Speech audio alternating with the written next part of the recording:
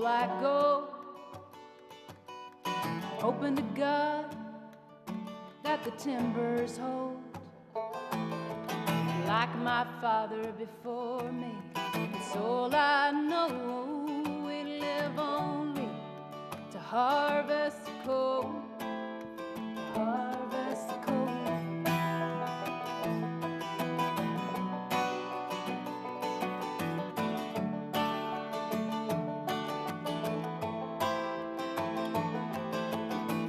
Mine owner's mercy, about as shallow as a grave, a living in shanty towns. We ain't got no say. The 14-hour shifts, such a meager wage, and Mother Jones can't help us now anyway. Anyway, we take the roads, we take the trains by force. Oh, deliver us love from the gathering stores. Lay down your Bibles, take up your guns. Blair melted, here we come. Oh, here we come.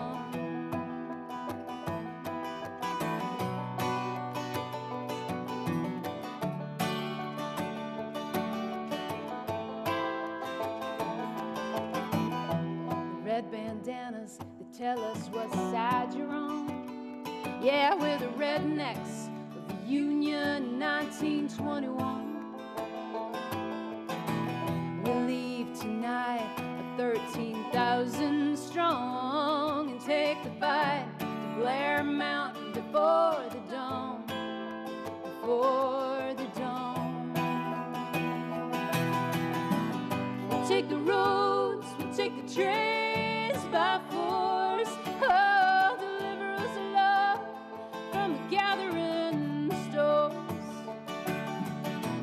Lay down your Bibles, take up your guns. Blair melted, here we come. Oh, here we come. Oh,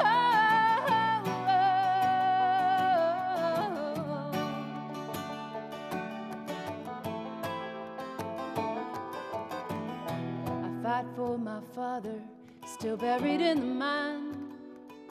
I fight for my son, so he'll have a better life. We're soldiers of a great war, and it don't seem right to treat a man like a dog just to make a dime, just to make a dime. We'll take the roads, we'll take the trains by force. Oh, deliver us love from the gathering stores. Lay down your Bibles, take up your guns. Blair melted, here we come. Oh, here we come. Here we come.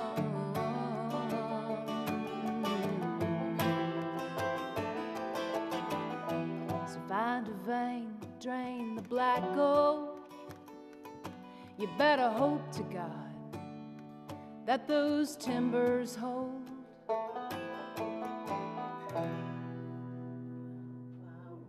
Yeah, wonderful, wonderful. When the union's inspiration through the workers' blood shall run, there can be no power greater anywhere beneath the sun. Yet what force on earth is weaker than the feeble strength of one? But the union makes us strong. Solidarity forever. Solidarity forever.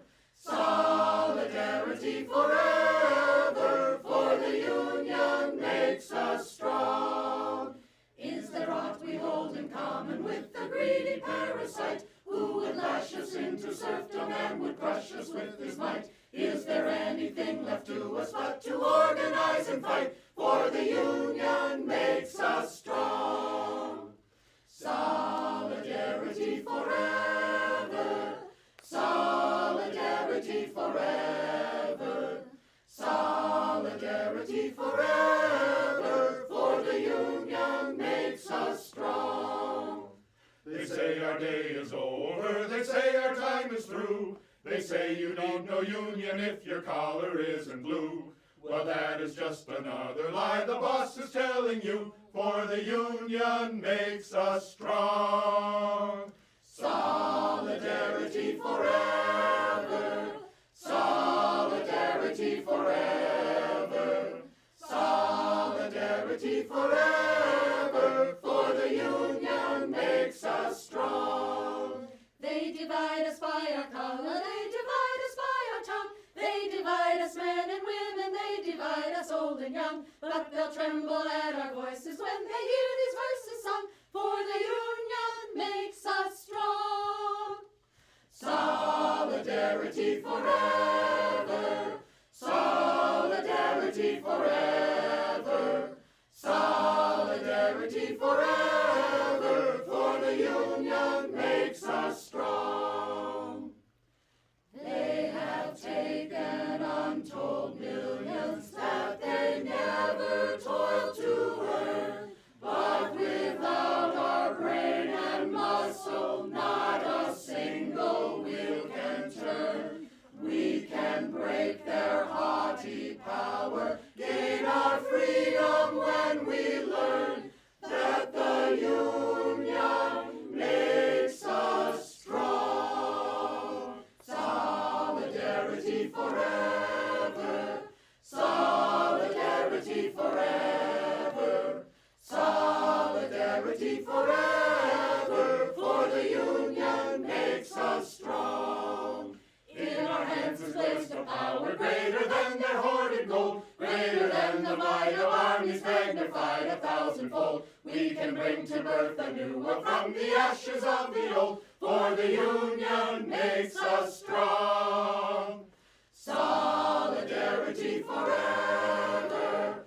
Solidarity forever. Solidarity forever. For the union makes us strong. Solidarity forever. Solidarity forever. Solidarity forever. For the union makes us strong.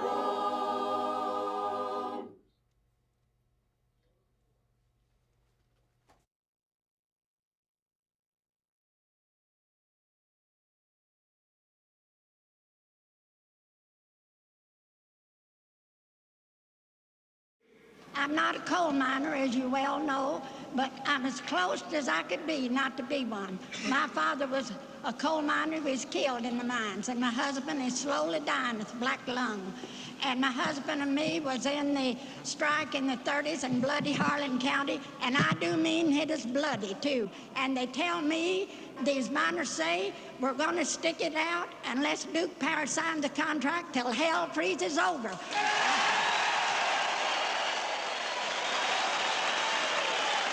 And the man knows he's got nothing to lose but their chains and their union to gain. So I say, hang in there. And now this song I composed in the 30s.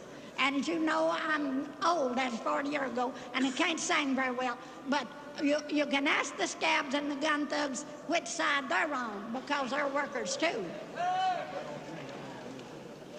Come all you poor workers, good news to you I'll tell, how the good old union has come in here to dwell. Which side are you on? Which side are you on? If you go to Harlan County, there is no neutral there. You'll either be a union man or a thug for J.H. Blair. Which side are you on? Which side are you on?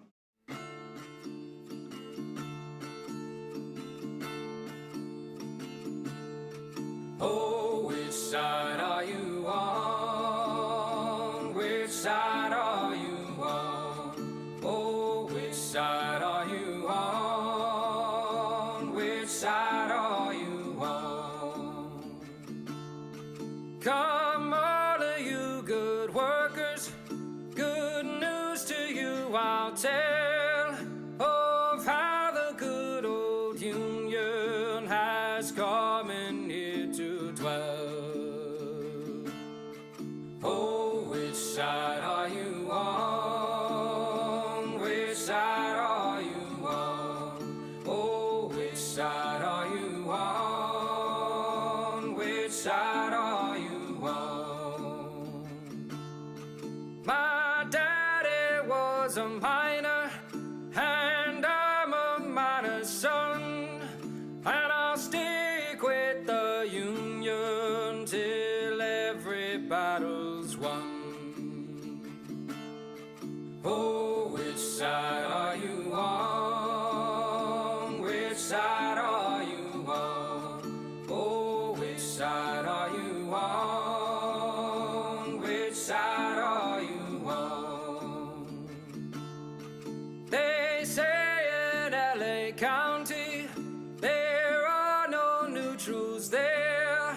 You'll either be a Union man or a scab for the boss, beware. Oh, which side are you on? Which side are you on? Oh, which side are you on? Which side are you on? Oh, workers, can you stand it? Oh, tell me how you can. Will you be a lousy scab or will you be a man?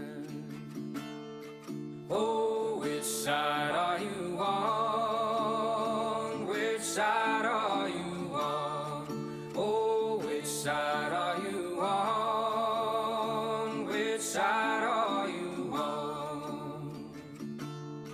Don't scare for the bosses, don't listen to their lies.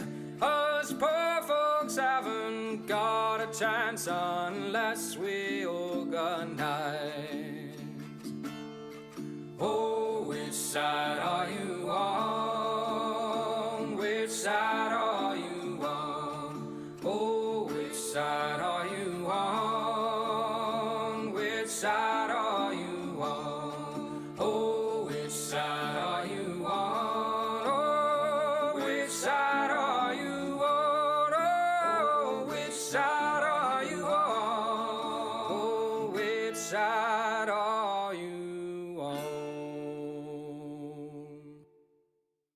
In 1948, the natives were expelled from the land of their ancestors, their homes and cities shelled. From the traitors in Transjordan to clandestine British demand by the settlers' Zionist army that rampaged across the land. Oh, Palestine, we hear your desperate plea that once again across the land your people can be free. Oh, Palestine, your people live in fear. We demand your emancipation from the river to the sea.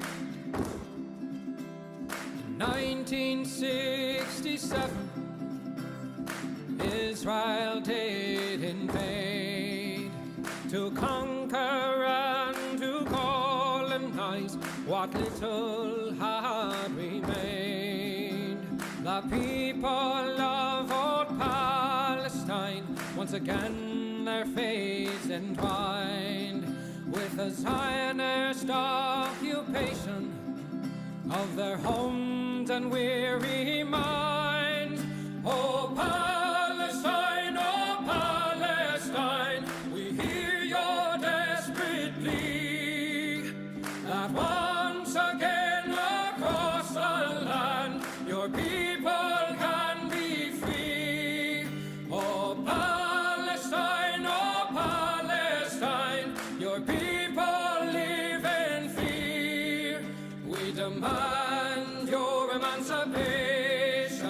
from the river to the sea. In 2023, they've come a final time to destroy your homes and families with a murderous, lethal design. The bombs overhead are falling as our leaders continue their lies. The sky does glow and the blood it flows as we hear the children's cries. Oh Palestine, we hear your desperate plea that once again across the land your people can be free. Oh Palestine,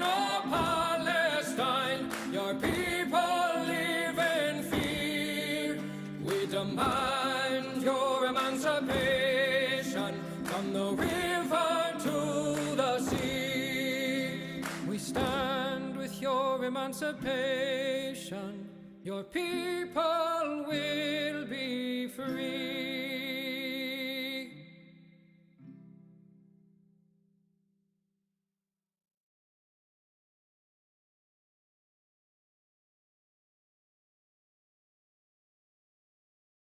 You noble diggers all, stand up now, stand up now. You noble diggers all, stand up now. The wasteland to maintain, see Cavaliers by name. Your digging does maintain, and persons all defame. Stand up now, stand up now.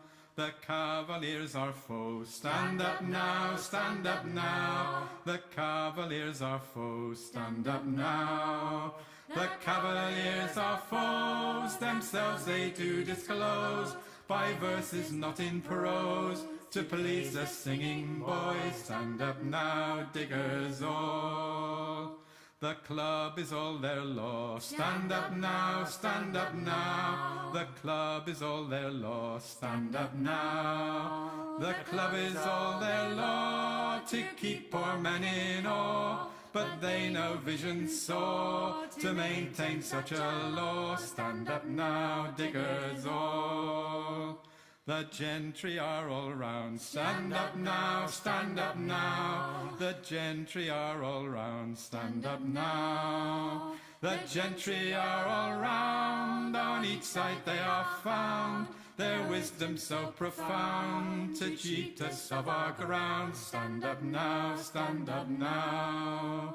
Your houses they pull down. Stand up now, stand up now. Your houses they pull down. Stand up now. Your houses they pull down to fright your men in town. But the gentry must come down, and the poor shall wear the crown. Stand up now, diggers all.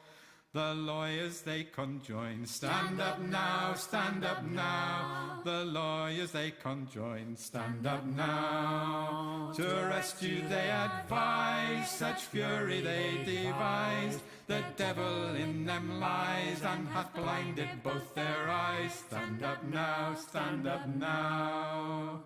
Their self-will is their law. Stand up now, stand up now. Their self-will is their law. Stand up now. Since tyranny came in, they count it now no sin to make a jail a gin, to starve poor men therein. Stand up now, diggers all. The clergy they come in. Stand up now, stand up now. The clergy they come in. Stand up now. The clergy they come in and say it is a sin that we should now begin our freedom for to win. Stand up now, diggers all. The tithes they yet will have. Stand up now, stand up now. The tithes they yet will have. Stand up now. The tithes they yet will have, and lawyers their frees crave. And this they say is brave, to make the poor their slaves. Stand up now, diggers all. 'gainst lawyers and 'gainst priests. Stand up now, stand up now, 'gainst lawyers and 'gainst priests. Stand up now, for tyrants they are both, even flat against their oath. To grant us they are loath, free meat and drink and cloth. Stand up now, diggers all, with spades and hoes and ploughs. Stand up now, with spades and hoes and ploughs. Stand up now, your freedom to uphold, seeing cavaliers are bold, to kill you if they could, and rights from you to hold. Stand up now, diggers all.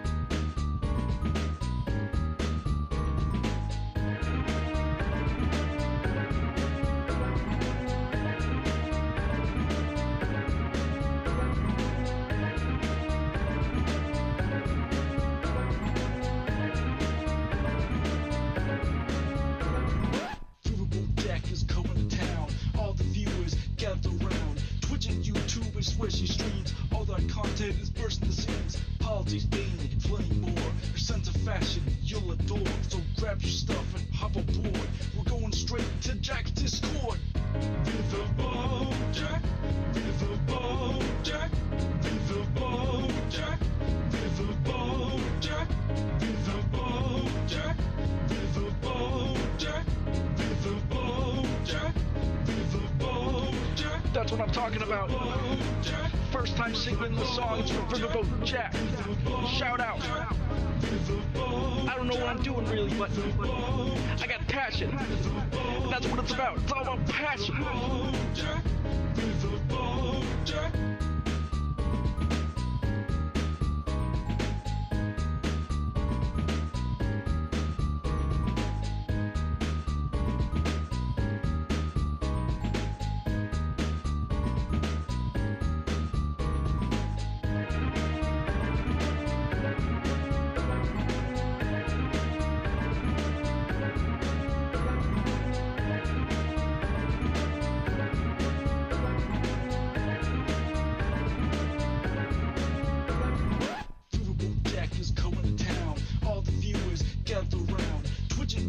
Swishy streams, all that content is bursting the seams. Politics, gaming, and plenty more. Your sense of fashion, you'll adore. So grab your stuff and hop aboard.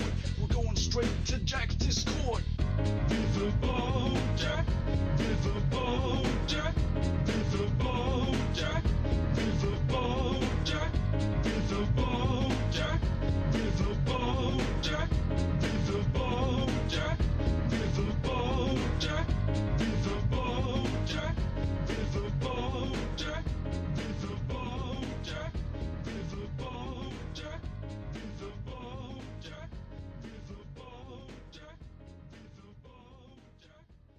Hello, everybody. Hello, hello. How we doing, folks? Hello, let me finish skeeting out the stream real quick. We are live.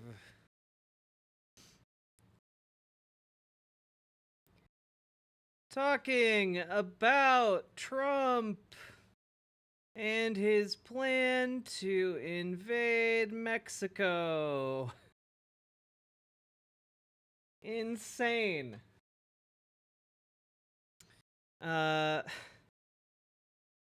Bathroom bans. Also insane. And so much more. Get in the boat. Twitch, YouTube, and riverboat.gg. There we go. Nailing this whole skeeting thing. Let's go.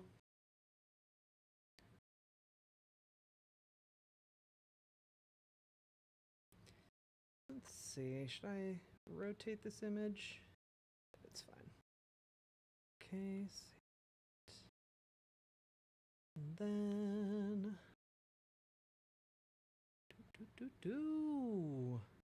I'm almost ready to say hi to all you. Don't you worry. Don't you worry, folks. Why is he going to invade Mexico? We'll get to it. Gouache.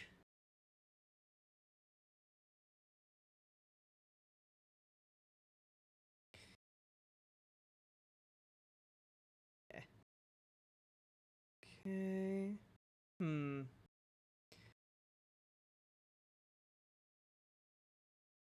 gonna do one more just sitting picture.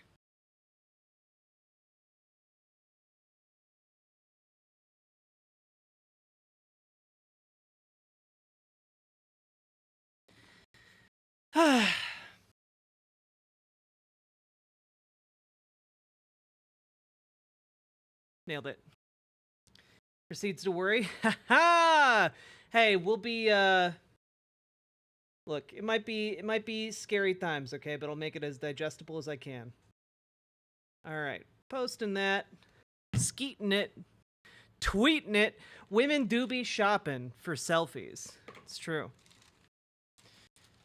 Whew. Hello, everybody. Hello.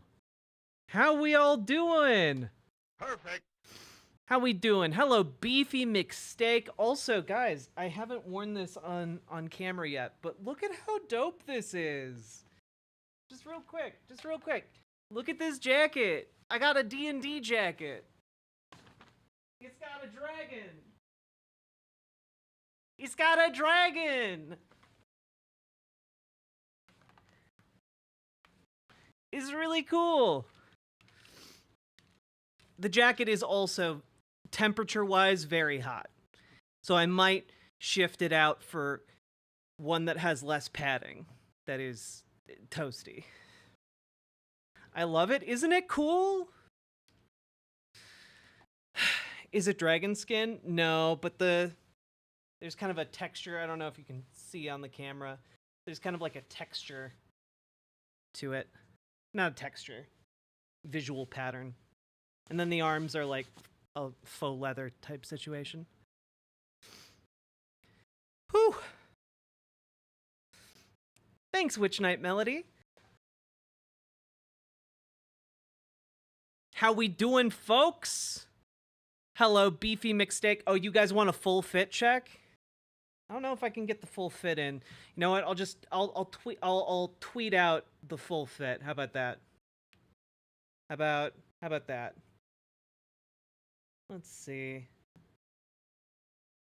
Yeah, it's good enough for a full fit. All right.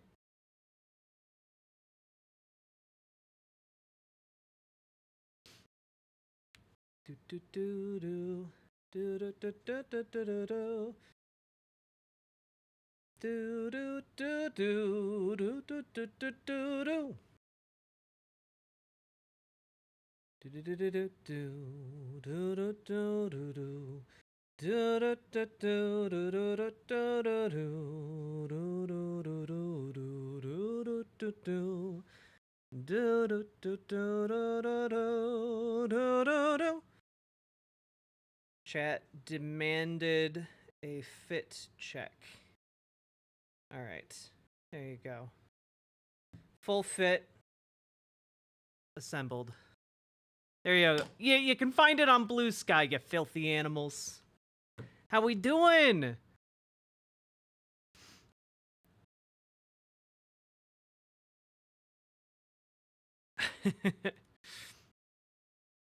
Hello, Mask of Anarchy. Hello, Beefy McSteak. Hello, Jedi Master Abby. Haven't seen you in chat in a hot minute. Hope you're doing well. Hello, the Colonel Flanders. Hello, Aries Wolf 96. Congrats on your first stream. Hello, B Parker. Hello, Plume Rat. Hello, Simric. Hello, Failsafe. Hello, Old Project. Hello, Bastion. Hello, Mr. Anderson. Hello, Rhombus. Also, Mr. Anderson, I don't remember if I ever told you, but I got your message, and it was very, very sweet, and I appreciate it. I'm glad you're doing better. Hello, Sweetness. Hello, John Bainbridge. Hello, Rhombus. Hello. Started streaming, so I haven't had time to watch. That's fair. I understand how that goes. Hello, KG Bogula. Hello, Banana Brains. Hello, one and all. How are we doing? Hello, Jeffrey. Also, Mr. Anderson, I said thank you without even seeing you gifted 5 memberships over on YouTube before the stream even started in earnest. Thank you so much. Hello. Hello, Super Jet Guy. Hello, Catalina Gearbox. Hello, Logic. Hello, Trains and Bullshit. Hello, Jazz Dog. You finished a near perfect song. Is it the one that you sent me a few early versions of? Because I'm really excited to be able to share that. Hello, Story the Bard. Hello, Witch Night Melody. Hello. Hello, Salmon Moose. You know what? I have access to the soundboard. How can we all have died at the same time? Salmon Moose. Sorry about not streaming yesterday. I had a family emergency, and I also just in the course of driving around for said emergency, I almost got hit by like several cars on the roads. Watch yourselves out there, guys. If you're driving around, people are driving like lunatics in the holiday season. So please be careful. Like, it was genuinely scary. Someone almost absolutely demolished the rear end of my car at a red light. And then they had the audacity to get mad at me for stopping at a red light. Goddamn. Hello, Olive Rider. Hello, Punky Gal. Hello, Metal Kitty Mom. Hello, Little Morphine Annie. We got a bunch of the old chatterinos in here. Hello, Spectral Pyre. Hello, Crooked. Hello, Asuka. Hello, everyone. Hello, Rob Radset. And if I haven't said hello to all of you, I apologize. We got to get underway. Hello, Dragonfly. Hello, Boss and Ass. Hello, everyone. You're moving to Minnesota. An excellent choice. We have a couple newly minted queer community centers, one of which I visited the other day, and it was absolutely lovely. Hello, Carman Benoit. Hello, the Waffle House has found a new host. Hello, Sophie Bliss. Hi, everybody. It's true. It's true. We have a lot to talk about today, but one of the things I wanted to talk with you all about, just because, like, I don't know, it's one of the things my brain got stuck on today. Just some, like, general community organizing stuff, you know? You know what? I'm gonna put on glasses so it feels even more official. How about that? How about them apples, huh? There we go. Now I'm your real DM. But one of the things I began thinking about was Oh, that's not the screen that I wanted it to be. We'll just there we go. One of the things I've been thinking about lately has been Maslow's hierarchy of needs, right?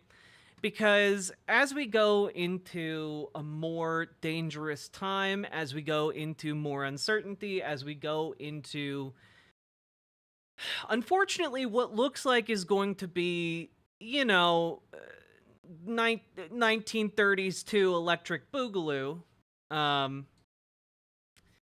think that we're going to need to pay attention to what are the fundamental needs that people in our communities have, what are the fundamental needs that we have on an individual basis and those around us, right? And so it got me thinking about Maslow's hierarchy of needs. And actually, I saw a Beau of the Fifth Column video where they were talking about Maslow's hierarchy of needs, and it had my brain turning about you guys, folks in the community, right? And one of the things that we've been trying to do in the Discord is kind of provide for these second and third order things like love and belonging, friendship, intimacy, family, sense of connection, etc. That's why we're trying to put on more movie nights, more, I think I've seen some of you on the Discord getting together like tabletop gaming stuff to do online. That's going to be really important. And I know it might not seem like that's really important, but that stuff is going to be where your brain is going to be able to connect with other people, And I think that maybe we need to do like some different types of movie nights where like people can talk during the movie in the voice chat, stuff like that. I think connecting you guys in a variety of different ways is going to be very good for all of us involved, right? And that in and of itself fosters, the friendship, a sense of family, community, etc., that I think is going to be really important. And that also, that sense of community also helps to reinforce safety needs, but also to the, to the point of safety. I know we have a lot of like security IT specialists in the community. I think maybe we should open like a new part of the Discord under resources specifically about, cybersecurity. I think that would be really good. And I think we also should open up a community jobs board. So that's like a community jobs board so that you guys can hook each other up with employment when that is, scarce, when things might get a little bit more dire, when people are moving around. Because frankly, I think it's going to be pretty important to have a job. And people are going to be moving, obviously, and being able to hook up each other with employment would be really good. So that's kind of where my brain has been, because we're already putting together resources for information that can help people make more informed choices about where they're going, which areas are safe, et cetera, et cetera, et cetera, safe health clinics, et cetera. But then getting to physiological needs, one, we're not going to help you with reproduction. You're on your own for that one, okay? But when it comes to air, I think you're also on your own with that one. I think you got it. You got this. Water, for the most part, I think you guys got this, but maybe we need to have like some just like water safety tips or like, ways you can purify water, etc. I don't know. Also periodic reminders to drink water, etc. But when it comes to and shelter, we have that covered in resources. I don't know if there's a formalized way we can do that. But one of the things I was really thinking about was food and clothing and how we might be able to help you guys with that. And so I was kind of spitballing throughout today, which is, I think, coming up with a list of like staple foods and like basic recipes. Dried beans, rice, things that will last for a long time.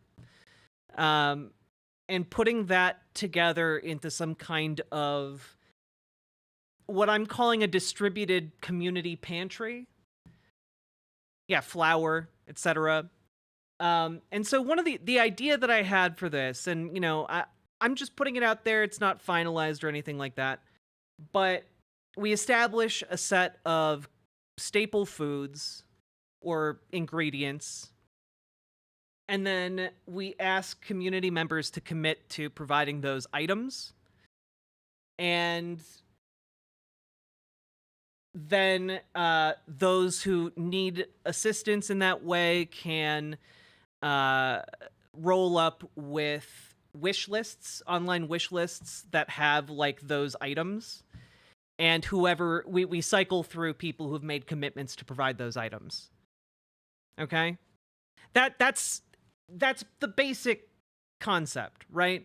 And I think that can be expanded to also include clothing. And I think it would also be maybe acceptable to with clothing to have like the ability for people to just like clothes swap with other members of the community. With the exception, of course, of underwear and socks. Those got to be new, But I think setting up some kind of system for that would be really good, because I think we're going to be going into a series of years here where things are going to get real tough, okay? Like, the tariffs are going to hurt. And if they are employed as widely as the Trump administration has been indicating, that it's going to hurt a lot. And I know that that's going to put people into uncomfortable positions where they're going to need some extra help to make do, And I want to build a space where we can at least be some part of assistance. It's obviously, I don't think it's going to be like a cure-all silver bullet type thing. And the other thing about this is that it's going to be a system that relies heavily on trust and assumption of good faith. And so to that end, like, it's not supposed to be like your first go-to for assistance, because other people in the community are going to be struggling too, or are struggling already. But this can be one of the fallbacks for you guys if times get harder than we fear they might. Yeah, social programs are going to get cut. A lot of things are going to suffer, and your local support systems may not be able to come through for you. And I want us to build a system that can, at the very least, potentially be an avenue of assistance for you guys. Does that make sense?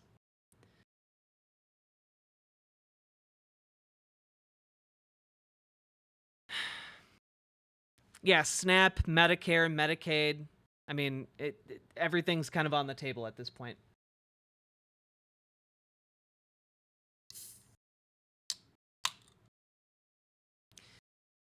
Also, this makes sense and sounds good. Thanks, Lady Raincloud. And yes, you can have that. We are going to talk about bathroom bans, and Ohio's definitely going to be a part of it. Fuck Ohio.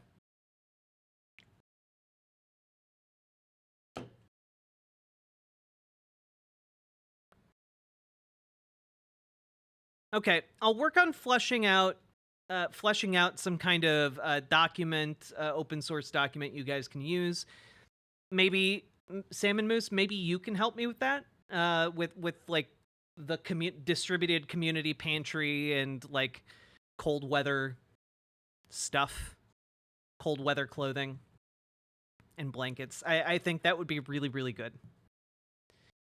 And I know that you are very capable of putting together a good form, and it would be much appreciated.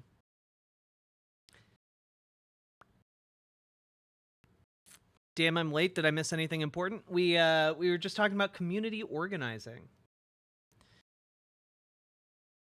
Can you give me a couple days? Oh, yeah, of course. Of course. I know like people got stuff going on. But when you can get to it, let me know, and we'll put our heads together on that and try and put something out for the community.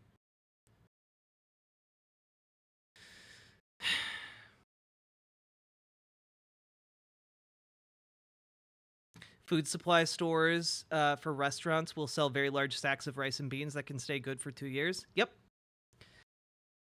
Which is why I'm proposing that people put together like wish lists that can be like you just buy it on Amazon if you don't want to stockpile rice and beans. But if you're the kind of person who's going to stockpile rice and beans, and you can just send a package of rice and beans to someone who's struggling, that would be another way of like fulfilling that, you know.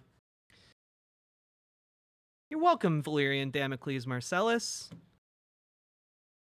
So yeah, basically we're gonna go into some dark times, but I want to spend the time we have getting ready for those dark times so that we can help each other and maybe even help other people who come into our community in the future. So that's kind of where my brain has been.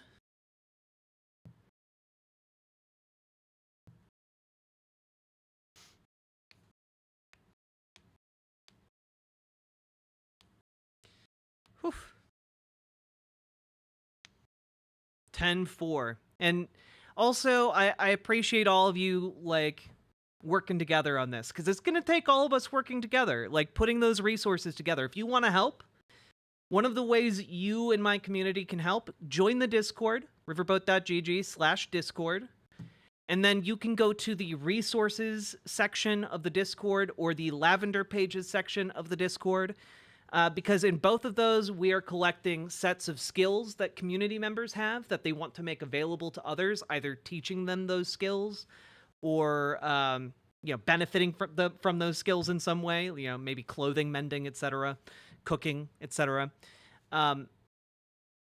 Fill out your skills, and also consider checking out and seeing if you can actually use those resources, because they are for you to use.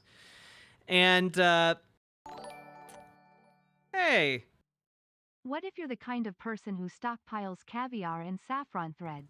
I know what caviar is. I don't know what saffron threads are. So I don't know. But that's why one of the ways that I think would be good for supporting other members of the community is being able to simply buy people food or clothing off of various wish lists as necessary. And now keep in mind, these are not going to be like sexy clothing. You buy that. No. But it's going to be like a jacket, blanket, stuff that you need. Okay. And saffron is the most expensive spice on the market. I did not know that. I knew it was a spice. I didn't know it was the most expensive one. I have to be honest, I don't think I've ever cooked anything with saffron in it. God damn. All right.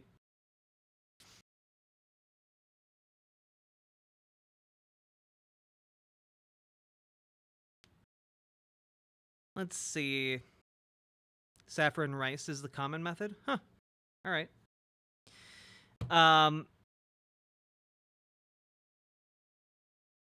Let's see. Also, Sake Tanuki, thank you for the 5 gifted tier 1 subs. But go over to the Discord. There are a bunch of things with open forms for you to fill in your information, what you want to make available to the community. And you can also talk a bit On the Roads with Bo has a very good video playlist on what to have for emergencies. The CDC has a good list in their zombie outbreak page. True. Good pieces of advice. Consider submitting those links over under that resource tab. I'm sure that there is a section you can put it in. I just don't know off the top of my head. And we're also needing help filling out lavender pages, which is the community project to kind of create and rainbow. What's it called? The Rainbow Road, the Rainbow Book. Lavender pages and Rainbow Book. Basically, these are the tools and resources to pool community knowledge about what spaces are safe for LGBTQ folks, or folks who may be on the road for other reasons. Folks of who may or may not be targeted by the state. So, all of this is to say, pool your knowledge over there because it's very, very important for us to have that as we go forward.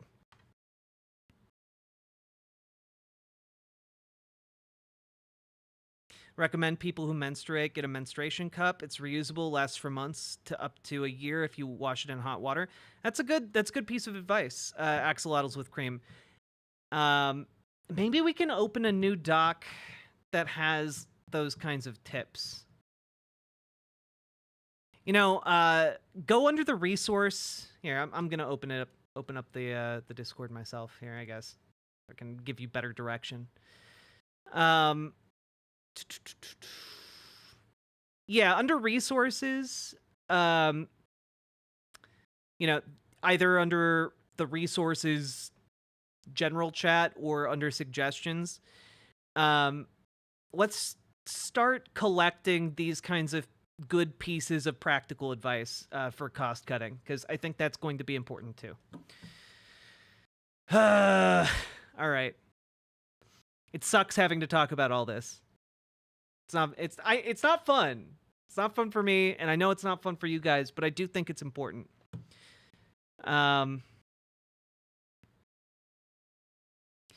Yeah, and kind of to really hammer home some of the aspects here. One of the important components of this is that this cannot be the one thing you are doing. You also have to be more intentional from here on out, guys. And I know this is difficult because a lot of us have social anxiety, a lot of us struggle with talking with people, but we kind of have to do that. We have to, as we've been going through those lessons on tyranny, one of the things you're going to have to do and reckon with is that we are in a time of increased responsibility. Best way to cost cut. Gift endless subs to Riverboat Jack. Well, yes, you are still legally obligated to support me, otherwise I die. So thank you for the 5 gifted tier 1 subs, Sake Tanuki. I really, really appreciate them. But one of what I mean by like this time of increased responsibility is that we have an increased responsibility to each other, but also to get outside of our comfort zones. And one of the ways you can be brave in the face of oncoming fascism is to go out and talk with other people IRL. Talk with people in your community, get to know people by name, bake your neighbors a cake, bake your neighbors some cookies, all right? Get over there, talk to them. Learn about them, because that is also a vital component of your safety and your mental well-being. Knowing actual honest-to-God people in your community you can rely on. It doesn't necessarily mean you have to talk to your neighbors, but like find your local queer community club, join a book club, because taking the time to relax is also important. Taking the time to enjoy yourself is important, but so is building out that community network, because that community network is going to be really important for your safety.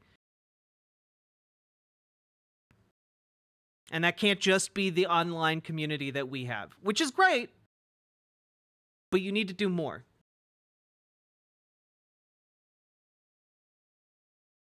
Yes, I'm also not saying go knock on the door of your next door neighbor who, you know, has signs about hanging Joe Biden or something.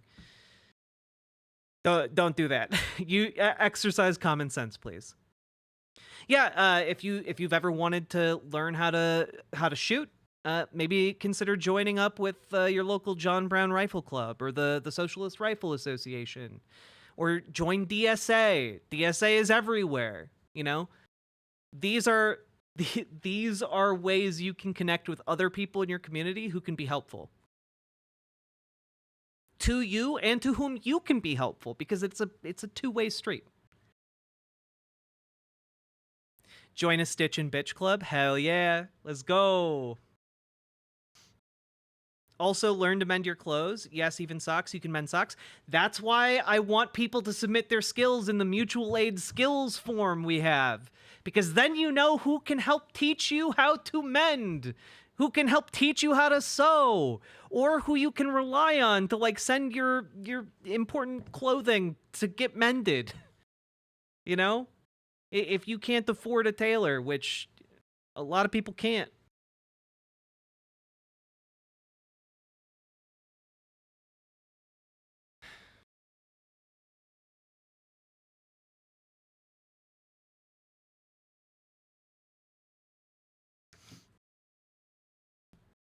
Okay.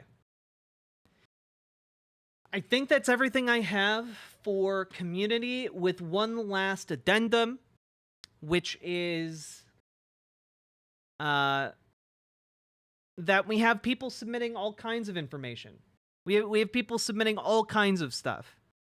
One of our community members, Stoudman, wrote an entire article about why you should move to Tacoma, and goes in depth about why Tacoma is a safe place to move to, has a lot of different programs, a lot of ways that they're going to be trying to keep you safe.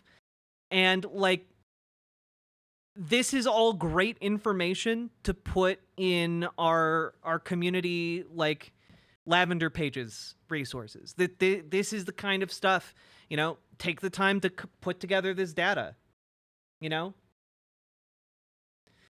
Few reasons I feel like the state of Washington is a mostly safe state where transgender and non-binary Americans can feel safe, that their rights will be protected. Beyond that, I rarely ever see anyone say or do anything transphobic in the greater Seattle, Tacoma, Olympia area.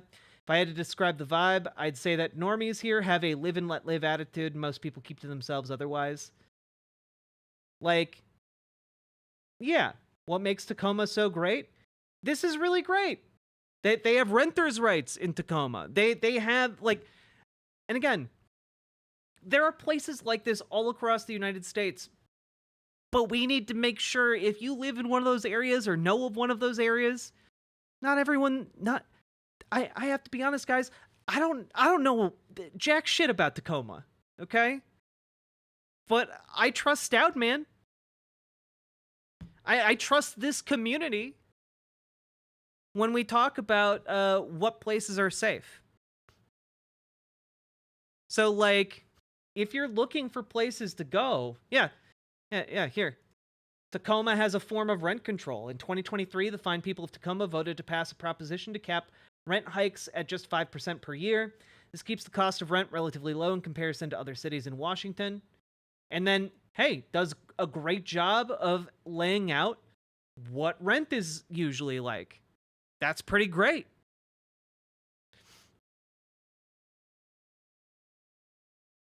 Surprisingly good food.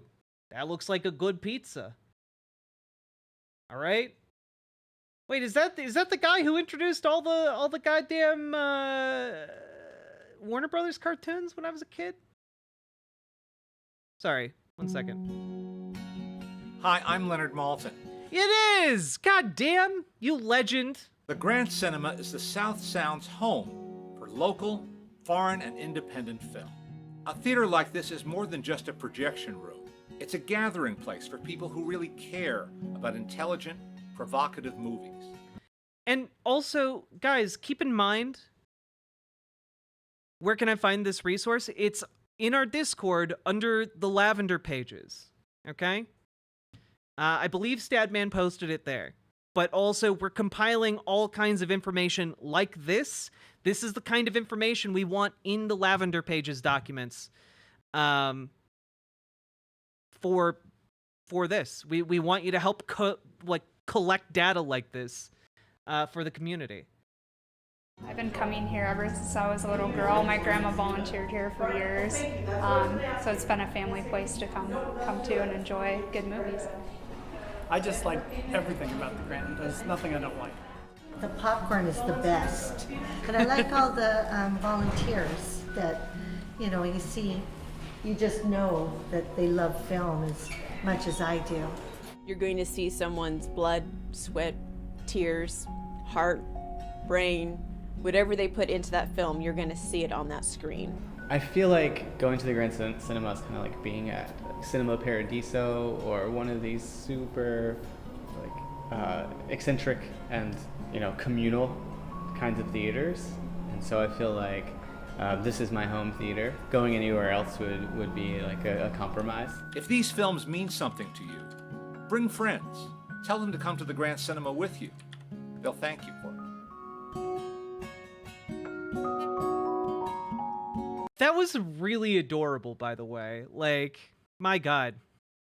Also, Stadman, to give this a good home, I'm going to open up a Tacoma section of the Discord, a Tacoma area part of the Lavender pages. If you want to post your article in there, and I'll pin it. I'll add it to the pinned posts in there. But this is exactly the kind of information that we want to put together for you guys. You know? And, like, this article's great. It has the cheapest spots for groceries are usually Winco and Grocery Outlet. And, like, I gotta be honest with you guys, I've never heard of either of those grocery stores. So when people are moving across the country, they don't know which grocery store is the good one. You know, they don't know which grocery store is the cheapest one. They don't know where to get shit. You know, you gotta help people who are coming into these communities because they're gonna need help.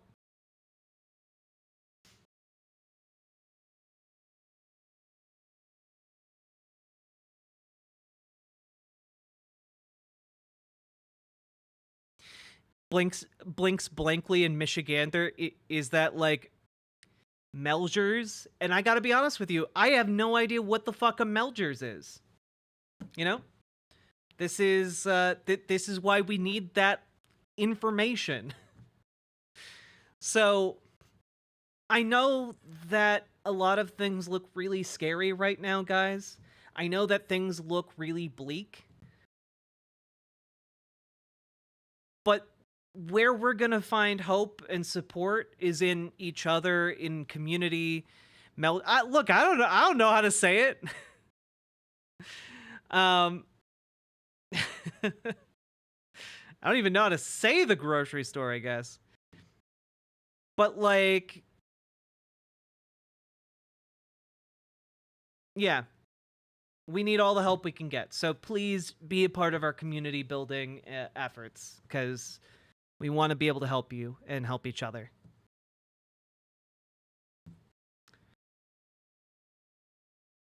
It's Meyer? Oh, well, then they shouldn't spell it with an L in there. And a J. What are they thinking?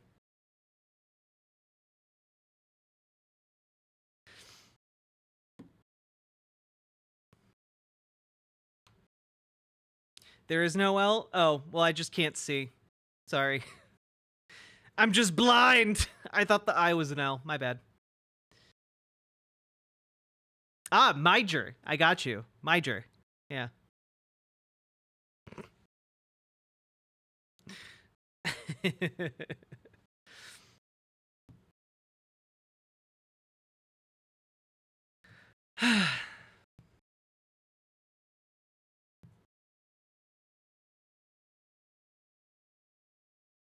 You're vaguely Scandinavian, you should know J equals Y, but not always. I don't know if it's a Scandinavian grocery store. I don't know that.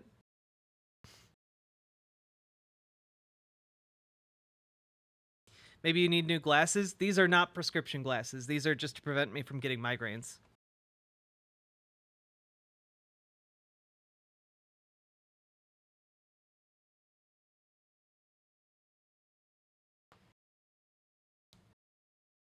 Oh no. Bad day. All right.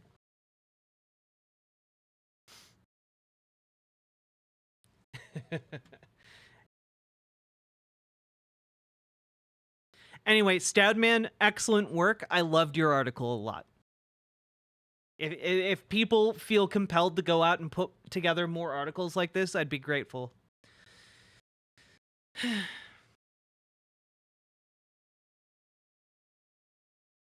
But were you prescribed them to stop migraines? No, I was not. I bought them to filter blue light.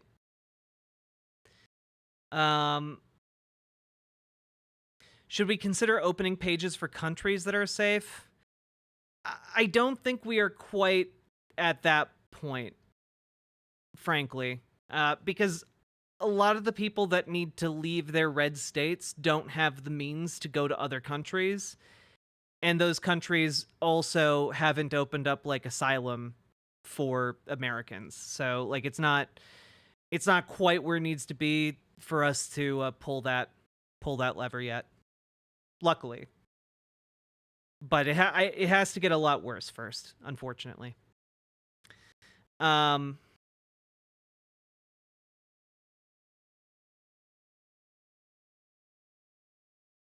get the thing you want to get right now is your passports, okay? Passports are going to be crucial. That's the thing to be getting right now. All right? Hey, DB Wolf.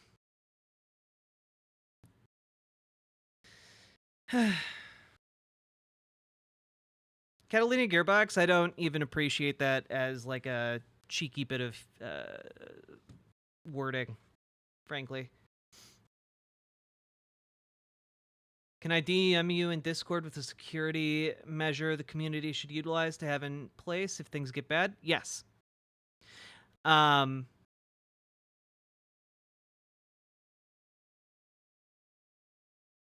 Or you can, honestly, you can DM any mod in the community too if you have stuff like that. I trust the folks who are mods.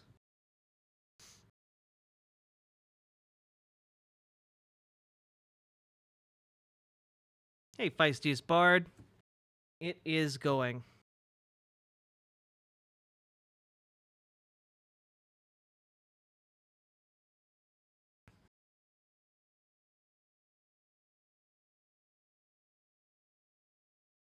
Let's see here. Don't have a mouse right now. I can only mod so fast. It's okay, Very Knifey Duck. You're doing your best. You're a duck. I imagine pecking at the keyboard is time-consuming. And adorable. Yeah, that's the thing, Lexa Black. Like, other important thing. If you have a car and you're willing to help move people from red states to safe states that have good protections for LGBTQ people, and remember, they have to be states with good protections for LGBTQ people, because the state level protection is what's going to matter. The city level protection is nice, but we need the state level protection far more. But if you're someone who's willing to help people move, we do have a sign-up form for that. And you are not going to be the first person people turn to, but you are going to be the person people turn to if they have no other option of moving themselves out of state. Okay? So that's that. We'll also work on putting together the community job board.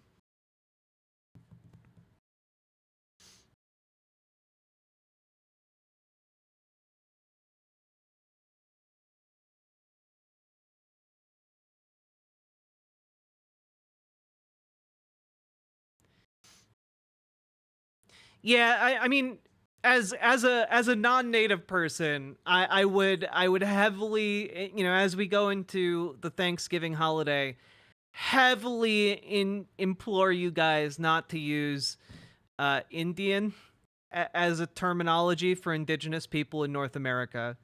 Some native and indigenous folks are okay with it, but if you are not native or indigenous, I would err on the side of caution and just use native or indigenous or First Nations. There are lots of other more respectful terminology than the term dipshits used when they got here for the first time and didn't realize it wasn't India.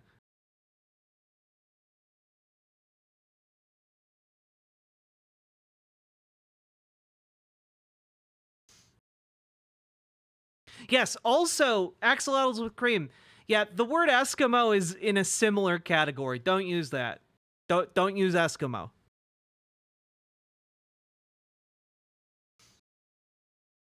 Yeah, look, as a general rule, just use native, indigenous, First Nations, etc.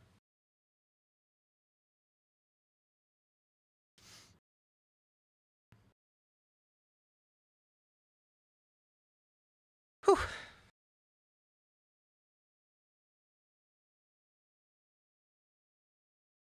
Yeah, especially as we go into like the holiday season for like Christmas too. There's weirdly a lot of like Christmas songs that use Eskimo. Don't do that.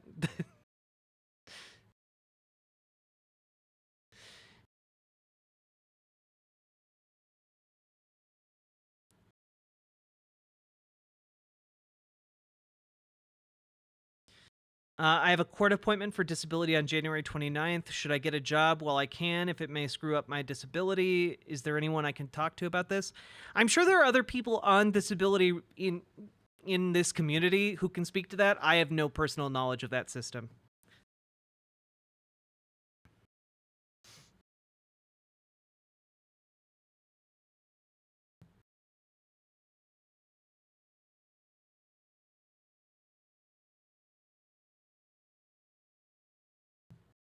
All right, folks, we've been going for over an hour. Just with what I was trying to do is like hey, just some house cleaning, but I guess that turned into a whole ass segment, huh?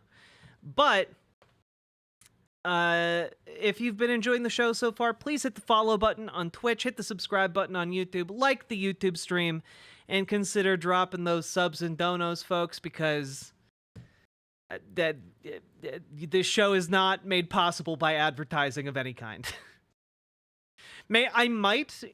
As we go into the holiday season, I might take some kind of sponsorship from a mobile game of some kind, just because the holiday season gets tough. But yeah, that I need to be clear. The sponsorships do not pay me enough to survive when I take them, and also the ads do not pay me anywhere near enough to survive. So it is you guys who make this show possible. Thank you so much. Get sponsored by Ground News. Okay, can I level with you guys about Ground News for a second? Have any of you ever heard a conservative advertise for Ground News?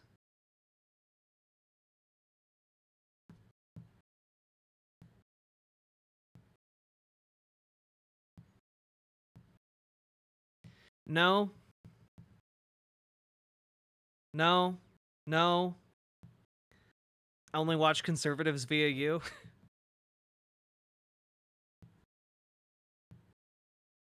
Well, because like Ground News bills itself as kind of like this site where you can see, both sides, but I feel like it is overwhelmingly left-leaning folks who advertise for Ground News because on paper it sounds like a good idea. But I think in practice, all it does is serve as an additional avenue to suck people into far-right messaging.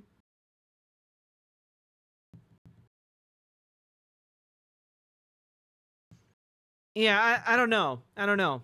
I just feel I feel weird about it. Let me put it that way.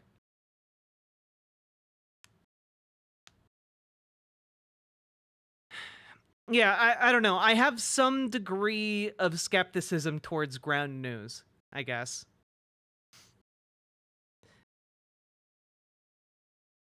Does ground news say the AP is left-leaning? Jesus Christ.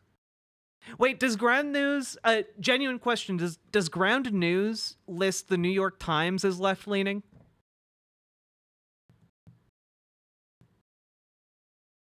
Have I tried it? I've not tried it. I'm just like skeptical of like the entire premise, and not of the premise, but rather the actual implementation of it and with whom they are advertising.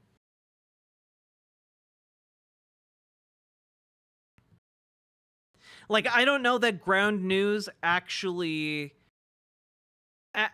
promotes critical engagement with material. I don't know. This is just some like gut thoughts and feelings I have.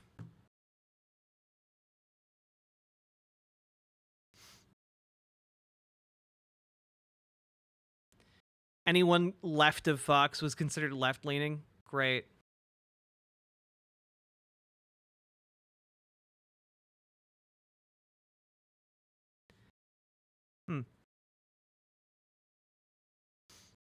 Hey, Paladin. How you doing? And I have my soundboard today. Do you want a tank? Do you want to fight? Do you want a class that'll instill fright? Take up some plate and keep the goblins in sight, because you want to make sure they eat this paladin smite! Fuck you, gods. If you want me to play your game of ethics, you can kiss my shiny plate mail.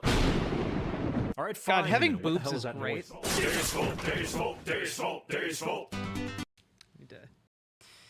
Whew.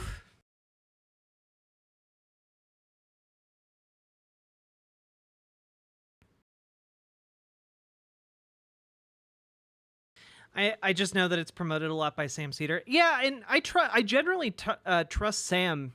I'm not sold on ground news as a concept. What do I think of 1440? Is that the puzzle game? I may or may not be completely and utterly wrong on that one. No, oh, that's 2048, yeah. God, 1440. Sorry, guys. That's the video game journo brain in me. Also, you guys should, if you like 2048, you should try Threes. It's so charming. It's so goddamn charming.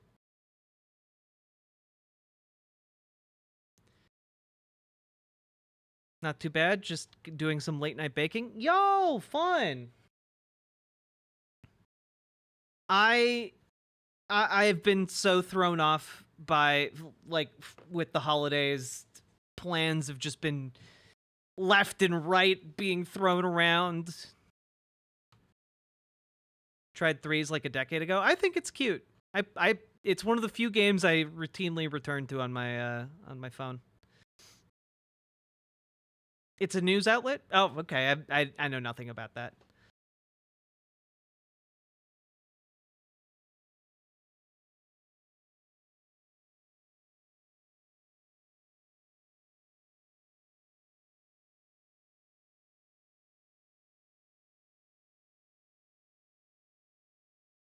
All right, folks. All right.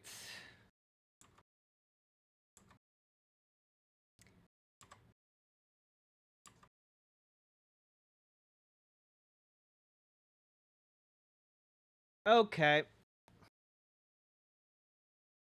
You guys ready for our first official segment? You guys ready for the first official segment of the Riverboat stream? Remember, also, folks, I'm sitting here, and as I sit here, I'm realizing we have like 250 some people watching on the YouTube, okay?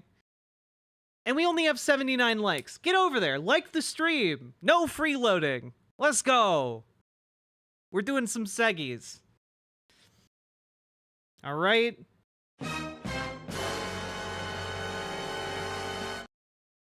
All right. Here we go.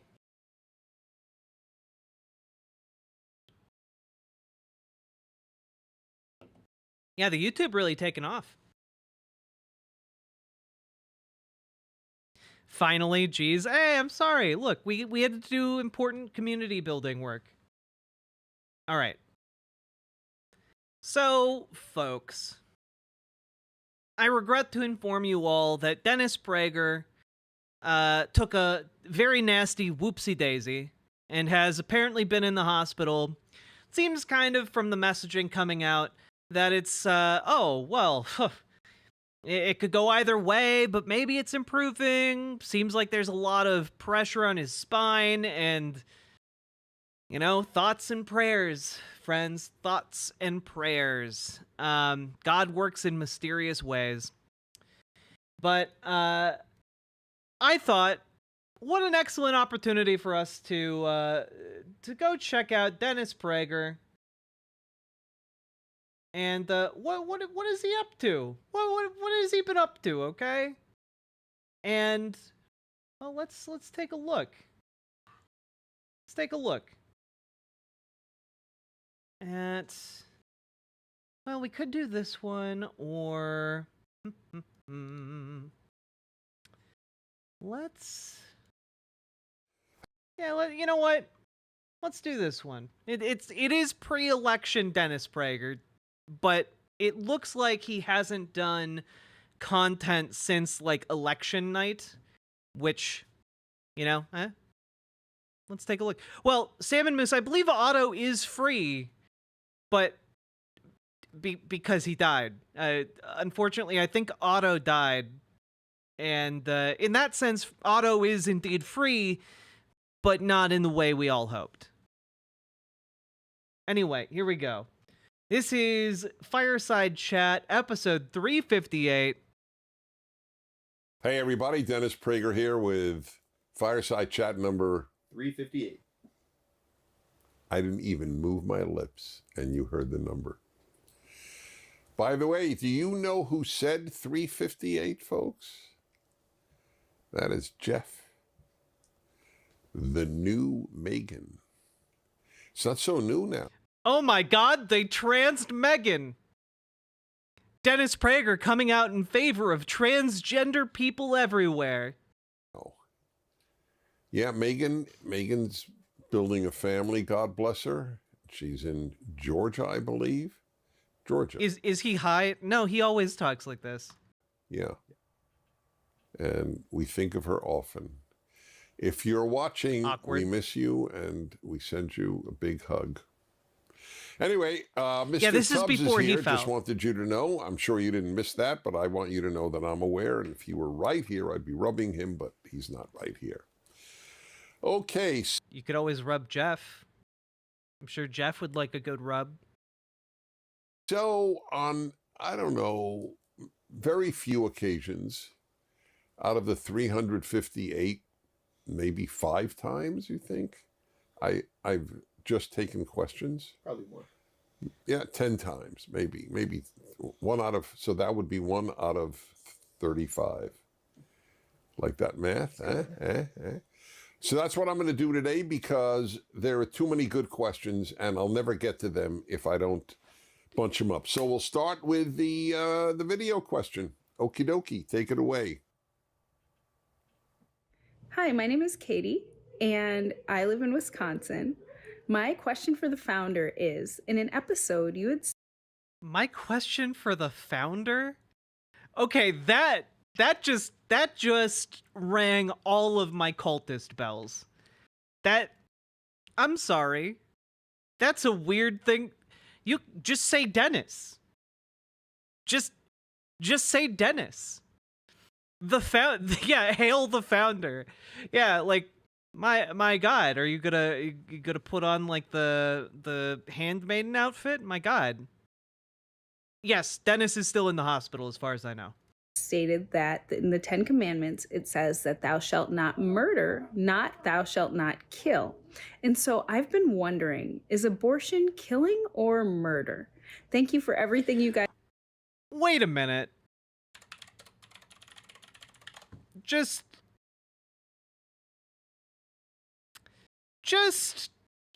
out of curiosity here.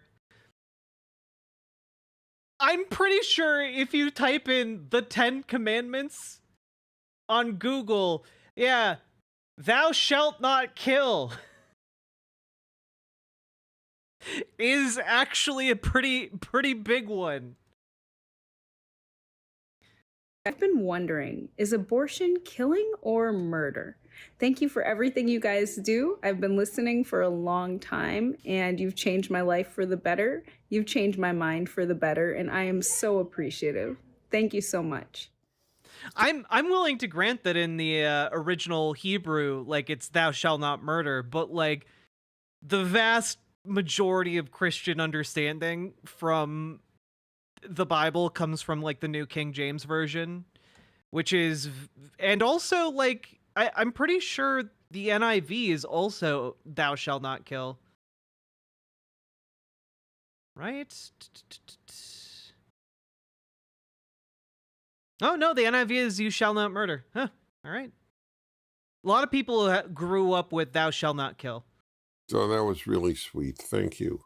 That is such an important question, and almost nobody asks it. So I'm going to say things which some of you may find a bit troubling. Okay, so if you are unfamiliar with Dennis's game, there are few times you should be as worried as when Dennis acknowledges that what he's about to say is deeply troubling. Because he's about to go on and say something truly heinous. So, let's see. But I have to say it because I have no credibility with you if I think before I give any idea or any answer, gee, how will it be received? I can't think that way. I don't want to build this up like I'm going to say something beyond the pale, but the language with regard to abortion is a very, very morally complex issue. So let me just say it at the outset, I believe we're dealing with a human life. Okay, forget believe. I think the word believe is a little silly. It's either true or not true. Belief is a theological question. Wait. Belief is predicated on truth. On what a fundamental truth of the world and existence is. Also, something can be a human life, but like, what does that mean? Is semen a human life? Is like an individual cell a human life? Like if you scrape off skin cells, is that a human life? Are those cells human life because they came from a person? I don't think Dennis would say that they are. Or perhaps he would admit that they're human life, but would say that really what he means by human life is the potential for that life to be able to go on and become like a fully grown adult. But that being the case, I think that you then get into some weird stuff about like duty to see that human life through to adulthood. Like, do you have a duty to combine sperm and egg as much as is feasible? You know, like, is every egg unused egg like a crime of murder? Is every unused sperm a death of a potential person? I think that gets you into some weird stuff, right? But barring that entire can of worms, right, I still think that even if you grant all of the rights and privileges afforded to a fully grown adult human to a fetus, it is still like it is still very much morally and ethically permissible to get an abortion. Like you would be well within your rights to disconnect yourself from like a fully grown person who would otherwise who relies upon your body in order to live. You are fully within your rights to exercise your bodily autonomy and cut them off. Even if it would result in their death. Because you have a fundamental right to bodily autonomy.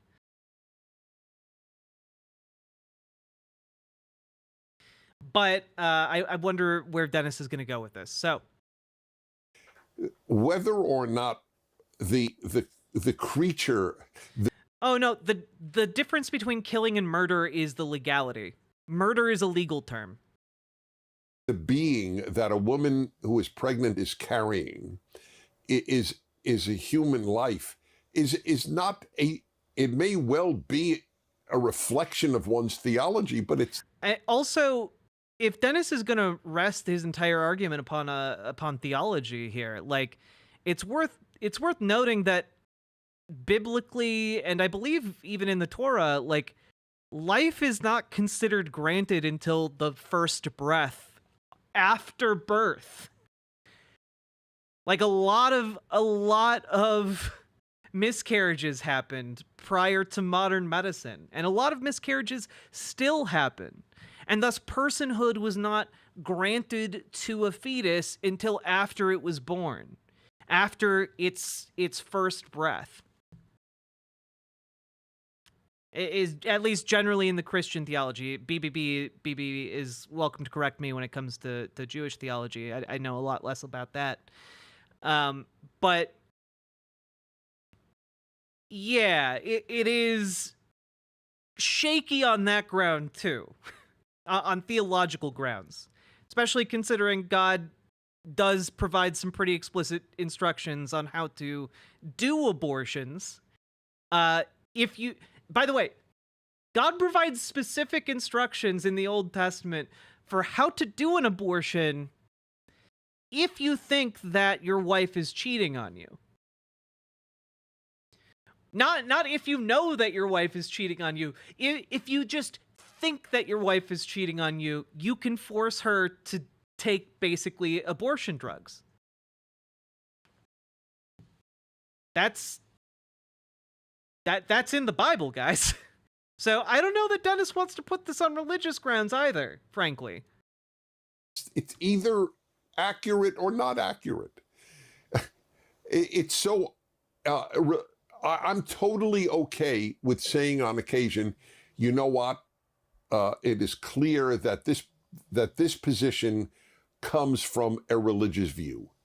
I mean, to give an example, the opposition to same-sex marriage is overwhelmingly based on the religious belief that the divine order is a man marrying a woman. Okay, man, this is your show, Dennis. You are 4 minutes into your episode here. And you seem completely out of your depth on this. You're stuttering around. Like, do you even know what your argument is here? Really? That's religious.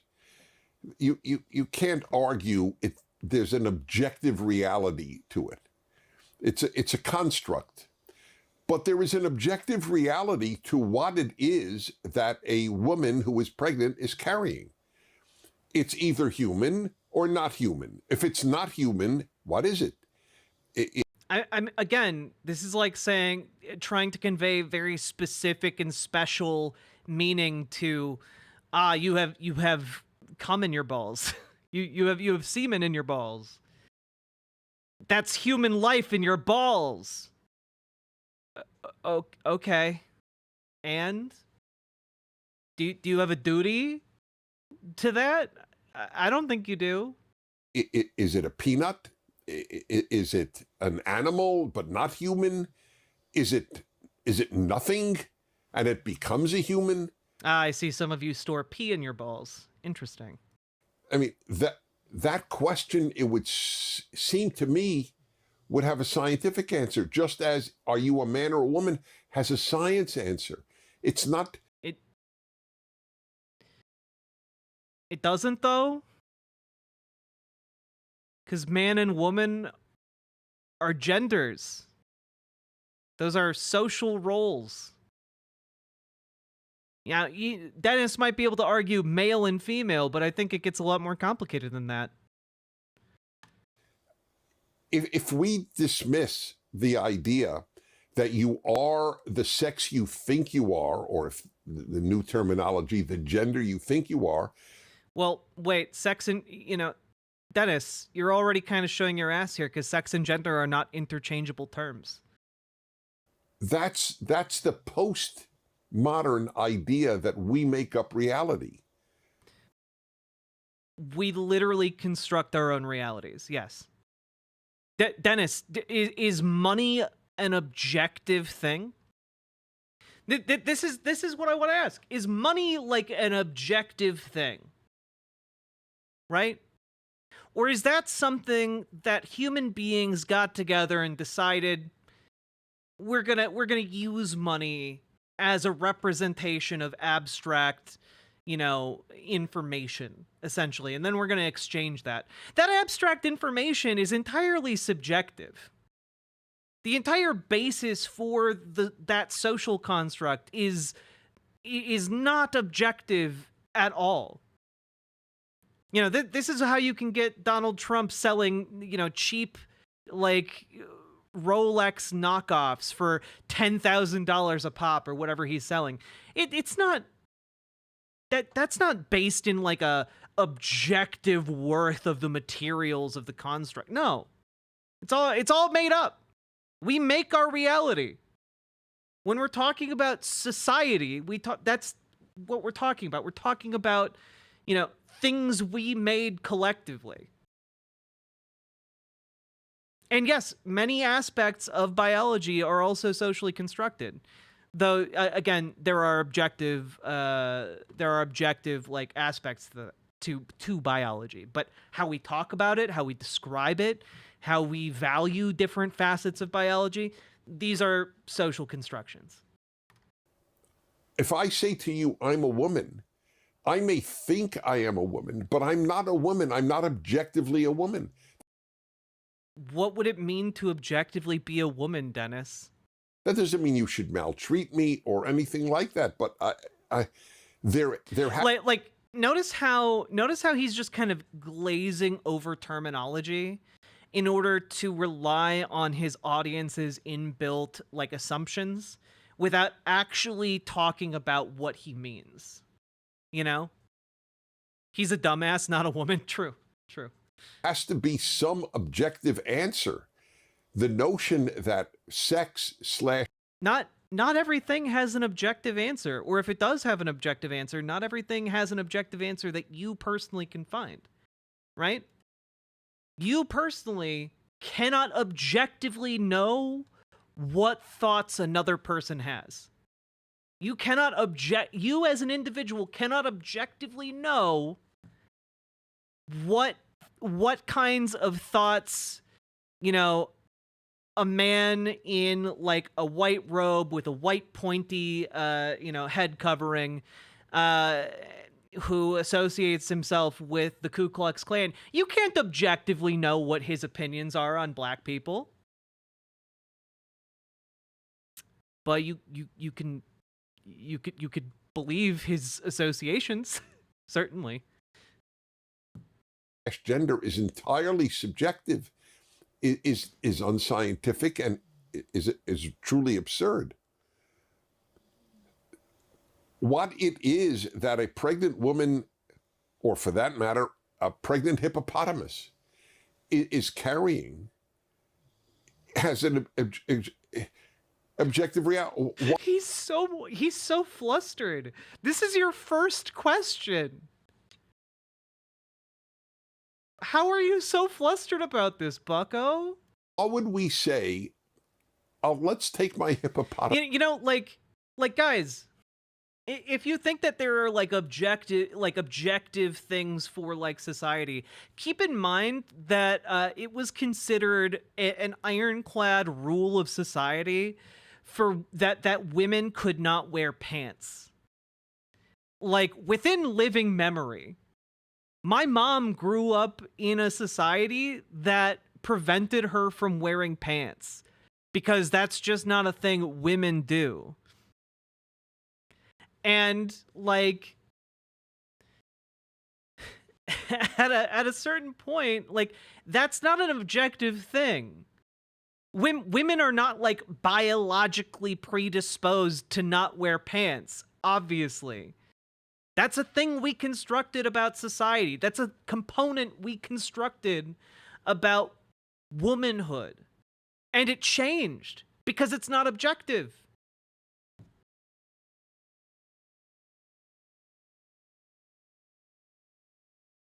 Example. What is a pregnant hippopotamus carrying? One rage assumes and death. The answer is a hippopotamus fetus. Oh, that's interesting, Dennis. A hippopotamus fetus, you say? Okay.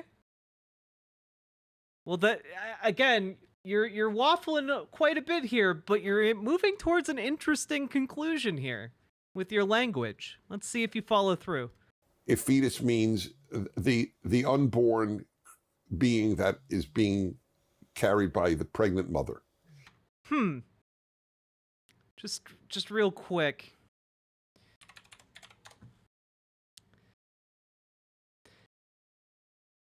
Just gonna type fetus into Google here. An offspring of a human or other mammal in the stages of prenatal development that follow the embryo stage. Huh. So it's not a baby. It is definitionally a different thing than something that has been born. Huh, that's so interesting. Notice the handy little diagram right here.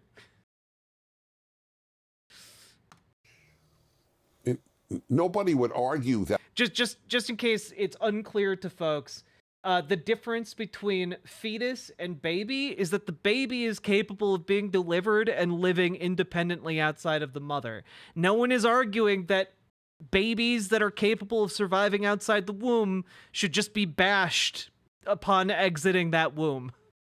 No one is arguing for that ever. So I'm unsure where Dennis is going with this point.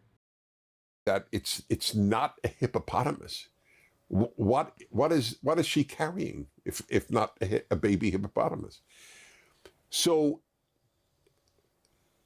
I just want to make it clear where I stand on what it is that a pregnant woman is carrying. No one's saying that they're carrying like I don't know, like a womb full of snakes, Dennis. No one has ever argued that. Congrats on spending several minutes saying nothing. Now you ask a correct question. Is it killing or is it murder? You know, pregnant women should carry swords. This is what I argue. I think pregnant women should carry swords. You know, I'm sorry. That was insensitive of me. Pregnant people should carry swords. Well, the definition of murder that we normally use is premeditated taking of an innocent human life.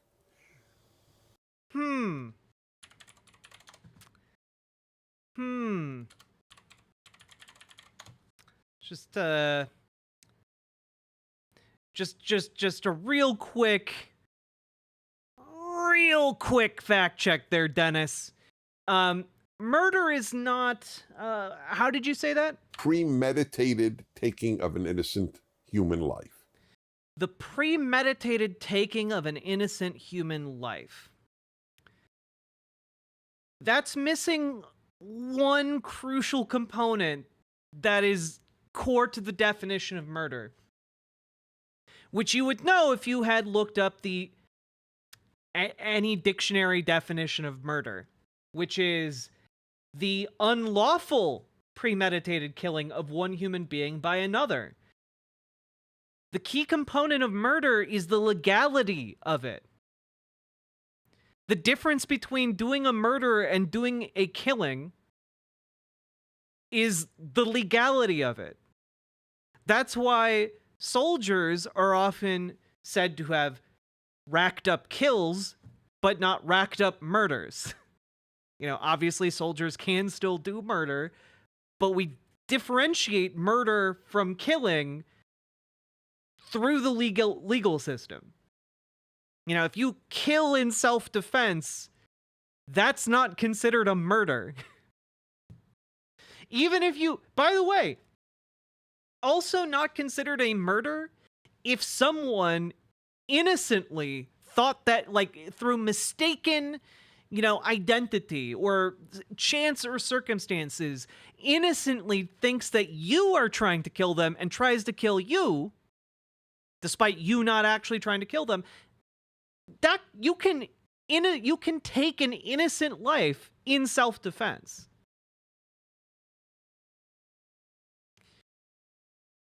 What matters is the legality of it. Did we already cover the title stuff? Nope.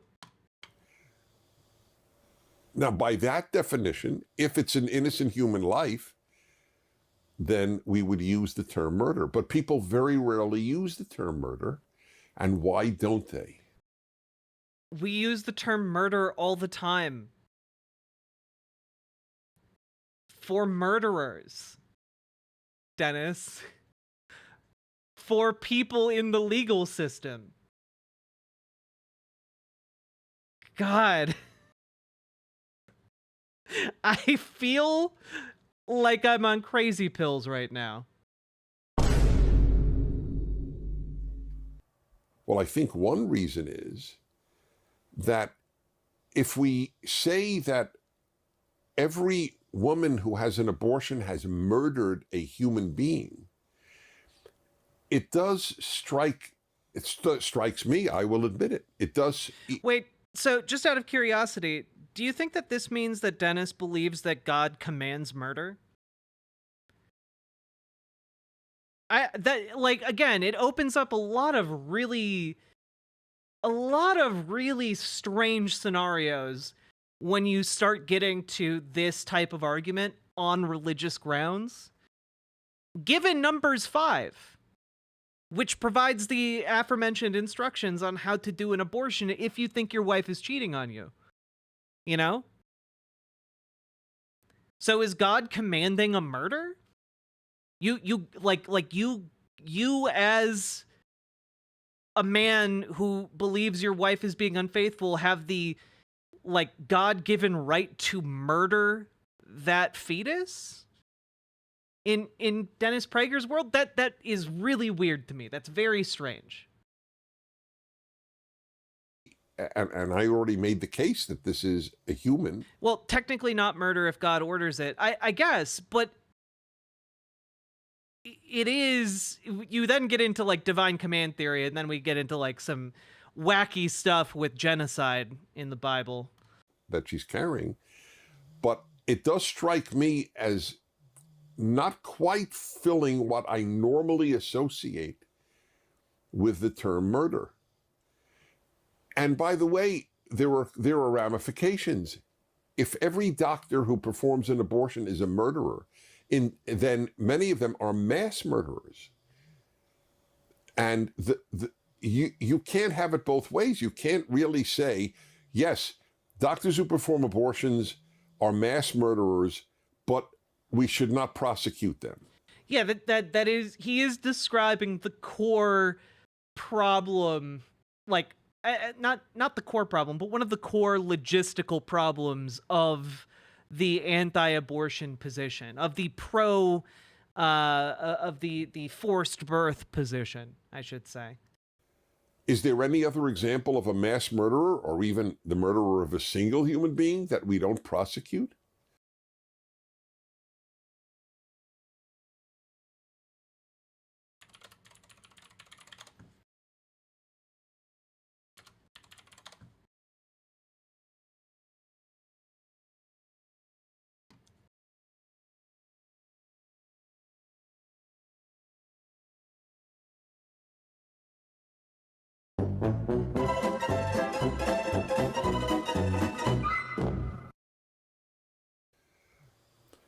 My point there is that in some ways abortion is sui generis, which is the Latin term for its own unique thing.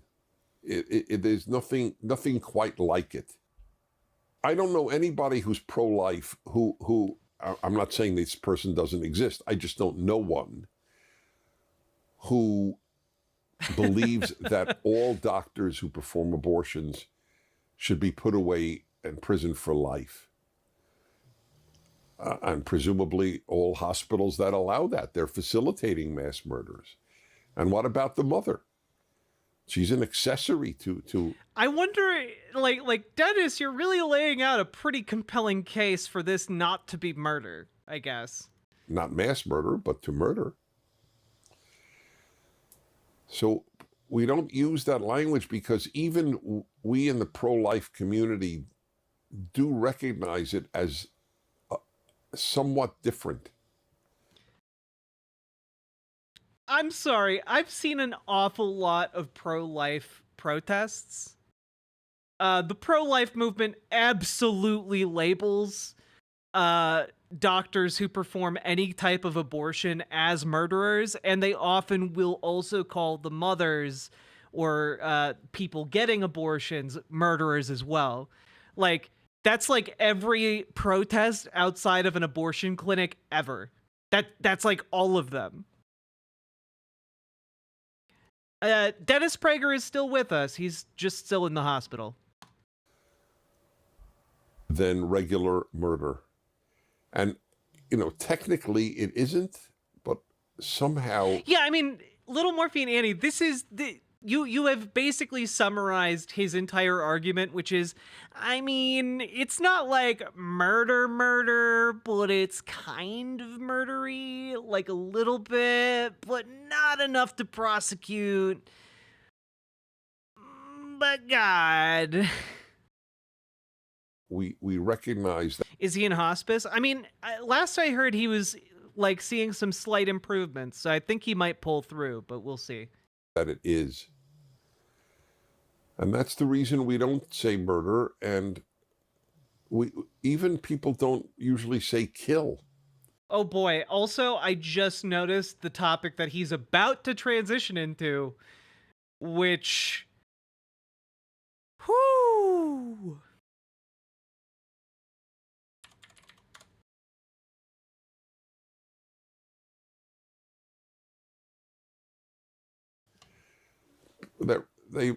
It's more often said, but sort of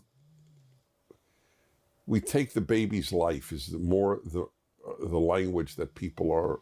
Well, again, it's not a baby; it's the fetus. They terminate the pregnancy. They disconnect the fetus from the womb. They end the pregnancy, and if the baby is viable, that it lives. They don't just like kill the child out of the womb. More, I think, morally comfortable with. I'll give you an example that I of language I never used. That the tens of millions of abortions. You know what? To Dennis Prager's credit, at the very least, that was a line he wouldn't cross on principle, which is he would not compare abortion to a Holocaust, to a genocide. In America, since the decision allowing abortion, for those of you outside of America, it's called Roe v. Wade, Roe versus Wade. That was the Supreme Court case. So I read periodically, even somewhat frequently, the term Holocaust is used. You know, Hitler killed 6 million Jews, the Nazis killed 6 million Jews, and Americans have killed, I don't know, 30, 40, whatever million. Our Holocaust is beyond belief. That's what people will often say. I've never used the term Holocaust, but I'd like to tell you why. Because it's not. Because ending a pregnancy is fundamentally different than killing, like, born human beings. Though I am pro-life and see no argument against the pro-life position, I do believe there is ultimately a moral difference. And I therefore wouldn't use the term Holocaust. And this is where I said it might be jolting, but I don't mean to jolt you, and I may well be wrong, but I'd like to offer my thought on it, because language is all we have. Man, it'd be really weird if language was a social construct. You know, one of those things that he said wasn't real. Anyway. I've often thought, let us say that instead of 6 million Jews murdered, because that's the most famous Holocaust, instead of 6 million Jews murdered, oh boy, what the Nazis would have done is they would have performed an abortion on every pregnant Jewish woman between 1941 and 1945, the year. Okay. But Dennis, you realize oh my God. Okay. One, you realize that programs like that existed in the United States for a very long time for, like, indigenous people. We had programs like that to sterilize, like, undesirables. But, I also think that there's okay, you know, let's see where he's going, I guess. Let him cook. Years of the Holocaust. I think Jews would have regarded that as an obscenity and as evil, but it wouldn't have come close to the Holocaust. It would have. I mean, it's an obscene evil and absolutely constitutes a method of genocide if you are forcing people to be sterilized. Oh God. Oh God. All right. Been evil and wrong, but it would not have anywhere near the resonance of the Holocaust. And I'll tell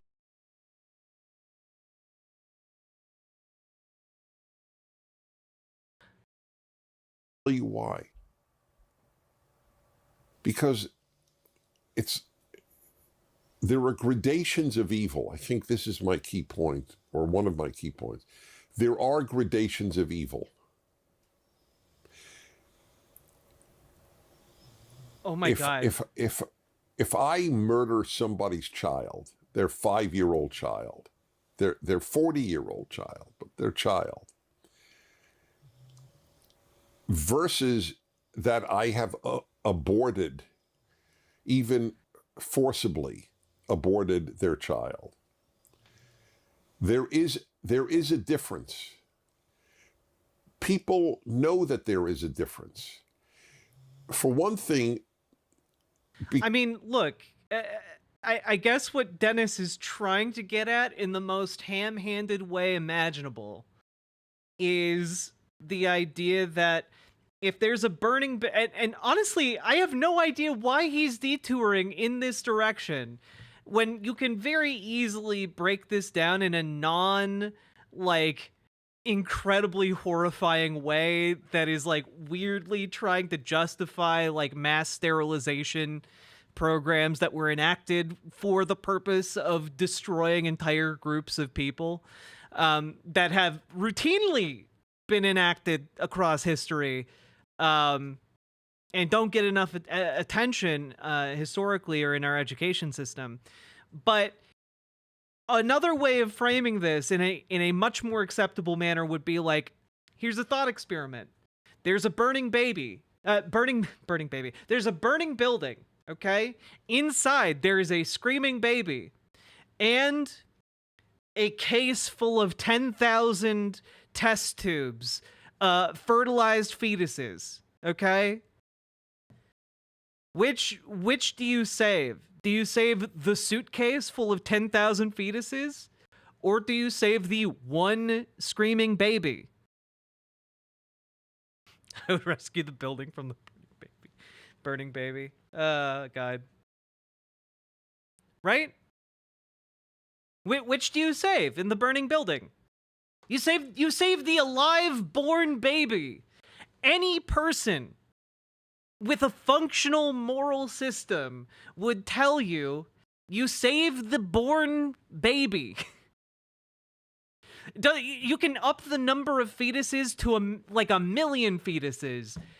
People are going to value the born child over the test tube unborn, like, collections of cells. But the future president could be in those test tubes. Yeah. Future president could also be working at, a McDonald's, but, no one cares enough about that to raise the minimum wage, so. Because we have an emotional bond with a born human being. And you could say, well, women bond with their unborn. Yes, to a certain extent that is true, but it's not the same extent. And ask a woman, ask any parent who might have had the tragedy of both a miscarriage and the death of a child, if she would be honest, which caused you the greater pain? I don't think it would be measurable, the greater pain of the child versus the unborn. So there is gradation of pain, there is gradation of evil. So the language that we use, I don't know what language we can use. Murder doesn't quite work, because if you really believe it's murder, why would you not prosecute these people, both the mother and the doctor? So what is correct technically or legally may not be correct morally and certainly not emotionally. So maybe what other people do with their bodies isn't your business, Dennis. Maybe it's one of those issues. Maybe it's one of those issues where this is a decision to be made between a pregnant individual and their doctor. Maybe it is a very complicated and loaded and difficult decision to make, and that is why it is a decision to be made by the person experiencing it in conjunction with their doctor. There we go. Nailed it. Dennis Prager might be pro-life, but I think we pulled him over to becoming pro-choice here. Oddly enough, Dennis Prager seems to have thought himself from one very simple, straightforward question about killing versus murder into being pro-choice, which is really insane to me. But I have a hunch. I have a hunch he's going to take a hard right turn here. You've asked a very powerful question, and obviously I've thought about this a lot, because this is not a spontaneous answer. I have thought about this a lot, and that's why I am pro-life, but do not use the term murder and do not use the term Holocaust. Okay, but then on what grounds are you pro-life? You don't think it's murder. You don't think that doctors should be prosecuted for it. But you think that women should be forced to carry babies against their will. You are in favor of the state enforcing pregnancy against the will of the people who are pregnant. That to me seems like a far more heinous kind of evil that you are then endorsing. So it's one of these. He's thought about it a lot, but he doesn't know the definition of murder. Yeah, true. Abortion is a unique arena. I'll give one more example of again, gradation. It is really bizarre to me that he keeps saying he's pro-life. He's in this pro-forced birth camp, but then completely and utterly fails throughout this conversation to actually have that position. It's fascinating to watch. Of evil. I am not for having euthanasia as legal. I'm opposed to it. But yeah, he's very much in favor of prosecuting people who take their own lives. How dare you want off this train before God's time? Do I believe that taking the life of a person who has no longer can think, has no self-awareness, and is in horrible pain, is taking that person's life the same as taking another person's life? Is it morally identical? Of course not. Even though technically it's deliberately taking the life of an innocent person. Huh. It's almost like you're running into that need for the legal component to call it a murder. But there are circumstances under which I wouldn't want my life continued. Are we getting close to them? Just asking for no particular reason. Are we getting close to those? Just wondering. That's why people have living wills. So it does come down to, in part, the question that I have had a fascinating, decades-long debate with many of my listeners on the question of, are there gradations of evil? It's fascinating because thoughts on euthanasia just seem to be, I'm against it. Moving on. Like, oh, okay. All right. He's like, I'm against it being legal, but also, maybe I'd want to take my own life. Like, how brave, stunning. Elderly white man takes most brave stance of waffling indecisively.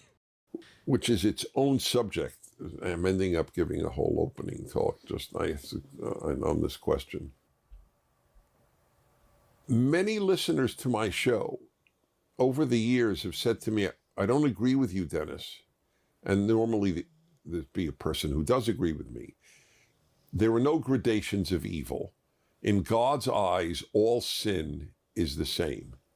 It's rebellion against God. I know their words. That's why I'm repeating their words, because I've heard it so often. And I have my usual question. So you think, I would say to the person calling me, you really believe that God doesn't see a moral difference between raping and strangling a 5-year-old? Jesus, Dennis.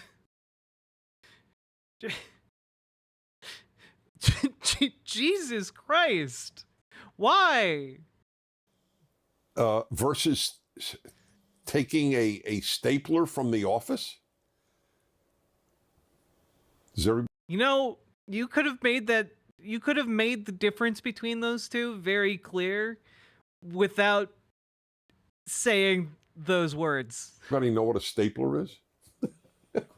I don't it's not used that often as taking I don't know why. I understand his point. It's just like he could have made it without the hyperbole.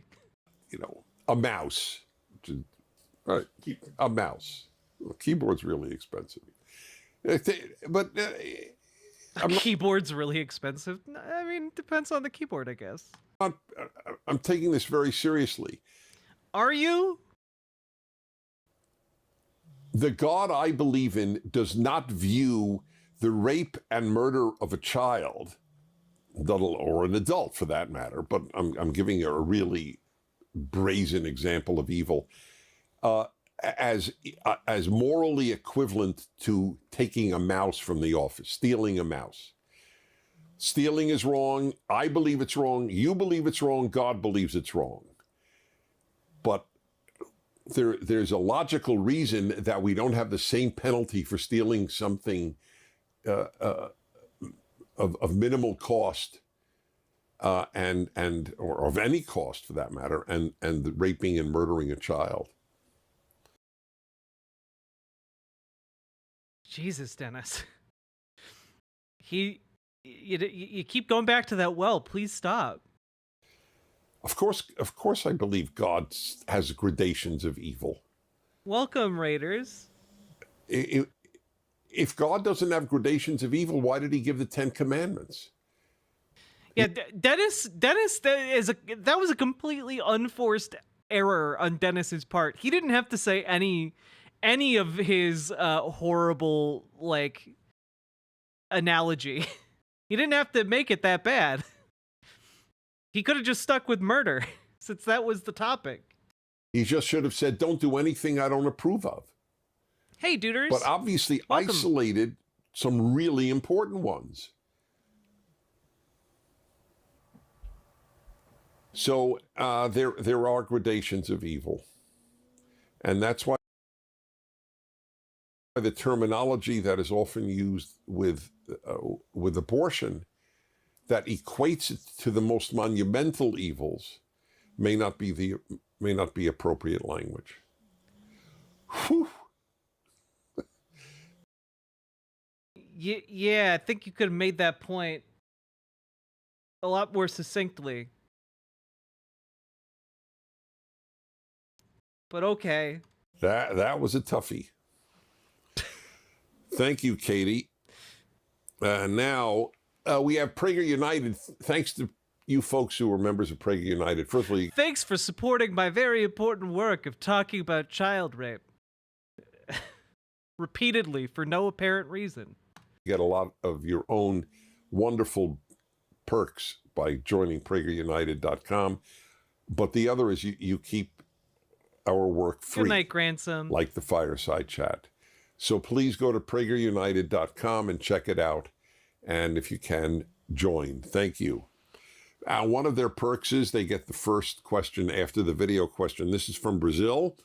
Julia, 32 years old, in Curitiba, Brazil. Hello, Mr. Prager. Do you believe God has a specific plan for each one of us, meaning he mapped out whoever we are going to marry our... Dennis Prager is a very funny man to ask this question to. Children, work, etc., and that it would be up to us to find that plan out and follow it in order to live our best life. Do we have a predefined purpose in life? So for some reason, I think I addressed this very recently, but it doesn't matter. I don't expect everybody to remember everything I say. The reason it's funny, by the way, is Dennis has been married 3 times. Yeah, he's been married 3 times. He's been divorced twice. He's not the guy to ask about God's chosen spouse. I don't remember everything I say. That is not my belief.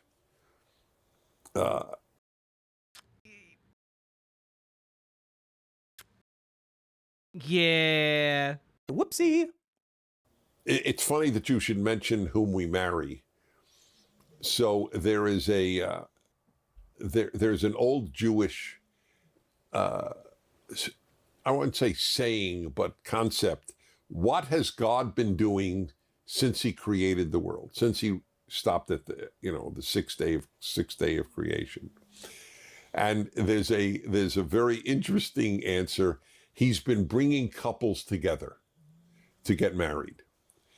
To which I've always had the following thought. One, it shows you how hard it is to bring couples together. That's what God's been busy with. Creating the universe, that's easy. Getting a couple together, that's really rough. So that's part of my enjoyment of that answer. The other is that he doesn't appear to always do a great job. A lot of people, it doesn't work out. But of course you will say, well, that's not the couple that God wanted to bring together, which is a very fair answer. That may well be. But let me ask you this, Julia. What is the difference between believing God has a partner for me and I am looking for the right partner for me? What is the real difference? Because clearly God does not supply vast numbers of people with the right partner. Yeah, very weirdly, God's very silent on providing you tangible information in that respect. More and more people aren't marrying at all. And a lot of people marry, and it's not the right partner. I mean, that's just a fact. If you find the right partner, I know my parents did. I feel I have for the last 20 years, but you can't say it was true before that. And this is no reflection either on whom I married then or on me. It's just it wasn't necessarily the right person. And I have a very sympathetic view to people for whom I feel bad for them if it doesn't work out. But so if God does have this partner, we still have to find them. It's not like God delivers your partner on your doorstep. So you have to. So whether or not God has a. Yeah, that's right. Sometimes God doesn't deliver you a partner on your doorstep. Sometimes the universe is just a chaotic place with no necessary supernatural elements, and you run into your person on like some kind of social media app, and you decide you are going to be mutual friends together, and then you meet up for nachos, and suddenly you realize that you are sitting across from the person that you want to spend your life with. And, that doesn't require God to intervene to make that happen. Just throwing it out there, A partner for you, you have to find the person. And vast numbers of people don't order find that rich person. husband God. So I'm not sure what that gives you, that a non-God-based view of whom you'll marry gives you. But yeah, that's how I met Clarice. We met up for nachos and just info dumped at each other a lot of really awesome facts. I think at the nacho place, there was like a bachelorette party going on, and like two of the girls from the party went off and did cocaine in the bathroom. It was a wild people watching time, but we only had eyes for each other. Even putting aside the issue of whom you'll find, the notion that God has. Oh yeah, guys, neurodivergence to like. Oh, yeah, sorry. If you just pro tip, if you're a lady with neurodivergence, okay, lean into that. Especially if you're like a straight lady with neurodivergence, okay? Because men just read that as like manic pixie dream girl and think it's really cute, I guess. But if you're a little bit gay, consider someone who's just you just mesh well with. Your brains squish together nicely. As a plan for my life. It may. I don't have pro or con view. It's not how I lead my life. I believe that. And I know I said this on a recent fireside chat, but be that as it may. Most of what we have to do, God has already told us to do. In the famous statement of Micah, yeah, God just told us all so well thousands of years ago. No need to update, no notes. Prophet in the Old Testament. Oh man, has God not told you all he demands from you? To pursue justice, love righteousness, and walk humbly with your God. You know,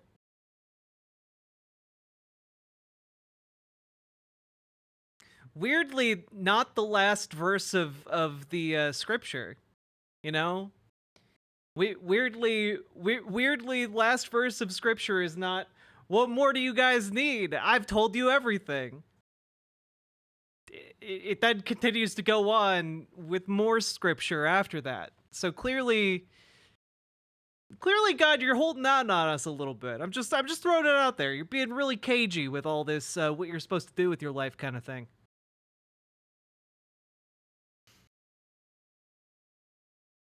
Why is that not sort of sufficient? That tells me what a good part of my life should be. Here's another one. So again, my religion is Judaism, so I'll use this a Jewish example. When a Jewish boy or a girl, doesn't matter, is born, the traditional, I mean, this is thousands of years old, wish is, may the child grow up for Torah, Chuppah, U'Ma'asim Tovim, for Torah, marriage, and good deeds. So if you want to translate Torah as Bible or biblical values, biblical teachings. I don't think anyone translates Torah as biblical teachings. That seems a bit weird. So essentially, to anglicise it, the Bible, marriage, and good deeds. That's what God wants of all. Also, very simple question for you. Do Jewish people call the Torah the Bible? Because I've never heard a Jewish person call it the Bible. I've only heard the Torah.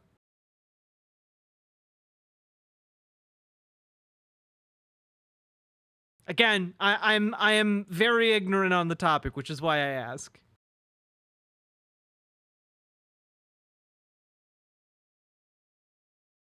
Well, obviously, if that's not like terminology, then he's like clearly rewriting it.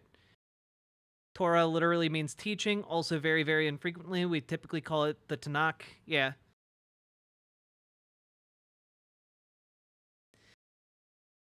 Netanyahu did? Yeah, but like Netanyahu's statements and Dennis Prager's statements are aimed towards a predominantly Christian audience. All of us. Otherwise, what do people have in mind when they say that God has a plan for my life? That I be a doctor, that I be a carpenter, that I be, I'm not being at all cute, that I be an Uber driver. Does God have... No, the Tanakh would be the entire Old Testament. The Torah is the first several books. Have my vocation planned out? To those who feel that they are responding to a divine calling, I know Catholics who feel that God has called them, Catholic men, to be a priest. I don't negate that for a moment, that they have that calling and they believe it is from God. And who am I to say it isn't? But it's not. So that's a very subjective thing, whether you have that. But I don't think you should feel lost if you don't have a specific calling from God beyond living the type of life that I just described in those two statements, one from Micah and one from the traditional Jewish one. I wish everybody grew up and thought, oh, yes, I should have a Bible-based life, I should get married, and I should do good deeds. I happen to think that that's the greatest 3 suggestions for every human being in the world. But I never negate anyone who feels that God has called them. I knew what I wanted to do with my life. I could prove it because I actually kept a diary in high school, and I have the physical diary somewhere in my house. I have to find it again, but I know I have it. I wrote down in my junior year in high school, I know what I want to do with my life. I want to influence people to the good. Those were the words I used, the good. Now, did I believe it was from God? I didn't write that, and I didn't think that way. I just thought that I thought God would be pleased with me if I did that. But I didn't know that God. I have to be honest. I am so bored of this conversation of what God wants for you because it's just a cipher. Wow. It's just a cipher. It's just whatever you want to project onto it. Exactly. Wow. Interesting. God picked me to do that. It was not the way I thought. But if I thought it'd be fine. All right. We still have time, right? One more. Here I make an opening announcement. Oh, good. I'll take so many. It's really sad. Okay. Yeah, you answered 2 questions. Adam, 22 3 years old, questions. Los Angeles, California. Hi, Dennis. Why did you start doing the fireside chat? And what drives you to continue to do the show? Actually, ironically, I just gave the answer, what drives me to continue, because I want to influence people to the good. It's so powerful a force in me that I never get tired. It's the energy level that you perceive in me, and I think would for all 358 thus far, is genuine. It's not like as soon as I... Yeah, this guy wants to influence people for the better, and yet his entire operation is funded by billionaires who want to pass like specific deregulation to like kill the planet, and also like, you know, ban trans people from bathrooms. That's foreshadowing, by the way. And also like, is it improving anyone's life that like trans people are like getting roughed up? No. Does it improve anybody's life that like you're killing the planet a little bit faster? No. Does it improve anyone's life with the vaccine skepticism? No. I finish this, you know, I'm just going to go into, you know, some sedate mood. I have a lot of energy. It's a blessing. I'm profoundly grateful for it, but it emanates from my belief that I do have an important task to try to fulfill. I don't know why the fireside chat started. Undiluted garbage. I guess they just thought of meaningless PragerU. drivel, nonsense. That's all they would be were. a good idea to have me do something every week. And when I thought, this is what these kids in this preschool are seeing. I love that quote so much. Thank you for grabbing it for me, guys. Right? Which would make sense. That it is called PragerU for a reason related to me. But it like everything else at PragerU, it has blossomed beyond anything one could imagine. Half the questions here are from different places around the world. Literally half. I just got an invitation to speak in Albania. And that does bring me great comfort, I will say, even joy. Because I will end with this. If this sounds arrogant, I'll live with it. It doesn't come from anything arrogant whatsoever. I do believe that I have a lot of answers. I don't have all the answers by any means. I don't know why God made the mosquito, among many things I don't know. But I do believe that I have really helpful things.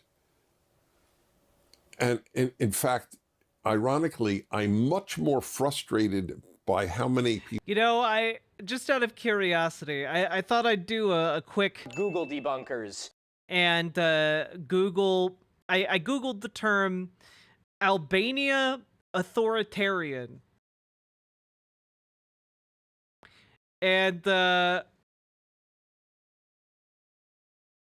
number one news result was this. Albania is failing on almost every score. In per capita terms, Albania has received more international assistance to fight corruption, develop independent civil society and media, and strengthen good governance than any other country in Central and Eastern Europe. Yet the results in all three sectors are shockingly weak.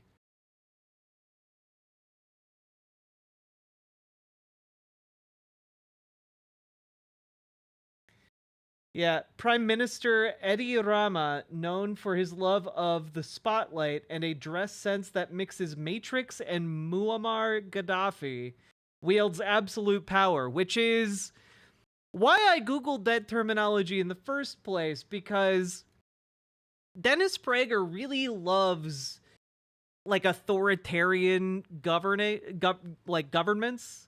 Like, he loves Viktor Orban in Hungary. Like, Dennis Prager, like, going to Hungary, was part of the right's, broader movement to normalize Viktor Orban within the Republican institutions.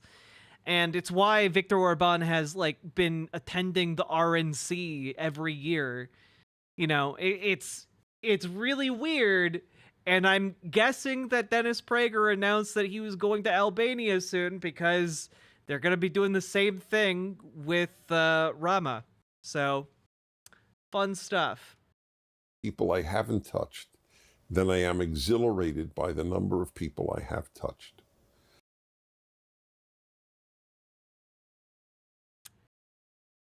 I'm real sorry. Do you want to take another crack at that, Dennis? Touched. Then I am exhilarated, frustrated by how many people I haven't touched. Then I am exhilarated by the number of people I have touched. Stop! Stop! I know that he's not talking physically. I know he's talking, touching their hearts. But goddamn, dude. Touched. Then I am exhilarated by the number of people I have touched. Yeah, can we get the sound team on that? Can we get the sound team on that? I got a lot of room on my Dennis Prager soundboard folder. Much more think of how much I didn't do than how much I did do, and it doesn't depress me. Honestly, if Dennis Prager does wind up dying from his fall, he at the very least left us with a great parting gift. But I just want you to know that I'm well aware. Hey, I'm well Gamergy. aware, and this does. I'm sorry, Gamergy, if you didn't hear that. Haven't touched. I'm much more frustrated by how many people I haven't touched than I am exhilarated by the number of people I have touched.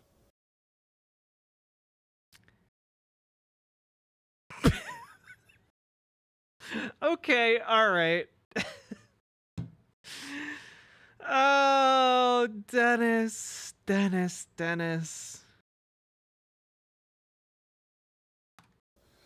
I Thank much God, more Gamergy. think of how much I didn't do than how much I did do. And it doesn't depress me, but I just want you to know that I'm well aware. I'm well aware, and this does. Is the word trouble right? I don't know, but it does bother me. So it's like trouble. Yeah, it does somewhat. I feel, and this is Marissa cites this all the time about me, Marissa Stride, our terrific CEO. I have often felt that I was like someone who had a cure for cancer. But the biggest problem was he or she couldn't get it out. How do you publicize it?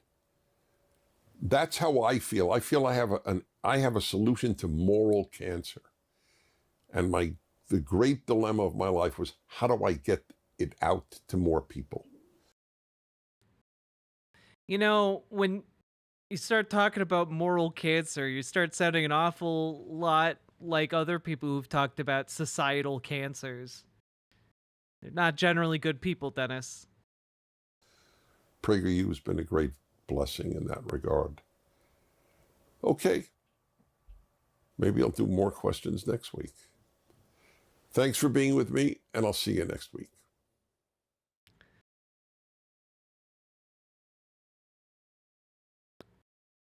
We did it. We did it. We came through it together. I'm living in a make-believe world. Oh, God. Yeah. You know, I really enjoyed that. I'm not gonna lie. It's been a while since we dunked on PragerU content. You know, I think we might need to do a bit more of that this stream, actually. But we'll space it out. We gotta give it room to breathe.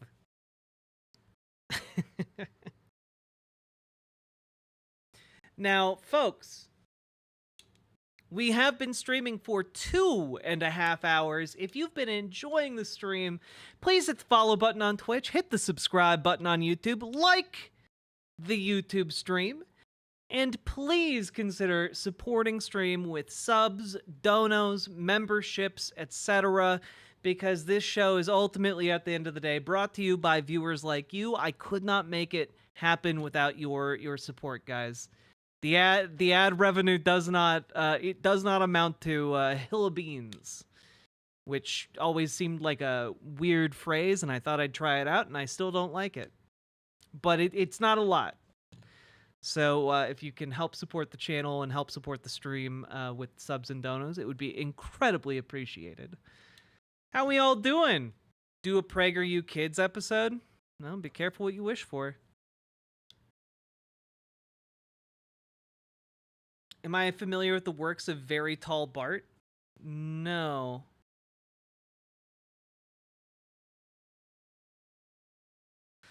Oh, God.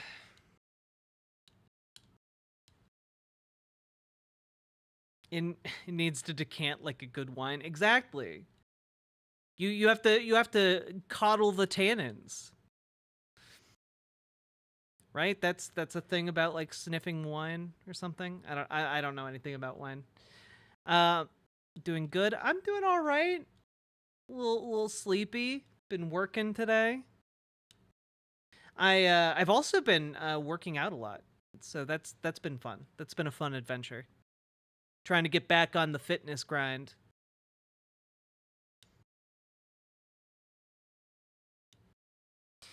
You're like someone who has a cure for cancer, except I don't have any empirical evidence for it, so how do I convince people I'm doing anything for anybody? Yeah.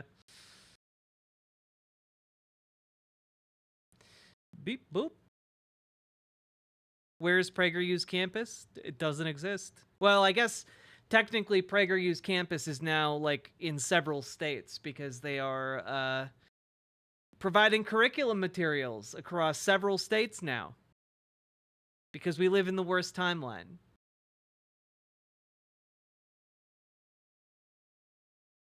Fitness is important for trans women because estradiol causes bone loss. Actually, not really. Estrogen does not cause the bone loss. Not having any hormones will cause bone loss, but the estrogen doesn't cause bone loss.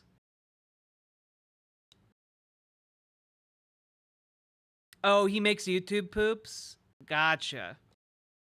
I'm not gonna watch a YouTube poop right now, but thank you. My endo told me that estrogen does cause bone loss. I've looked it up before, and my my understanding was that if you are on estrogen, you're basically fine. Like, you're not going to have brittle bone disease or whatever.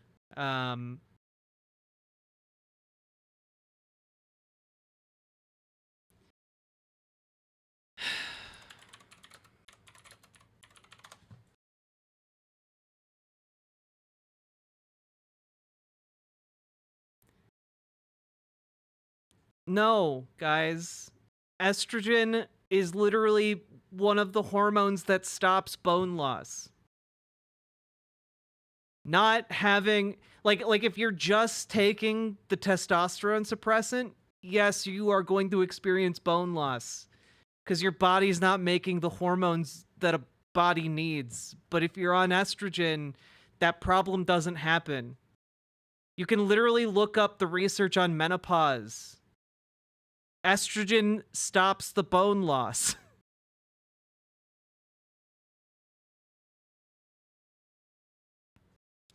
There's also, like, yeah. It's a whole thing. There's also not a ton of research on, like, trans people yet as regards, like, different dosages of HRT. So, like, mileage may vary or whatever. A lot of doctors caution trans folk to be careful about bone stuff and to be careful about estrogen, et cetera, but, like, generally speaking, if you're on estrogen and your blockers, you're fine. Just don't only take your blockers, because that's gonna fuck your body up.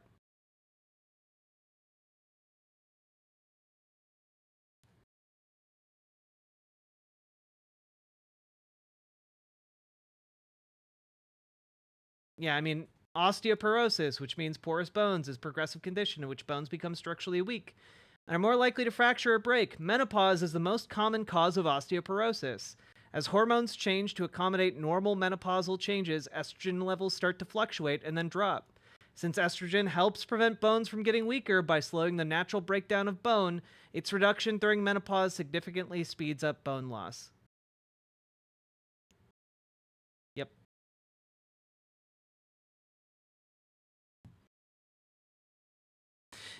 Oh, yeah, estrogen will fuck up your muscle mass, but not because it's doing anything to, like, eat your muscles. It's because testosterone isn't building up your muscles.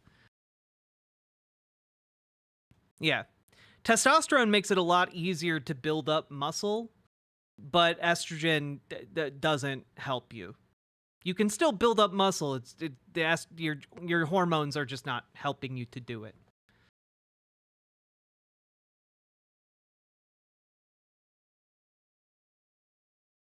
Are we decanting the estrogen? Maybe, if we want to be fancy. Do we have any oilers out there, chat? Do we have oilers? Oilers? Oil for the oil god? Engine for the engine throne? That didn't quite work. I didn't like that.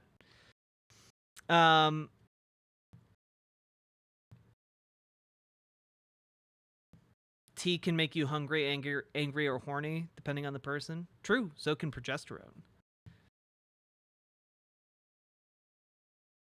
I lost like 15 pounds of muscle in 9 months on estrogen. Damn, okay. Oh god, hiccup. That was not fun.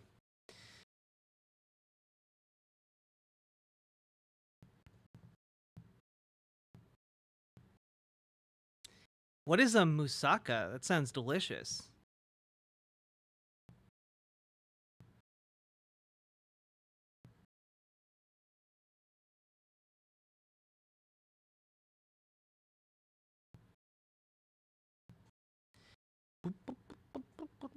All right. Closing that out. Wait. What did I just close?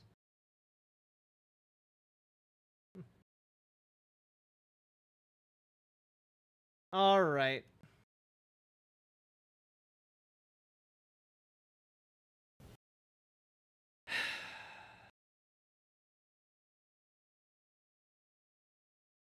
One of the things I learned by Okay, I do, you know what? I am going to subject you to a little bit more PragerU. I'm sorry.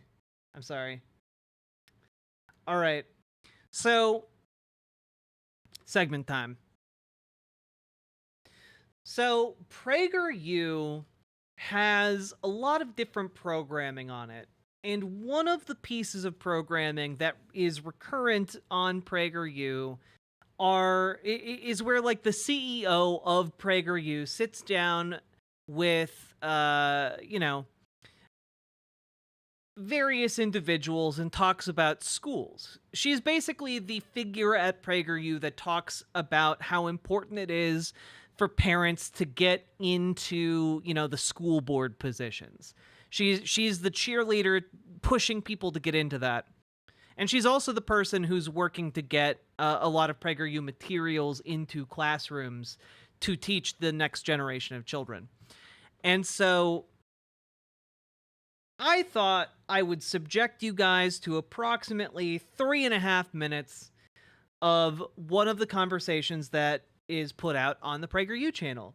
Because, well, it is a short clip of a much longer conversation, but the title of it is fascinating to me. I think I forgot to hit the button.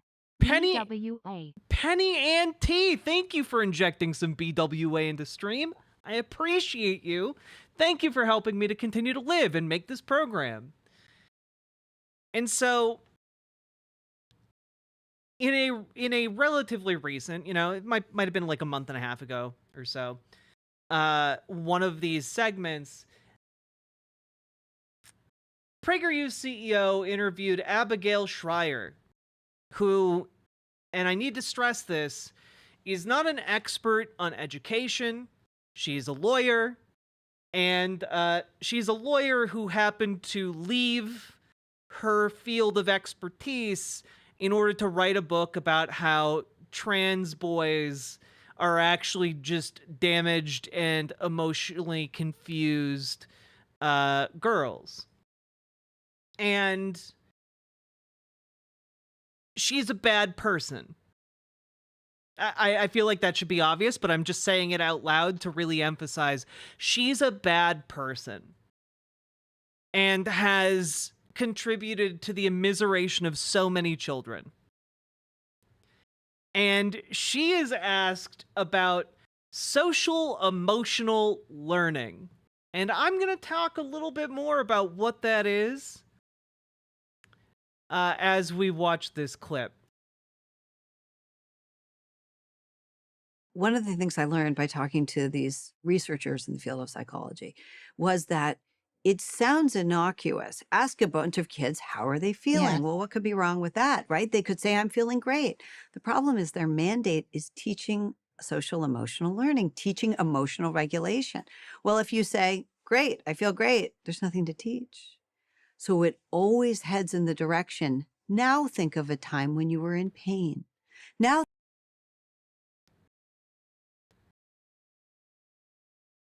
So,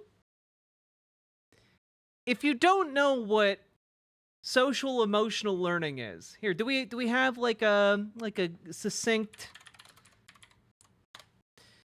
Let's see here. This is one of the boogeymen that they were trying to trot out to replace DEI in schools, or like the critical race theory line.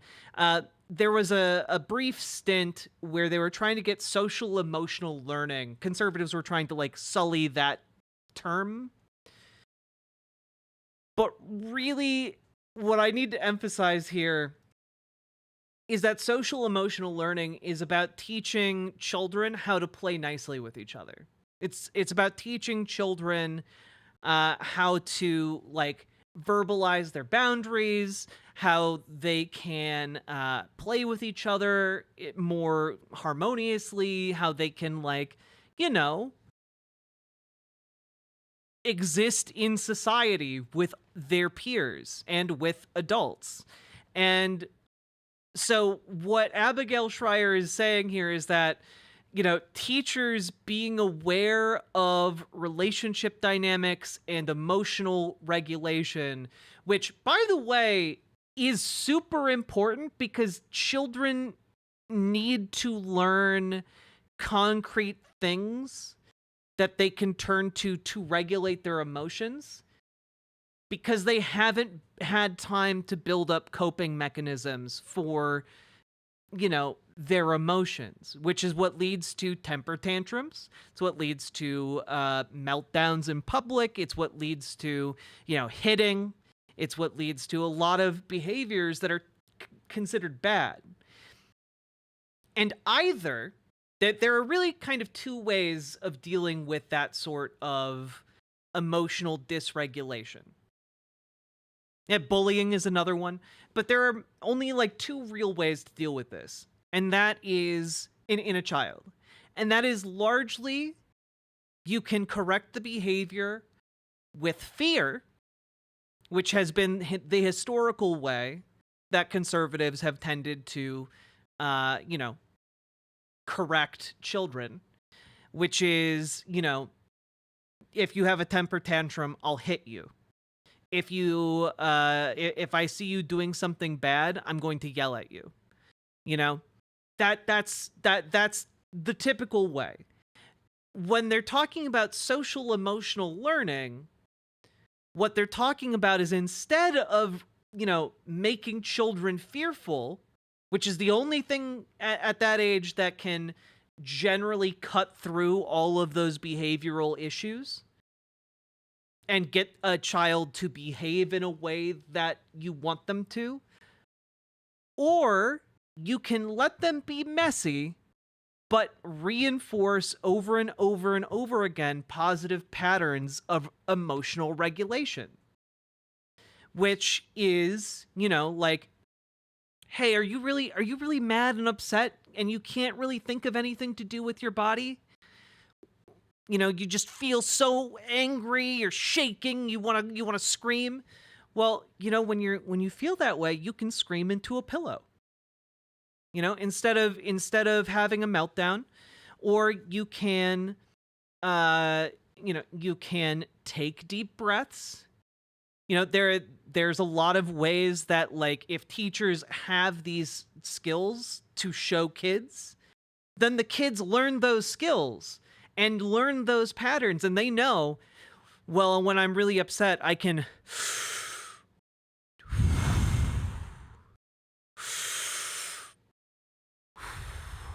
breathe. And instead of getting upset and more upset and more upset and then hitting someone, I can just take time and calm down. You know? That's what social emotional learning is. It is focused on providing kids the skills they need to regulate themselves and be in harmony with those around them. Which, by the way, makes them a lot more receptive to learning. It makes school a lot more effective when you don't spend your time terrorizing your students and instead spend your time teaching them things. And teaching them things can include emotional regulation. This is, by the way, more important with neurodivergent students, because neurodivergent students might have harder times with emotional regulation, which, you know, they might excel at reading, but then be very, very bad at controlling their emotional responses. And it for them, it's very useful to actually teach them and reinforce these kinds of social emotional lessons. This is not about, like, the teacher is psychoanalyzing the students and, like, how did your mother treat you? No, which is what Abigail Schreier here is, by the way, implying. You know, just to recap here. Always heads in the direction. Now think of a time when you were in pain. Now think of a time when you felt bullied, when you felt left out. And then there's a second part. So that in itself increases dysregulation. By the It doesn't increase dysregulation because kids remember when they were angry, they remember when they got hurt, and they remember how they felt. And so what you're doing is just giving words to those feelings and then helping kids make a connection between those feelings and coping strategies that are healthy. This is good for kids to learn. Because then they're not having meltdowns in class. When kids feel... It also, by the way, helps kids feel safe. And when kids feel safe, they learn a lot better. Which is another reason why teachers have moved away from beating students. Remember when, I mean, a lot of you are young. Maybe when your grandparents were growing up. A lot of schools would simply... You were talking during class, you had to go to the front of the class and get beaten with a ruler. Okay? That's how that worked.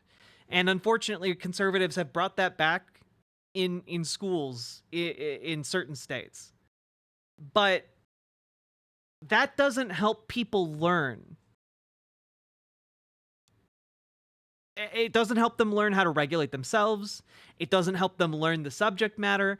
All it does is, provide some level of maybe like relief from the behavior for the adult who is doing the beating. And if you are in a safe environment, you learn better. You learn the emotional regulation skills, and that in turn allows you to better learn the material, whatever it is, math, reading, science, etc. But that learning occurs. And either they're going to learn how to be scared and learn how to hate you, or they're going to learn how to regulate themselves and learn the material. I know which I would prefer, like, kids learn, and it would be learning how to regulate themselves without fear and also learn the material. I would rather kids learn more from school, not less. By the way, it makes it harder for kids to achieve any tasks. We know this. Focusing on yourself makes it harder to achieve any hard task. It literally doesn't. If you have the things you need to complete a task, that makes you more effective at doing the task.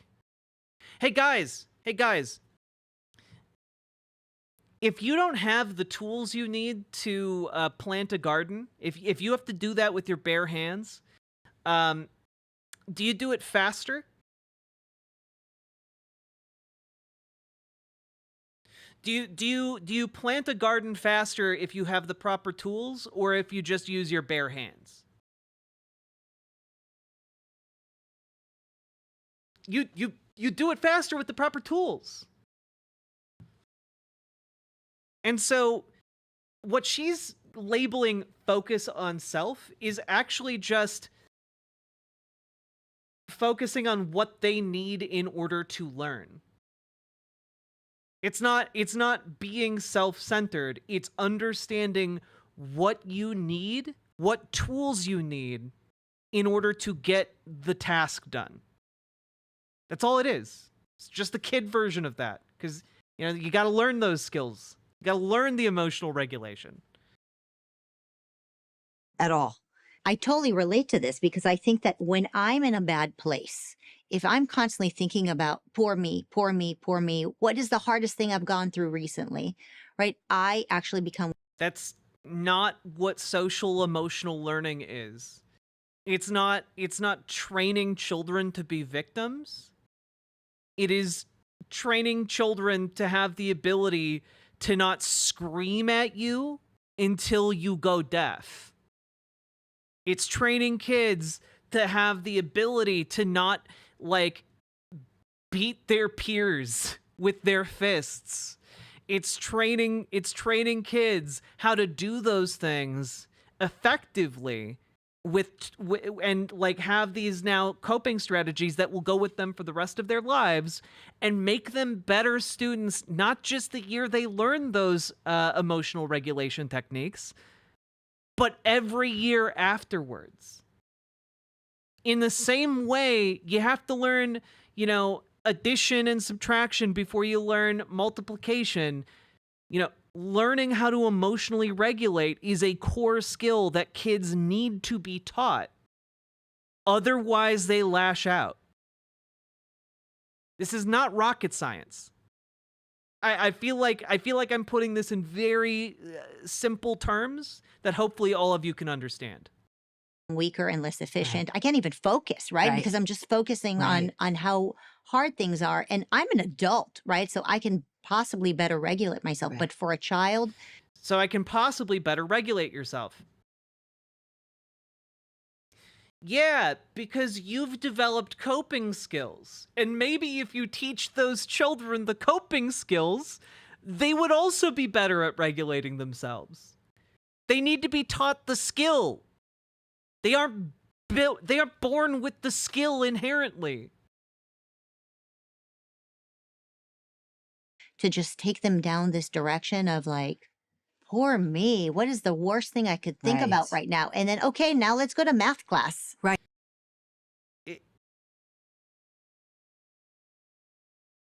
They need to learn how to emotionally regulate. You're just asking them to think of an example that is relevant to them because they need that because they're children. If you like children, like empathy and like understanding that other people have unique internal lives, that's a skill that is developed as children get older. That's why young children need to be able to relate an emotion to an experience they have had. Because they do not necessarily have the equipment yet with their brain to be able to associate other people's experiences, to be able to be like, that kid is as sad as I am. You know? They can see like the picture of a sad child, right? And be like, that child is sad. But they don't necessarily know that child has the same kind of internal life that they do. Right, exactly. And here's the thing I want parents to know. It's different with adults. So as bad as that is for adults, it's worse with kids. And here's why. Because you're sitting around with your school counselor or a teacher talking about your trauma. So now you've told a whole group of kids they've been traumatized. Is that word trauma, by the way, used in school? The teachers are using this term trauma. No. Teachers aren't sitting down in a classroom of elementary schoolers and talking about, what traumatized you? What traumatized you, Joey? What traumatized you, Crystal? Tell me about the most traumatic experience you've had. No, that's not happening. They're just being like, hey, have you ever been mad? Or, like it's literally like some Nanoland shit.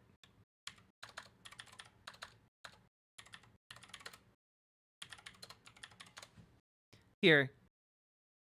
Oh god, it's TikTok. Here we go. No. I need the video. Give me the YouTube video.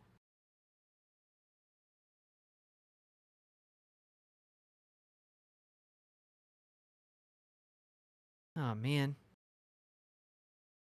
All right, whatever. Well, I'll take the TikTok one.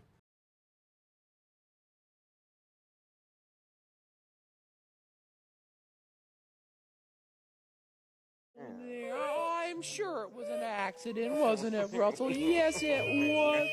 Oh, darling. Are you feeling mad? Yeah. Are you feeling kind of sad, too? Yeah. You are? Yeah, you're kind of mad at Russell, and you're sad that you lost all of your bubbles there. Well, it's okay. You know what we're going to do right now? We're going to breathe in, okay? We're going to breathe in just like this. Go. This is an example of social emotional learning. Believe it or not, this is an example for small kids of what social emotional learning is. It's not, notice how the adult in this situation, in this puppet show, is not being like, oh, what's your trauma? No, it's literally this.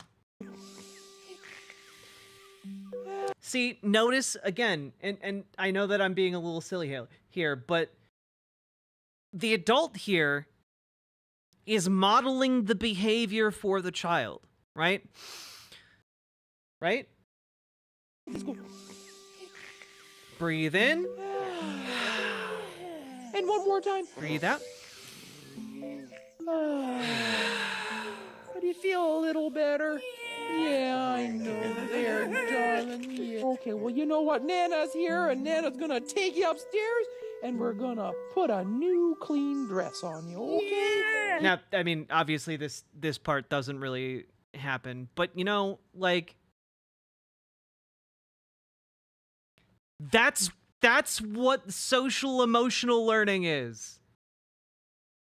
That's what it is. It's teaching kids how to correctly like deal with their emotions rather than like in this clip that child hitting the dog, for example. Cuz like and honestly, this is a good example in a lot of different ways. Because guess what, guys? If you don't teach a kid how to correctly like deal with their emotions and like a dog does something that makes them mad, one of the things that a child might do is hit that dog because they're angry. And you know what? If they don't have the skills to deal with their emotions in an appropriate way, hitting that dog could in turn get them bit. It could hurt them physically to not have those skills. So, like, it's good for the well-being of the child in basically every single way you can look at it. To know how to manage their emotions and how to interact with other people in a good way. And I know that this is just like a 3.5 minute clip, but believe it or not, we have not even gotten halfway through it yet. Their mandate is trauma-informed care. We need to accept that most kids have been traumatized. That's what they say. Traumatized by what? Well, they'll say they list, it's based on a study, but it's a study that's been terribly abused. So they exaggerate the causes, but they'll say anything from climate change can cause trauma. Now, what are they talking about? Trauma-informed practices. You know, let's go to the, let's take a look here. Let's take a look at the National Education Association's page on trauma-informed practices. Only essential cookies. Let's take a look. This is from last year. Trauma-informed practices have been a topic of interest and need for the past several years. Researchers have defined trauma-informed practices, or TIP, as a set of practices that address the impact of trauma by creating a safe and caring environment. Trauma-informed practices focus on creating a safe school culture, building relationships, and supporting students' self-efficacy. Despite the plethora of research on trauma-informed practices, sometimes research-based practices are disconnected from the daily needs of educators in the field. So what does it actually mean? Support students from the bus stop to the classroom and beyond. Using trauma-informed practices across all education spaces can help educators collaborate to support student mental and physical health. Supporting students across settings helps to foster a positive school climate where students feel safe and confident. Be intentional in supporting families and community members in understanding and using trauma-informed practices for long-term student success. Because guess what, guys? Hey, if school is seen as an intimidating and scary place, or if school is seen as a welcoming place for a kid, where a kid can be safe and themselves, which environment do you think that a kid learns better in? The one where they're scared? The one where they feel alone and isolated? Or the one where they feel supported by their peers and the teachers, the adults around them? It's the safe environment. They learn better in the safe environment.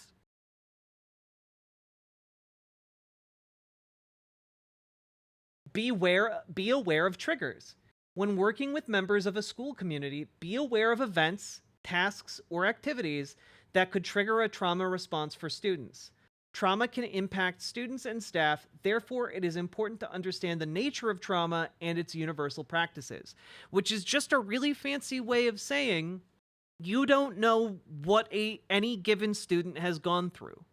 And it's very nice for these two PragerU ladies to sit there and say, what do they have to be traumatized by? When the answer is obviously often their home lives.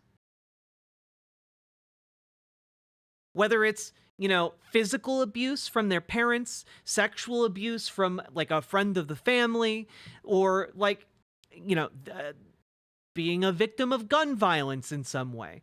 They were walking with their parent from the playground and like someone mugged their parent at gunpoint. They might be very scared of guns. And there might have been a shooting in the community. Unfortunately, mass shootings are very common in the United States. And understanding that kids might bring any of that baggage, or all of it, or any kind of combination of any other kind of baggage, is important for teachers. Because if you know where the kid is coming from, if you don't make assumptions that all your kids are just perfect, coming from perfect families and perfect living conditions, you can teach them better by recognizing that they might have issues with their home lives or issues with, experiences that they've gone through. You can teach them better. Yep. Like, it's very similar to the idea that, like, free school breakfast and school lunch is really important because guess what? Students that have had food and have been able to eat learn better. And not every family can send their kid to school with a full stomach. Unfortunately, we should be able to do that, but our leadership and our political moment has not risen to that need, unfortunately.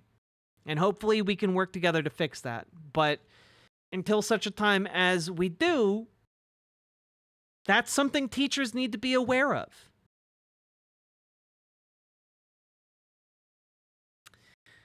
Three, show compassion, not judgment. Do not assume that student responses and behaviors that seem non-compliant or negative are purposeful and intentional. These behaviors could be the result of trauma responses. Also acknowledge educator wellness. Personal wellness is key to building a safe and supportive school culture. Now, what this means is that, number one, and this is something that I think a lot of people have experienced in schools, but might not have put it together from that bullet point. Some educators enter the teaching field and assume that students who are, loud, who don't listen, who get up and move around, are doing it because they are challenging the teacher's authority and are doing it in order to fight the teacher, right? But that's often not the case. Often not the case. Most often, a student might need to move their body because they have like ADHD. They might be mouthy because that's the kind of language that they hear at home, and they need to be approached in a different way with the material.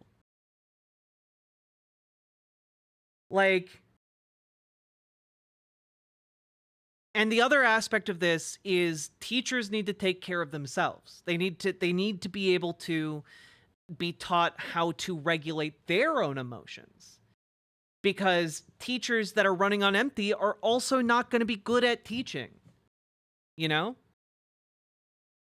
And so this kind of combines to be like, both for the teacher and the student, be aware of your own limits and be aware of your students' limits and understand that like they are not coming there to fight you for no reason. And that behavior that might be seen as confrontational often has very little to do with the teacher themselves personally.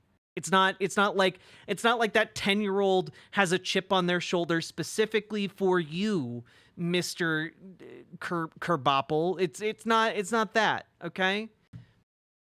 But some teachers take it personally, and that can escalate things in a classroom really quickly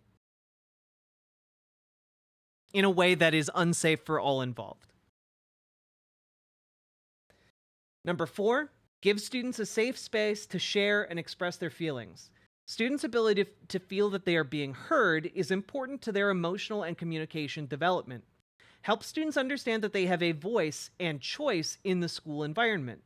Make support strategies such as positive behavior plans, journaling, chill spaces, and active listening exercises available to students, which is basically just a long way of saying, yeah, some kids are going to need different ways to kind of help emotionally regulate themselves.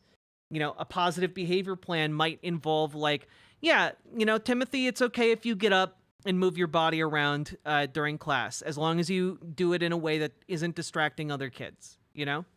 Or journaling, you know, yeah, oh, if you're feeling upset, you know, open that journal and write something down. Or a chill space, like a place where they can go to, like, you know, get out of like the general loudness of the classroom and just like compose themselves, get ready to learn, and come back. Or it can even be like a corner of the room, like where no one's going to like socially interact with them, and until they're ready to come back to the rest of the class. Or and like, these are all just examples, but one of the important things for students and really kids of all ages is this second part here, or well, actually both the first and the second part, which is, one, if you are talking to a child, one of the best things that you can say is, I hear you and I understand. Okay? I hear you and I understand. Or even better, like, I understand that you are upset. I understand that you are angry. I understand that you are sad. That is a really important thing because it makes that student, that child, feel and understand that you understand. You know, it's not necessarily a given, especially with younger kids, that they know or can infer that you understand where they're coming from. You need to say it explicitly. Okay? And being heard and understood is very, very, very important for younger students and older students too. Because, you know, what's one of like these stereotypes of like a teenager who's too cool for school? Well, one of the stereotypes is that they feel like no one understands them. And that's a feeling that a lot of kids of all ages have, even if they can't articulate it. And so being able to say that means a lot to a kid. And it helps build that rapport and helps make them feel safe. Okay? And the second part is giving kids agency, giving students agency. That's really important because having some feeling of control in school can go a long way to making a kid like school, you know? And if that kid likes school, they're going to learn more, okay? This isn't rocket science. You know, there's a reason why, like, one of the very common, like, ways of handling children, and I remember learning this when I went and like worked with kids at like at a summer camp for 2 years. But it's giving kids that sense of choice. Like, do you want to do A or B? You still control which choices are available, but giving them that choice means that they feel like they have some control, and for a lot of kids, that might be the only moment of control they feel in their entire day. So it means a lot. And when you actually address these needs that matter a lot to students, they tend to open up and they tend to like their school experience, and then they tend to learn better. That's why these policies are in place. 5, help students develop a growth mindset. Find ways to provide students with positive feedback that is encouraging and self-affirming. Positive feedback should be genuine and directly related to students. supporting students' ability to be resilient when experiencing adverse or traumatic experiences. Basically, if you give students feedback, doing it in a positive and uplifting way means a lot, and it builds them up to better be able to endure periods where things get bad. Because basically the entire feedback that PragerU is spreading in this tiny clip is essentially the idea that oh, well, if you make these kids think about feelings, then they'll get soft and weak, and then the world will destroy them when reality sets in. But it's actually the opposite. When you build them up, they are able to withstand more of life's pressures, and still succeed and not be destroyed.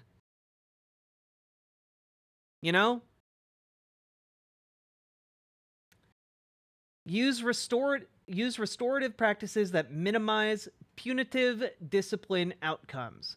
Restorative practices promote safe school culture and help students and adults build positive relationships. When restorative practices are present, students begin every day with a clean slate and an opportunity to learn from their mistakes. And I think one of the best ways of reframing this is essentially that if you label a kid a bad kid, they are going to start thinking of themselves as a bad kid. Gordon Guy, we absolutely are. And if a kid starts putting themselves in the category of a bad kid, they start acting out that role. They start doing the things a bad kid would do because that's what's expected of them. Instead, when you focus on building up the kid, when you focus on building up students, and when you focus on not putting them into the category of bad kid, instead, they open up and they can be anything.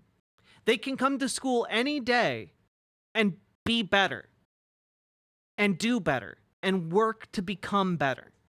And that's beautiful. But that can only happen if if you put the kid in the corner with the dunce cap on and have everyone in class point and laugh at them, they're not going to come to school the next day and try to be better. So you have to set expectations that those kids can be the good kid that they want to be,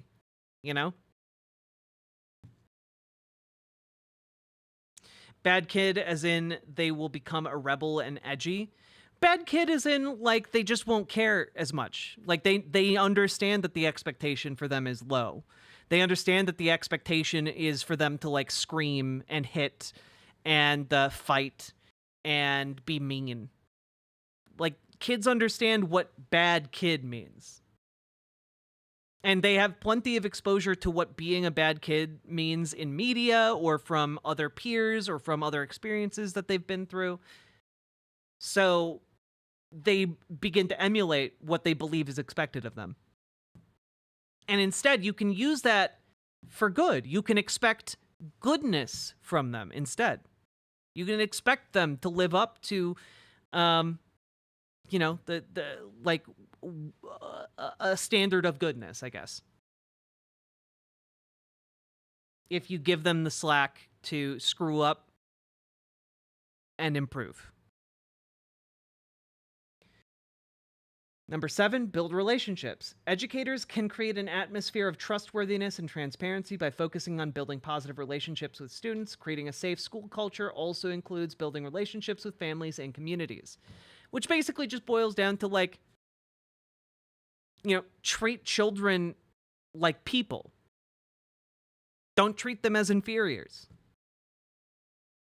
You have a responsibility over them and to keep them safe, but that doesn't mean you are better than them or that you should look down on them. Approach them with respect. And they will generally give you respect in return. Meet students where they are. It is important to remember that students who are exhibiting trauma response behaviors may not be able to fully identify their feelings and emotions. Refrain from asking multiple probing questions that require students to formulate extensive responses. Acknowledge students' feelings and give them time to respond, which is a really great thing. If somebody is having a trauma response, is having like a panic attack, is having like, a meltdown, they're not like, a person of any age is not going to be able to give you a really in-depth like answer for how they're doing. So why would we expect that from a child? You need to allow them time to calm down, and also to like, they might not even have the vocabulary to describe what they're feeling or what's wrong. So you gotta be able to like deal with a student that has zero vocabulary or a lot of vocabulary to describe how they're doing.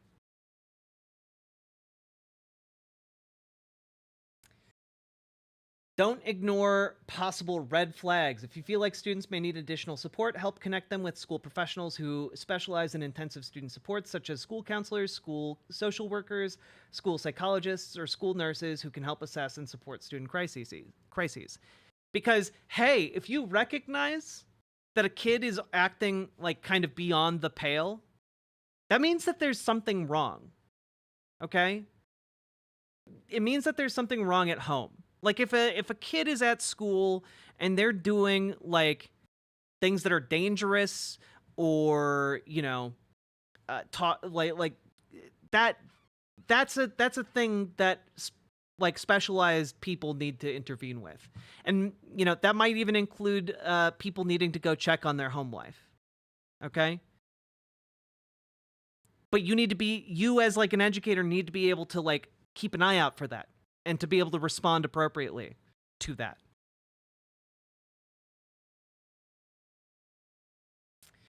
Take care of yourself. In order to support students, educators should acknowledge that their own wellness needs and the practices that they need to continue to engage in their important role in supporting students. This includes school initiatives that support educator wellness and make time and space for educators to engage in wellness. Basically, take care of yourself. 11, encourage staff to be trained on trauma-informed practices. Because guess what? Not all teachers are trained in these. Not all teachers are trained in what that means. And most people outside of education have no idea what trauma-informed responses are. Okay? Or trauma-informed practices, rather. Which is why you can get these two assholes talking about it as if it's like some scary boogeyman. Trauma. So they exaggerate the causes, but they'll say anything from climate change can cause trauma to police tactics can cause trauma. Being born. Wait, sorry. From climate change can cause trauma. Yeah. When you're a kid and you learn that the planet is dying and that like the cute polar bears you see on television might not be able to exist when you're an adult, yeah, that can cause a great deal of like anxiety and fear and nervousness. And the thing is, that's true. Like that, the fact of climate change is true. And so kids might be scared about it, but they need to know about it. They need to know it's happening. It's not a thing you can like hide from them. They also experience the weather, All right?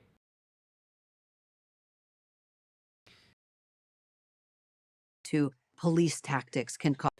Yeah, police tactics can cause trauma because guess what? If you're if you're an African American child and you're riding in the back of your parents' car and police pull your dad over with pistols drawn on your car, having a gun pointed at you, as a child, you generally figure out what guns are because they're prevalent in our media. And seeing a bunch of guns pointed at your dad or at you or at your car in your general vicinity by people who are supposed to be the good guys. As a child, a lot of children, through like Paw Patrol or whatever, think that cops are their friends. So that can be a really, really eye-opening experience in a bad way for a child, for a student, Yeah,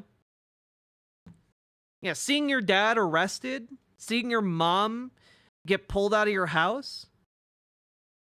Yeah, that can cause some trauma, actually.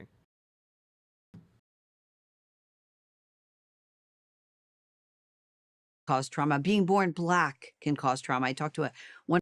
Well, let's be clear here. Being born black doesn't cause trauma in of itself. It's how society treats people who are black. It's the society that treats people who are black poorly that causes the trauma. Again, see the previous example of police tactics causing trauma. Wonderful teacher in public schools who was black, and she finds it extraordinarily offensive. Also,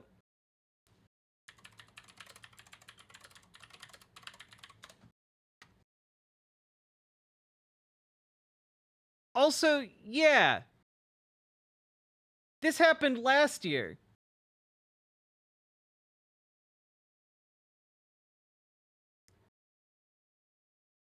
Yeah, I think maybe a 10-year-old child would be pretty traumatized for being arrested for the crime of having a full bladder while outside.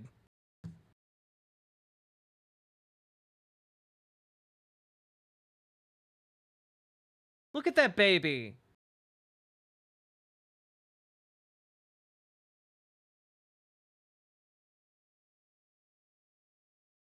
Yeah.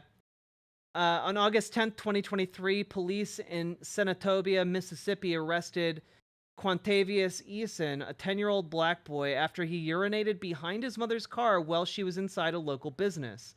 The boy had seen a sign that there were no public restrooms inside. Which, guess what? When you don't make restrooms available to the public, you get people peeing outside. That's what happens when you deny people restrooms. Their bladders still get full, especially if they're children. An officer in the small town about 40 minutes south of Memphis witnessed the child urinate, and after four more officers responded, took the boy into custody. Yeah, although Quantavious' mother was present, the officers placed the third grader into the back of a police cruiser and took him to the local jail, where they held him in a cell before releasing him to his mother. The police do not dispute that the child stood behind a car door and urinated as discreetly as possible.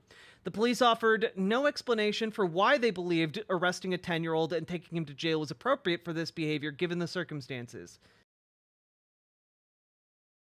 Days after the boy's arrest, Senatobia police chief issued statements admitting officers had violated department policy and training by taking him to jail.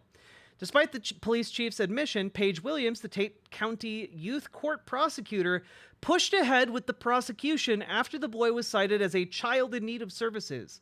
According to the boy's attorney, the prosecution threatened to upgrade the citation to a charge of disorderly conduct if the family pushed for a trial.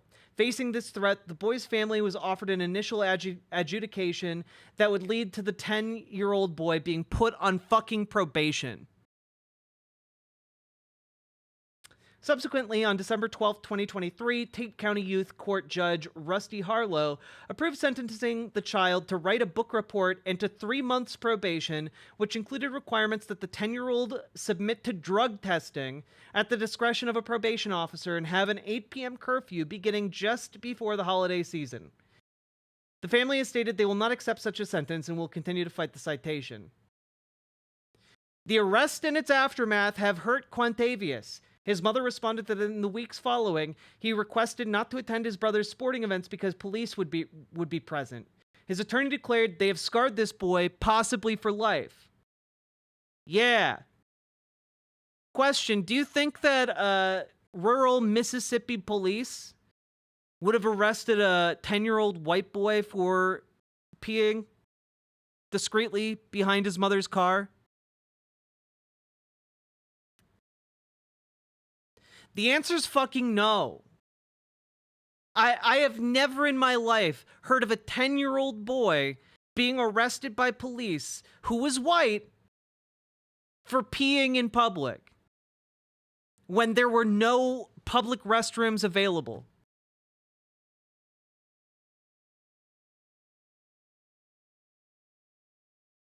I've never heard that happen.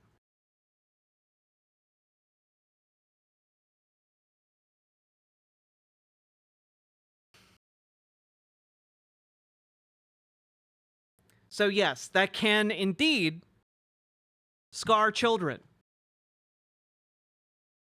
That kids are told being born black in America means you've been traumatized and you have an inherited trauma. But the thing I want parents to know is if kids are Well, yeah, you have an inherited trauma in the sense that our country treated people who looked like you as personal property for 400 years. You know? Or not 400 years. I'm forgetting, I'm having a brain fart about the duration of the transatlantic slave trade. But either way, for a very long time, that in turn leads society to treat you in a different way that scars you. Yeah. sitting around and doing this with their counselor or teacher, well, who was supposed to keep them safe from trauma? The parents. So very naturally. Yeah, but guess what? Not every kid who comes to school has good parents. And teachers have to teach those kids too. This isn't a private school where the school picks and chooses which kids are going to make them look good to future prospective families. This is a public school that has to teach every kid, regardless of their circumstances. It always leads to a criticism, or very naturally it will lead to a criticism of the family, of the parents. Because of course the next question is, where was your mom? Where was your dad when this was? Sometimes your dad was the person traumatizing you. Sometimes your mom was the person traumatizing you. That's the answer to the question. Sometimes it was your dad's best friend who traumatized you. Sometimes it was your aunt on your mom's side who traumatized you. Sometimes it was a sibling who traumatized you. And sometimes, like, the parents just don't know. Sometimes there are acts beyond a parent's control to keep their kids safe. Like, I'm sorry, but acting like, oh, well, you know, because you had parents who let you be traumatized, you know, well, you know what, sucks to suck. No, teachers should be able to teach those kids too. This is disgusting to me. Like, this is so disgusting to me because it is directly an attack on those kids. This is directly an attack on the future of children as a concept. Was happening. Oh, she didn't have time to help me. Abigail, why do you think the system is doing this? Is it just... Why do you think the system is doing this? Because not every kid comes from like a fully functional home. That's why. Some kids don't even have fucking homes. They live in homeless shelters. A thing that is snowballing out of control because people are just losing right for wrong, the ability to discern what's the right thing to do for children? Or is there a nefarious What's the white thing? I mean, right thing to do for children? Industry that is trying to break the family, over-medicate children, empower the government? On What's this your hunch on episode of that? Between Two Karens. Yeah, no kidding. Very knifey duck. Thank you for the $5 dono. Great question. It's an important question. Is this on purpose? Is this people acting together? Here's what I'll say. As a journalist, I try not to speculate. I cannot stress this enough. Abigail Schreier is not a journalist, okay? She is someone with no journalistic training. She is someone who does not do journalism. She just writes shitty books sourced from the most transphobic people she can find. And then she has her career sustained and perpetuated by these far-right propaganda outfits. That's it. On things that I don't have proof of. And here's what I have proof of. If you wanted. What do these people want to do to kids who are from broken homes and or are homeless? They want them to fail out of school and go to jail and become prison labor. That, like, you might think I'm being facetious about that, but unironically, that is the served purpose of the school to prison pipeline. In their mind, like, the school system is supposed to fail kids from bad homes. You know? Bad kids are supposed to fail, and then they'll get what's coming to them.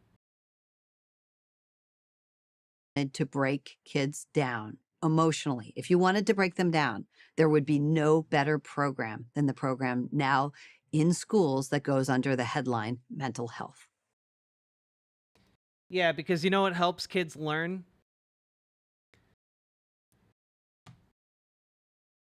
Not having any kind of mental health care. That helps kids learn so good.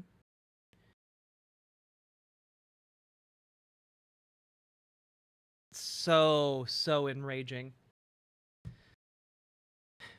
Hey, what if we gave, like, I just to reframe all of this really quickly, what she's essentially saying is, what if we only gave kids half of the medical care that they needed? She's saying, I think kids would turn out better if they only had half the medical care they needed. Do you guys understand how insane it is to say, yes, well, obviously you should have medical care for your any any body issue, but not anything for anything that's going on in your brain. All children have fine brains. What an insane, disgusting, and horrendous thing to advocate for.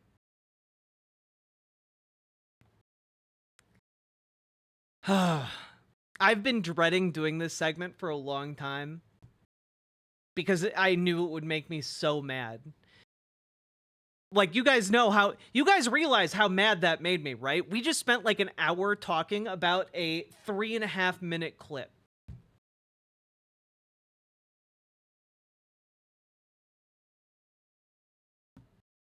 Anyway, fuck PragerU, and this material and these people belong, like, so far away from schools. No person involved with PragerU should be allowed within, like, 500 yards of a school. Disgusting.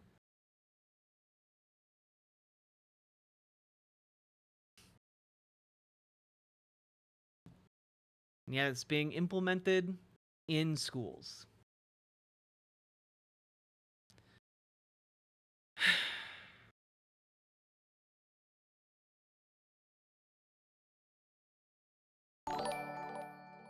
Brianna Arabia, thank you for the $2 super chat. Thank you for all the work you do. I do my best. And folks, we have now been going for 3 hours and 44 minutes and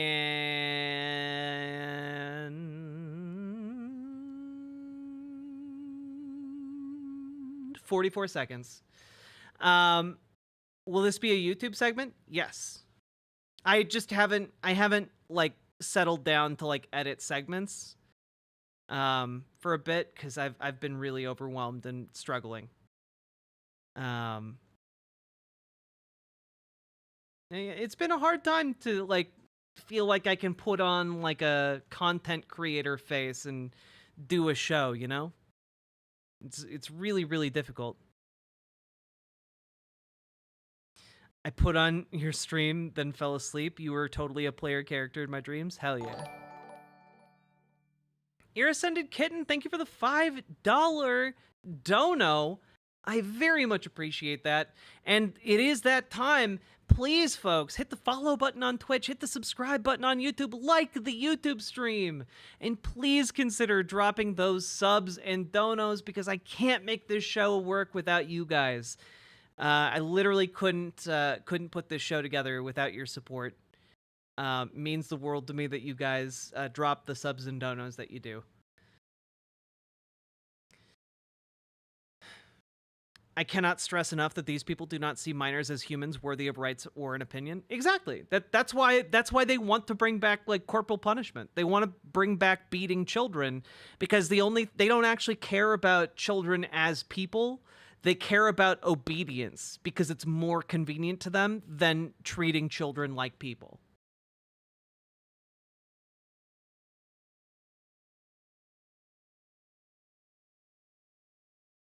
You've been doing all the things? I've been trying real hard, Stout Man.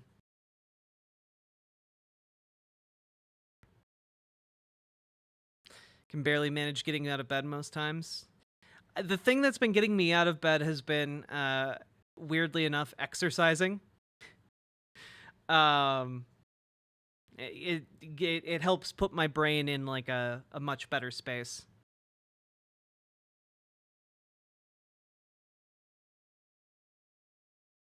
Whoo! All right. Do we got any Oilers? Oilers? Do you have plans for Indigenous Day tomorrow? They children are property of adults. Yeah, I'm gonna go over to and hang out with my partner.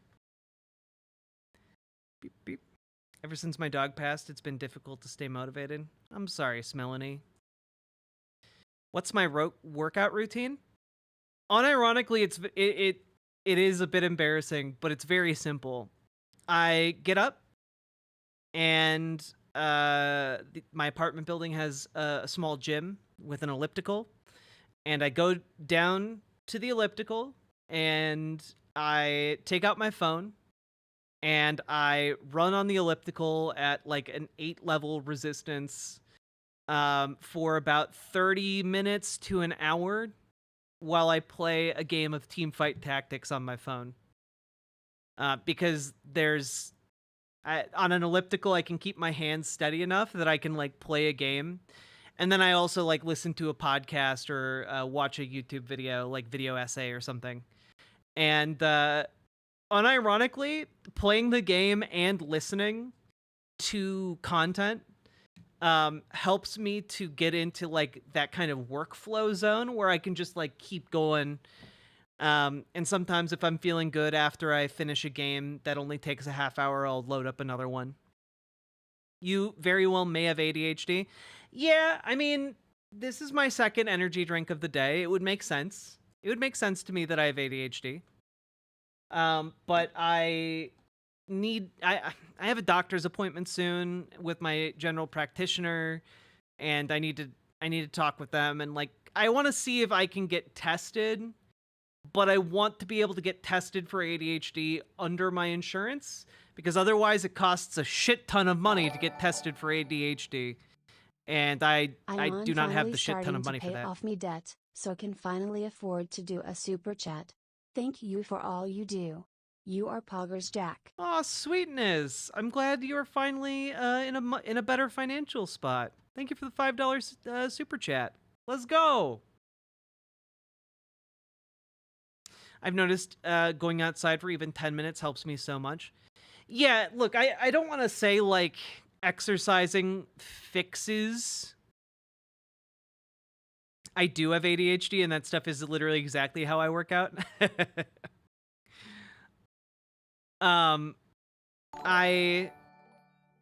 Paladin, or Gregor. Here. As a proud Texas oilman, we have a saying, as dark and crude as Ted Cruz's butthole. BWA. Oh no. Oh no.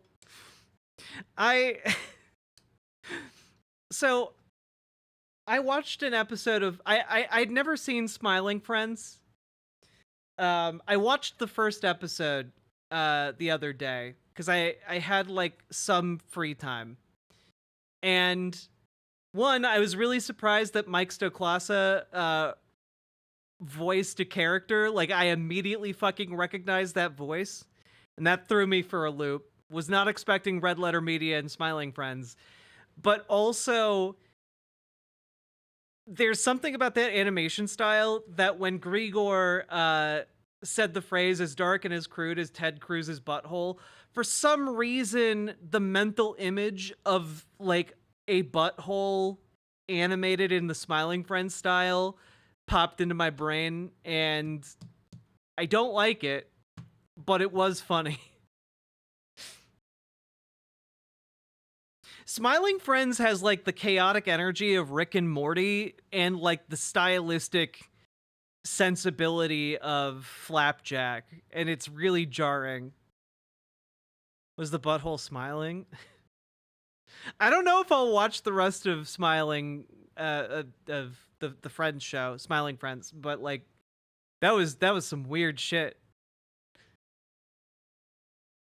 Grigor, thank you so much for your no strings attached $50 dono to stream. I really fucking appreciate it. Really fucking appreciate it. Oh, also, and just another show recommendation for you guys.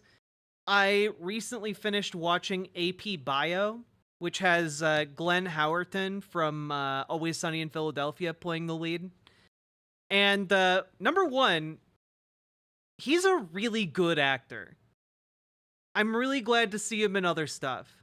And number two, if you tried that show and like bounced off of it because like the first season is really, really dark, it does get into its stride. I really wound up loving that show a lot more than I thought it would. I will watch over the garden wall, don't you worry.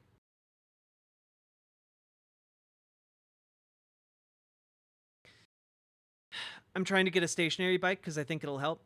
Yeah, I ellipticals give me the running feeling, but like it doesn't hurt my knees. I need some Power of Friendship power up right now, anime style. Oof. Let's see here.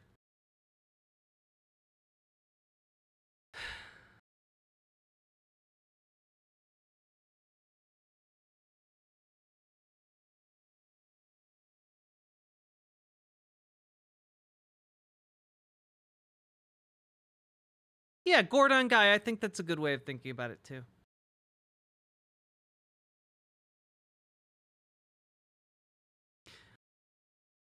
Oh yeah, Brianna Arabia, Abbott Elementary is really cute. It's really cute. I like it a lot. It's also very like warm and light at the beginning, and it does get into a better comedic groove as it goes along. I'm really excited for the Always Sunny crossover.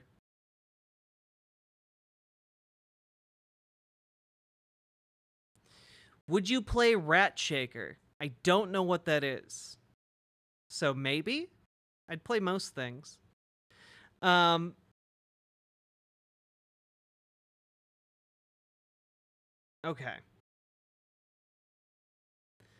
Beep boop.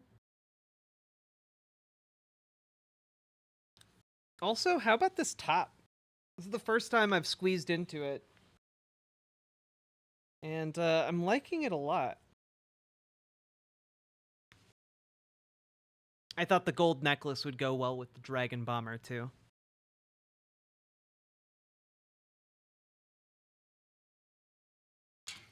Also, the red line, I really like how the red lining pops against the black bodice. It's nice. I like it. I had not tried this outfit before, but I think in the future I will wear this outside.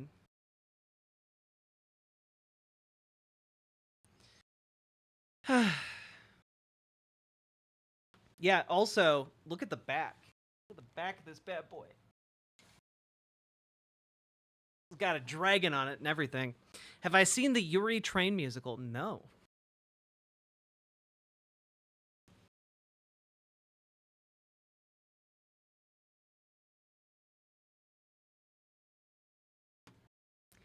All right. I think that's enough PragerU for today.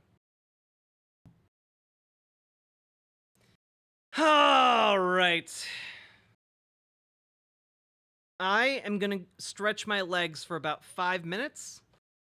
And when I come back, we're going to talk about Donald Trump's plan to invade Mexico. Because for some godforsaken reason, Republicans really, really, really want to invade Mexico.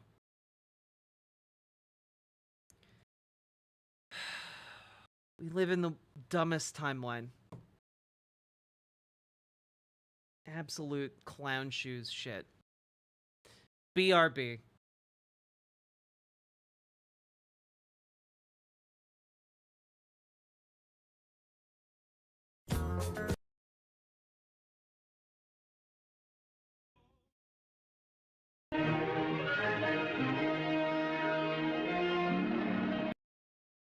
So this is a song that we wrote, that I wrote with my friend Mike Richardson, who's from southern West Virginia, and it's about the coal mining wars in West Virginia in the 1920s, called the Battle of Blair Mountain.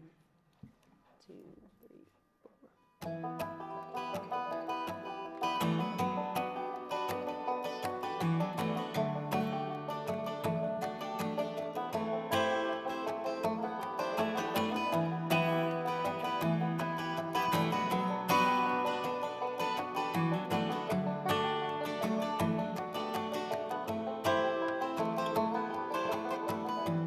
Find a vein, drain the black gold.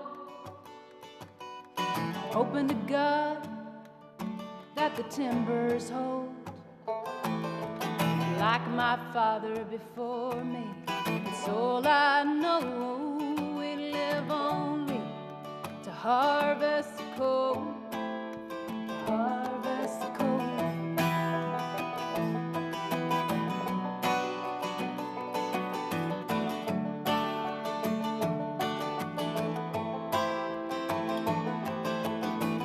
Mine owner's mercy, about as shallow as a grave. We're living in shanty towns, we ain't got no say. The 14-hour shifts, such a meager wage. And Mother Jones can't help us now anyway. Anyway, we'll take the roads, we'll take the trains by force. Oh, deliver us, love, from the gathering stores. Lay down your Bibles, take up your guns. Blair mountain, here we come. Oh, here we come.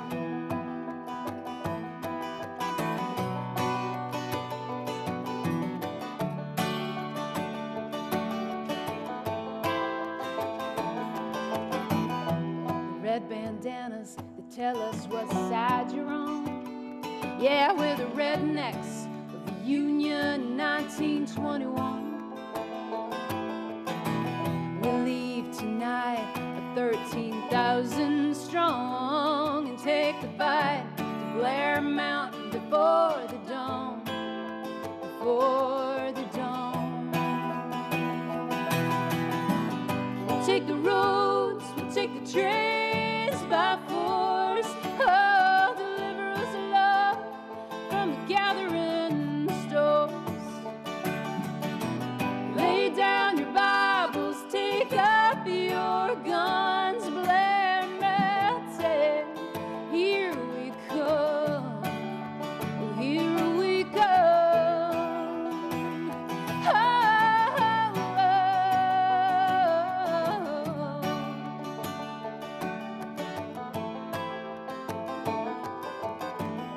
I fight for my father, still buried in the mine.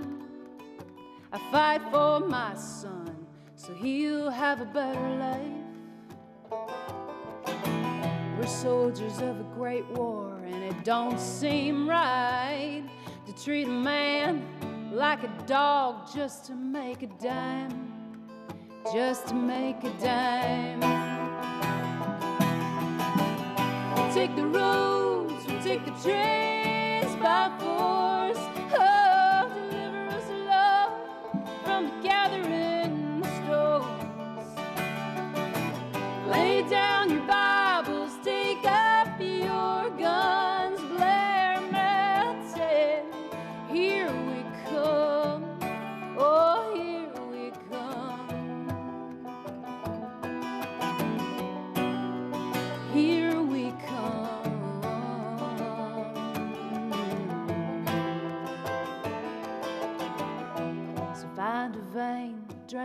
black gold.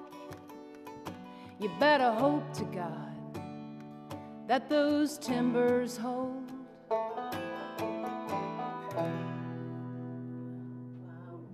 Yeah, wonderful.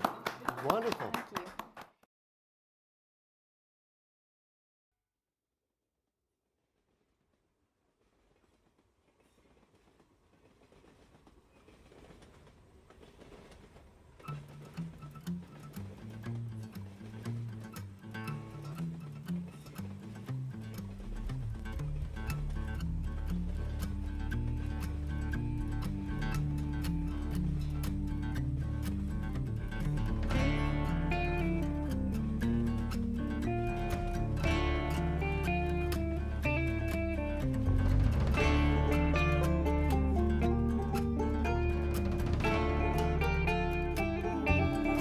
Down in West Virginia, swelling summer sun, air so thick.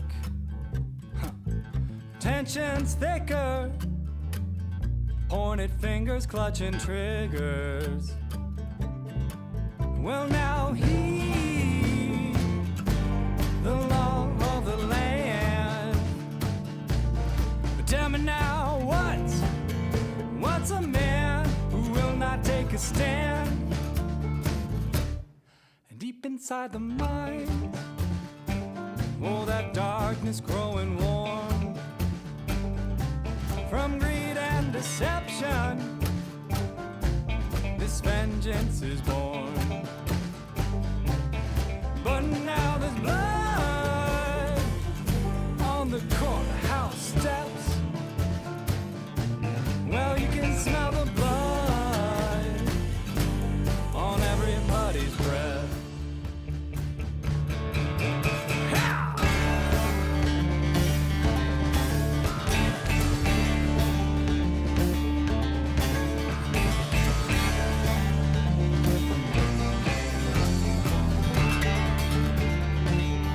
Mother Mary Harris Jones, won't you lead us on? Just like a cold blue steel special that's jogging through the dawn. From far and wide, we'll march side by side. Side by side, we'll be righteous rebels tonight.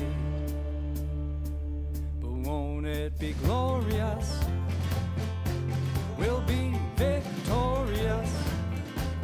And in the shadows of those, from the highs to the lows, they'll write such stories of us. Their words much more than enough to inspire nationwide the lives of those inside of the mind.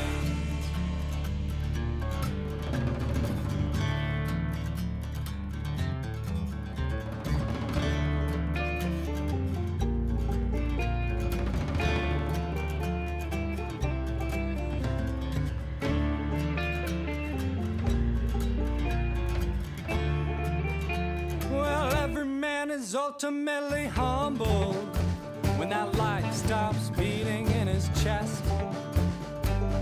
So the living and the pride won't rest till that first dying breath.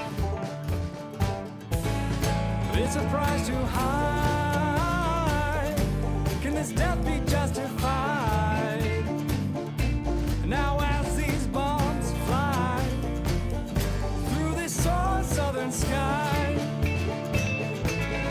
and as our cries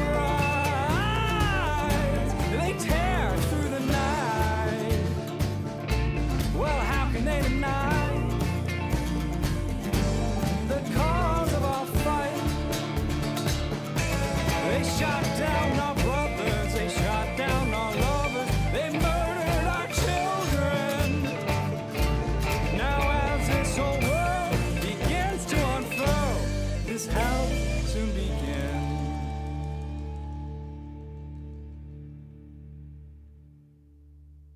But won't it be glorious? We'll be victorious. And in the shadows of those, from the highs to the lows. They'll write such stories of us. Their words much more than enough to inspire nationwide lives of those inside of the mind.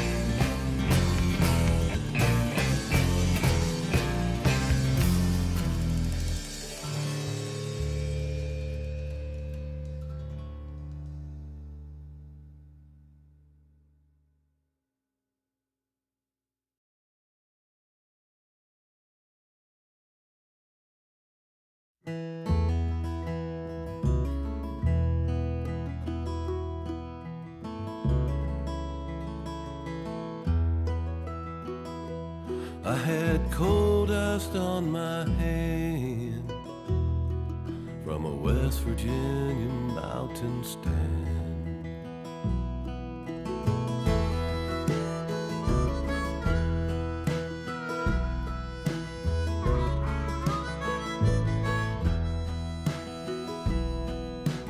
All day long in a deep dark hole,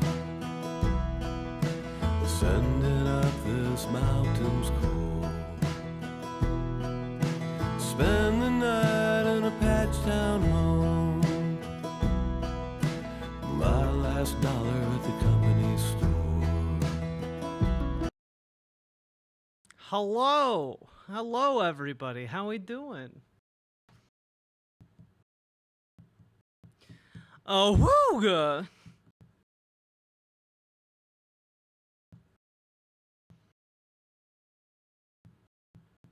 Cute sweater, thanks. I was getting a little uncomfortable. That was a very constricting, like, kind of corset top. So I changed my outfit. The sweater is thrifted, and I think it's pretty cute. Mexican-American War II Electric Boogaloo. Yeah, kinda. Thank you for the $5 dono. I appreciate it, and you.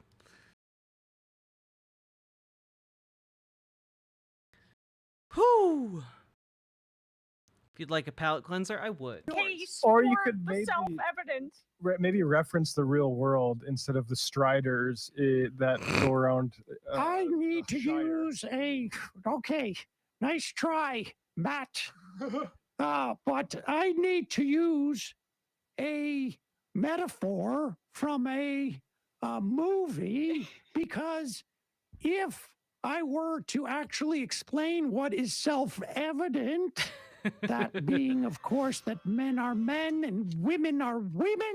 I am no man. And they should be in the kitchen. And all this gender fluidity is a problem. You'll recall I was attempted to be lynched in Canada because of pronouns and forced on a completely meat exclusive diet to regain from my benzo binging and coma. Listen, benzo binging. The point is that if I use real world examples about what is self-evident, then of course I might have to actually address a specific criticism as to whether it's self-evident. But if I talk about the Shire and the hobbits, sort of like little liberals who are all high, gender bending, can you tell the difference between a male hobbit and a female hobbit? No. He's the son of kings. He's the son of kings, protected them all. Therefore, I am in favor of a king. So, ipso facto, look at me. You have no idea how much I have to, how much I like want to reach for the bottle of benzos when I'm looking at Dave Rubin and he's pretending like he understands what I'm saying. We need Donald Trump Jr. in a jet fighter patrolling the skies. I just want to make something that I think is self-evident. Jordan Peterson is not actually literate. Oh, God. It's so true. So true. God, going over that entire conversation was so frustrating. But honestly, I'm here. I'm living for the for the rough retelling of Lord of the Rings via Jordan Peterson, Sam Cedar. Or should we call him Jordan Cedarson? Makes you think. No, don't. Any conservative women you could impersonate? I don't fucking know. I have no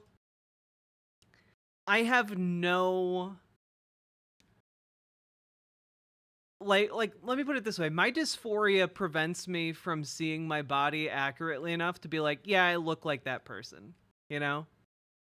Other like people have compared me to like Ronda Rousey or like I don't know. There have been some other ones where I'm like, maybe, I guess, but like, I can't accurately compare myself or figure out who I look like.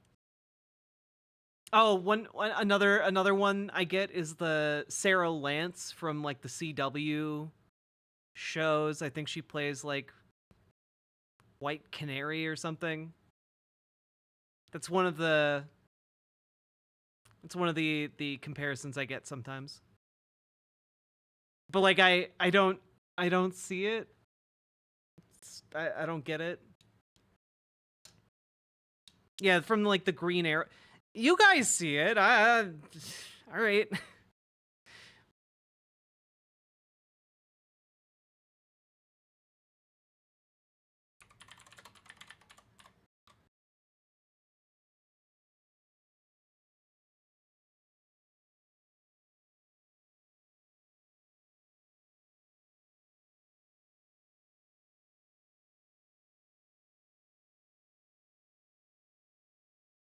Yeah, people say I look like this lady.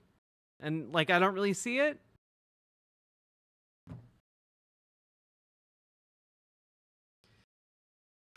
I look like a person and I'm happy about it. Hell yeah. You see it? Really?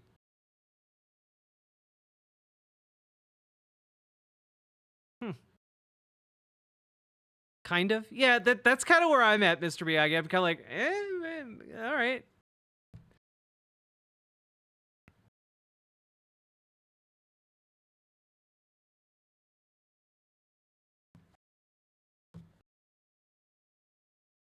We are both women. That's true.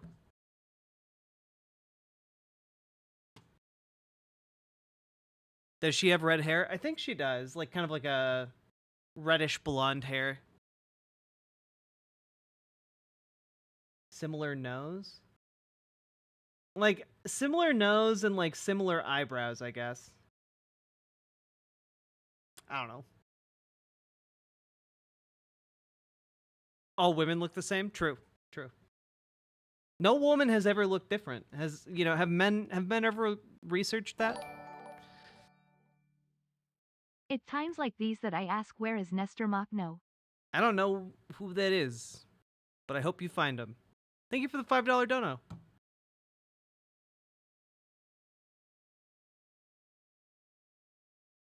Oh, maybe when your hair is down?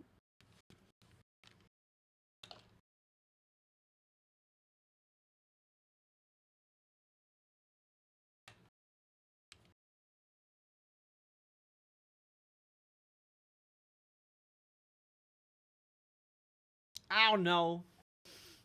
I don't think that helped.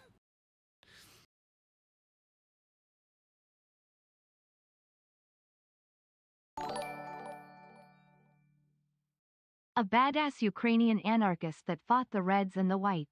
Nice.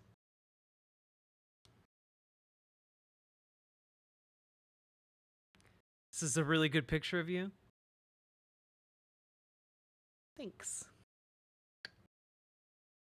Oh wait, I forgot my phone somewhere. Let me grab that.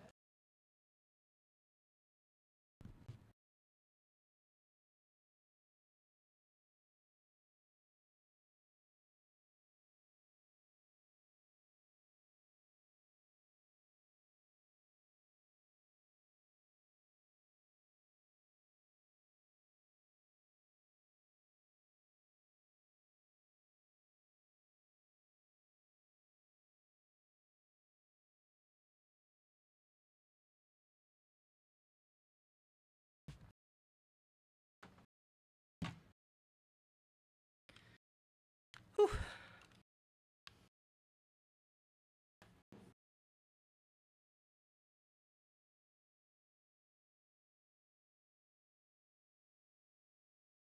Sweater's cute. You all are cute. You bear a passing resemblance to some streamer named Riverboat Jack, so you're saying I pass.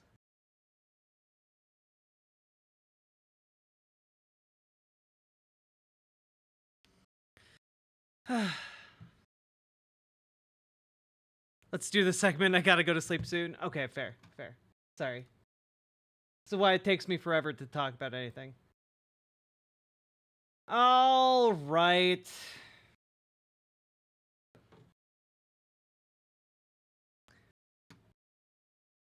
So, folks.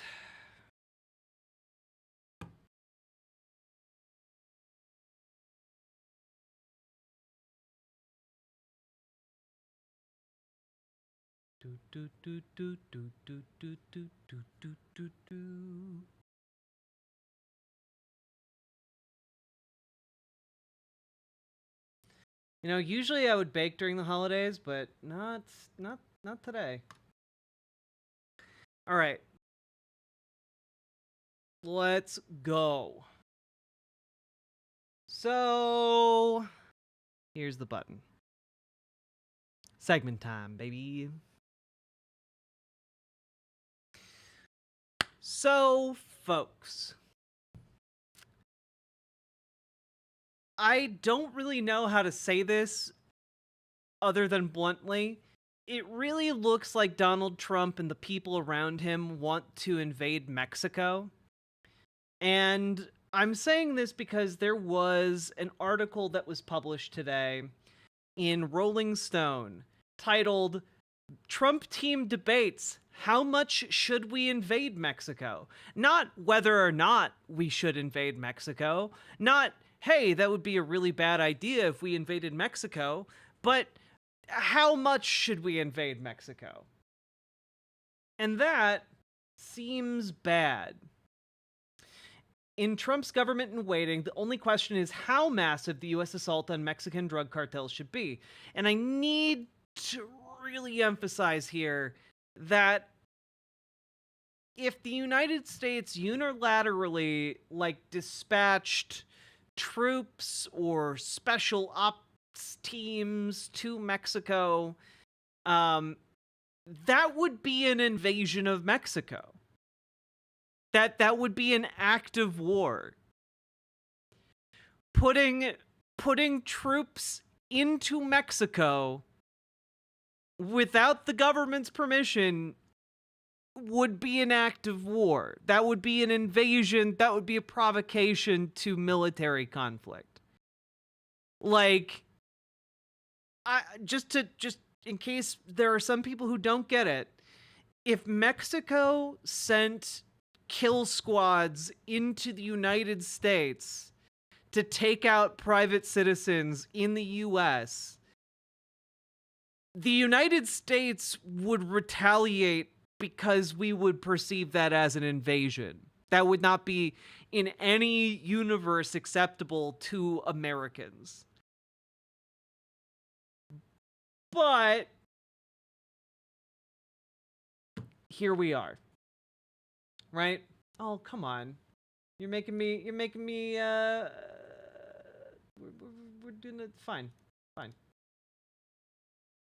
Just gonna open it in an incognito tab.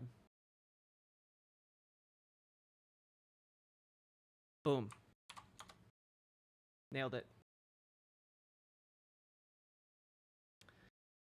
With Donald Trump's government in waiting, there is a fresh debate over whether and how thoroughly the president-elect should follow through on his campaign promise to attack or even invade Mexico as part of the war he's pledged to wage against powerful drug cartels. Boy, if you voted for this guy because he was the anti-war candidate, do you look silly? Do you look silly? How's that panning out? How much should we invade Mexico? Says a senior Trump transition member. That's the question. This is something someone said on the record. Someone said this to a reporter. Someone high in the Trump transition team. It's a question that would have seemed batty for the GOP elite to consider before, even during Trump's first term, which I need to remind you all, we heard rumblings that they wanted to bomb or invade Mexico during his first term.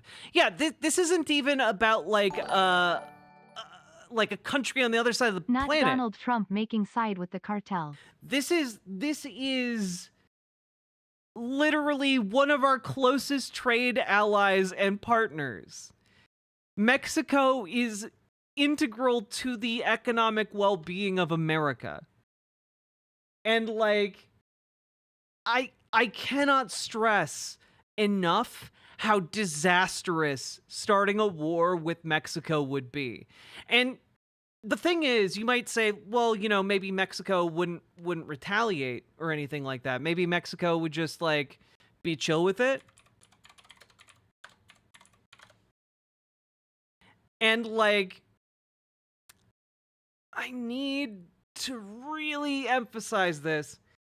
If Mexico really wanted to, they have the capability of making nuclear weapons.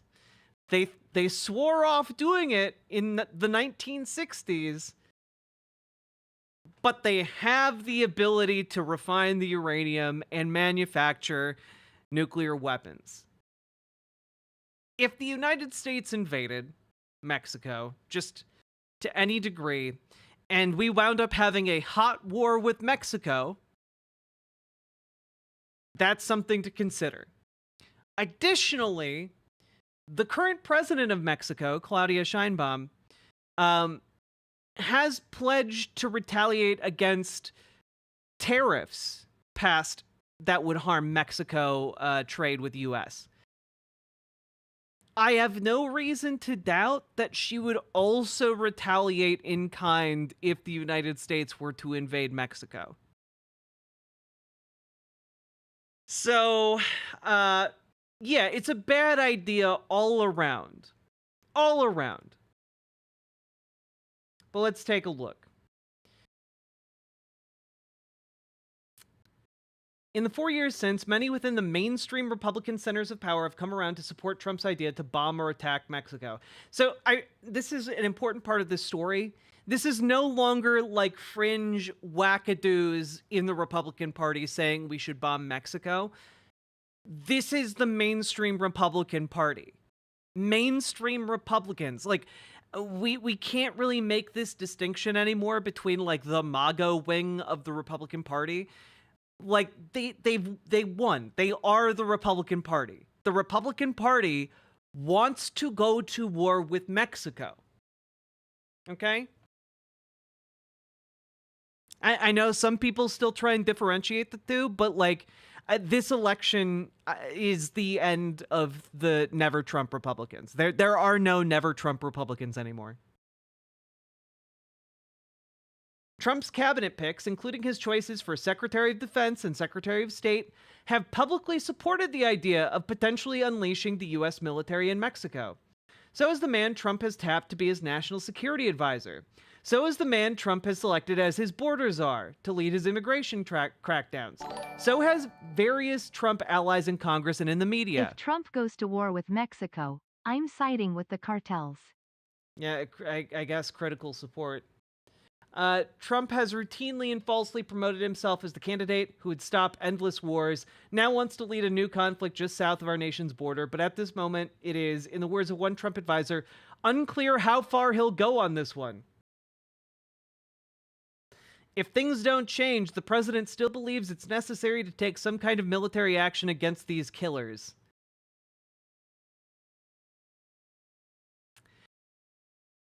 This would be unprecedented.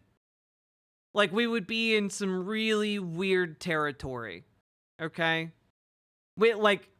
Just, taking the fact that Mexico can make nuclear weapons off the table, taking the economic impact off the table, etc. Just really want to emphasize that this could really get bad in a lot of ways. Let me just pull this up.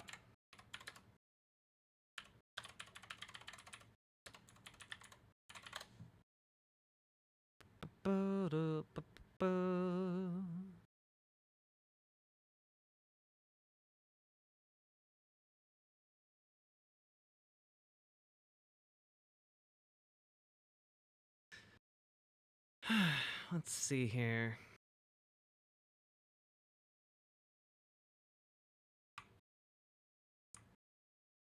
Oh my god, why? Why is it so difficult to figure this out?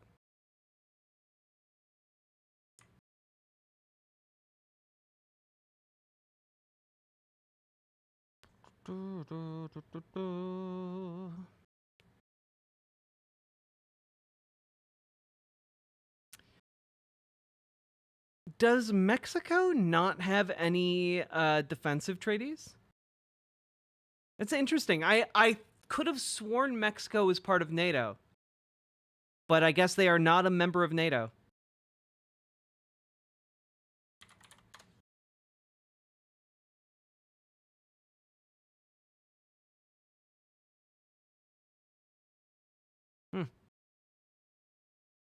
Weird.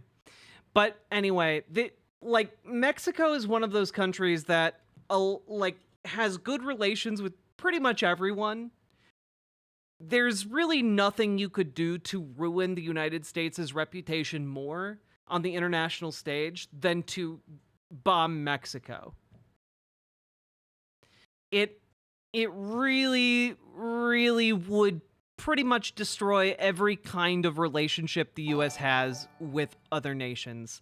There'd be no coming back from it. Black and brown nations into NATO. Well, I don't think that's true. Let me just take a look.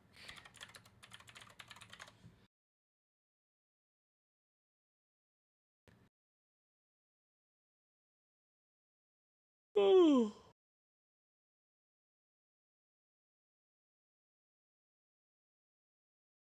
Yeah, there was a push in 2020 to get Mexico to join NATO, it seems, but they did not, in fact, join. Largely because that push happened in 2020, and a lot of faith was lost in the United States after Donald Trump. Another source close to Trump describes to Rolling Stone what they call a soft invasion of Mexico, in which American special forces, not a large theater deployment, would be sent covertly to assassinate cartel leaders. Indeed, this is a preliminary plan that Trump himself is warmed to in private conversations this year. Good golly.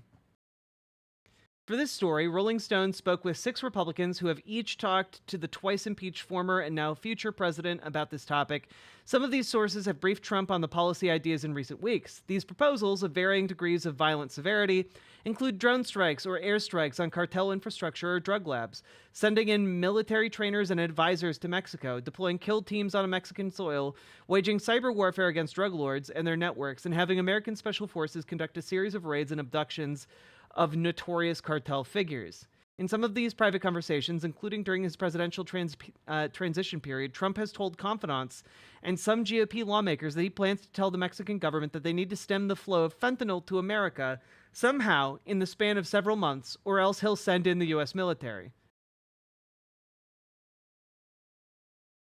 Yeah, as Rolling Stone has reported, since at least last year, Trump has solicited specific battle plans and different military options for, quote, attacking Mexico. Like, keep in mind here, what they're talking about is not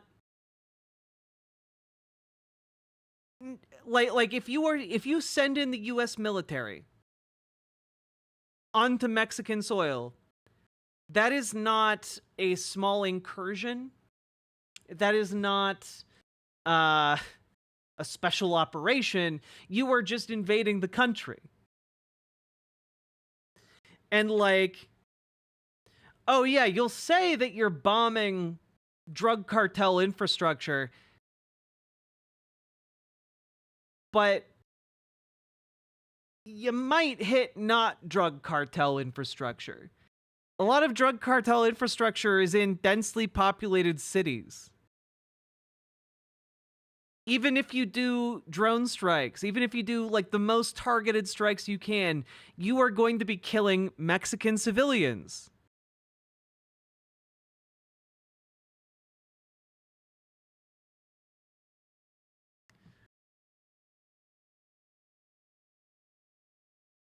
And if you are soliciting plans to attack Mexico, let's not pretend that they're just going to attack drug cartel infrastructure.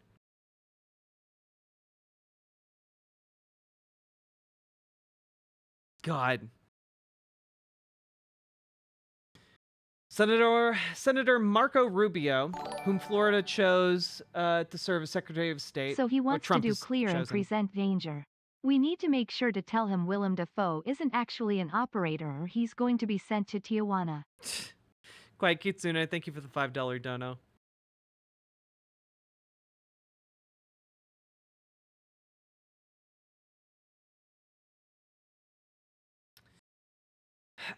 Marco Rubio has endorsed the idea of sending U.S. troops to Mexico to combat drug cartels under the condition that there is cooperation from the Mexican government, and that such operations are done in coordination with the armed forces and the Mexican police force.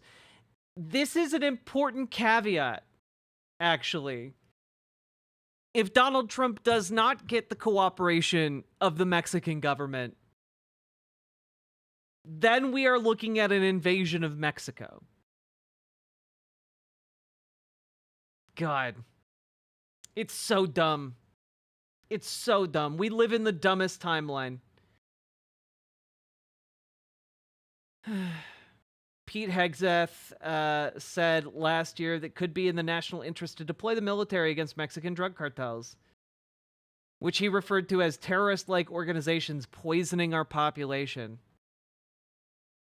I really don't know that the American military would go along with that. I don't think so either, except that we also know that Pete Hegseth, in Trump's ideal world, would be purging the military of people who would disagree with doing this plan.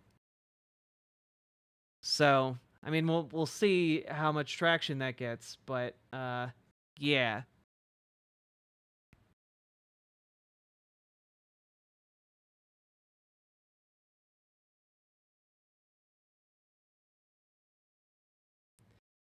If it takes military action, that's what it may take eventually, said Hegseth. Obviously, you're going to have to be smart about it. Obviously, the precision strikes. But if you put the fear in the minds of the drug lords, at least as a start, and they can't operate in the open with impunity, it changes the way they operate. You combine that with actual border security, now you're cooking with gas and you've got a chance. No, you're literally not cooking with gas, because most of the people trafficking the drugs across the border are American citizens, not Mexican cartel members. Oh my God. The reporting on this is wild. I wouldn't necessarily, like, this at least, I wouldn't necessarily hate. Representative Mike Waltz last year co-introduced legislation to create an authorization for use of military force to target Mexican drug cartels, asserting it would give the president sophisticated military cyber intelligence and surveillance resources to disrupt cartel operations that are endangering Americans. I don't, on paper, have anything against the U.S. military using cyber warfare to bring down cartel operations. I think that'd be fine. But I somehow get the impression that that is not what Donald Trump wants to do.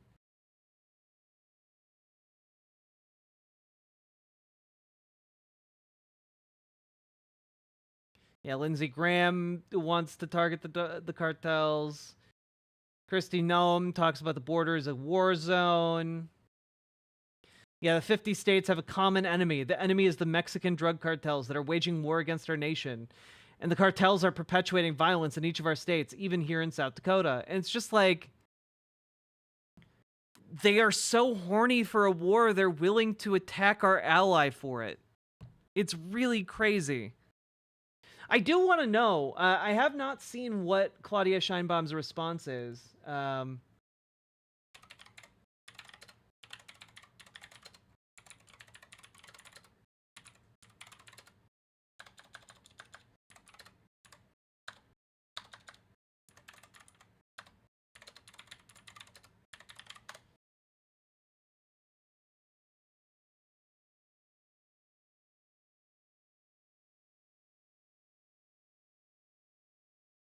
Okay.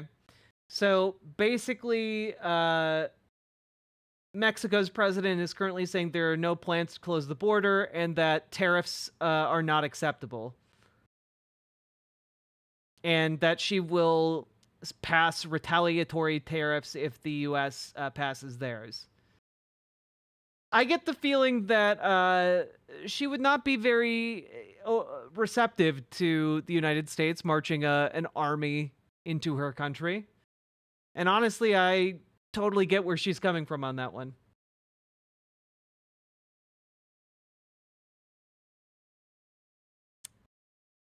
Yeah, no, I don't think that she has responded publicly to the indication that they want to bomb Mexico. Cool. Cool. How big are Mexico's armed forces? Good question.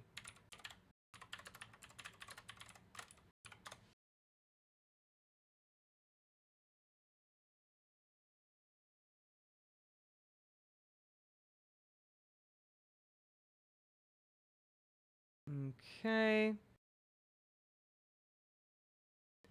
Oh my God.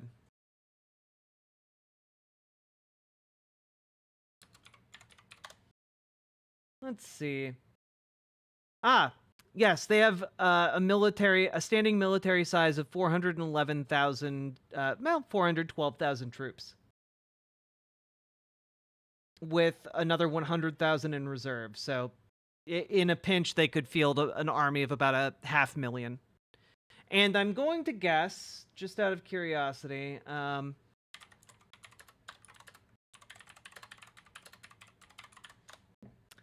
let's see. And they also have a newly formed National Guard that adds an additional 133,000 personnel. And they have, technology comparable to ours. So, it would not be a good idea to engage in a hot war with Mexico.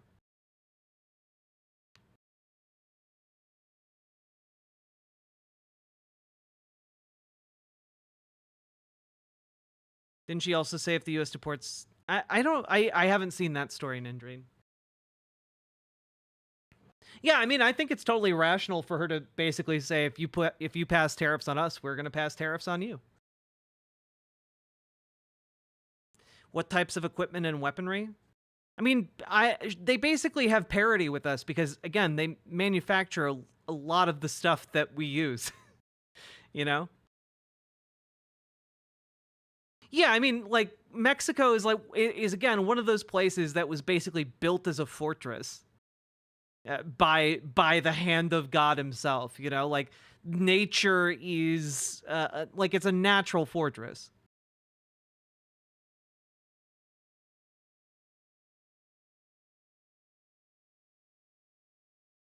Don't tell me he's trying to be the new Netanyahu. Well, Samira's Web, I was kind of getting at that earlier. It kind of, what it seems like Trump wants is essentially like a drone war where they continually say, essentially, we're hitting Mexican drug cartels. Look at us go. Even if like the bombs, destroy a school, they're just gonna be like, it was a Mexican cartel school. I get the feeling that they're going to copy Netanyahu's playbook. The Trump administration is a huge fan of Netanyahu's work, and I could see them pulling from that if they were to engage in a bombing campaign of Mexico. Yeah, I mean, honestly, like, very knifey duck, like, unironically, we could get a statement like there were cartel tunnels underneath that preschool.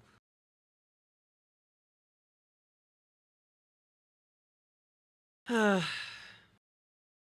still do not think Trump legitimately won. I have not really seen any compelling evidence that Trump didn't legitimately win. And frankly, I believe it. Kamala Harris's messaging was pretty goddamn weak.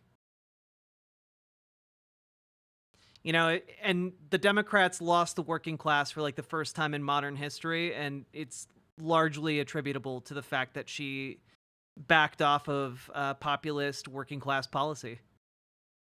Stop talking about it. There are a lot of other factors, but I think that's the main one. People like guys, if she had kept on with the economic messaging, people would not be furiously Googling what's a tariff immediately after Trump got elected. Okay, they had no idea. All they heard was taxes go down, China pay. That's it. And they didn't have any other kind of narrative to run with from Kamala Harris. Good night, sweetness. Well, yeah, especially like when you have no competing economic narrative other than you're doing great. Shut up. You know?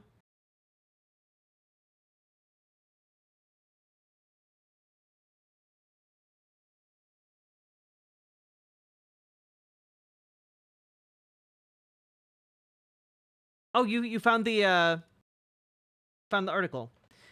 Mexico ready to receive deported Mexicans from U.S. if necessary. Mexico has a plan to receive deported Mexicans from the U.S. if President-elect Donald Trump launches mass deportations of immigrants living in the U.S. Let's see. Mexico is also preparing to show the Trump administration that mass deportations were unnecessary, emphasizing the importance of Mexicans in the U.S., including the value of taxes they pay. Quote, we will receive Mexicans and we have a plan for it, but before that, we will work to demonstrate that they do not have to deport our compatriots who are on the other side of the border. On the contrary, they even benefit the economy of the United States, which is true. She's not wrong. It's just that U.S. media never talks about it because it's manufacturing consent for these mass deportations. Let's see.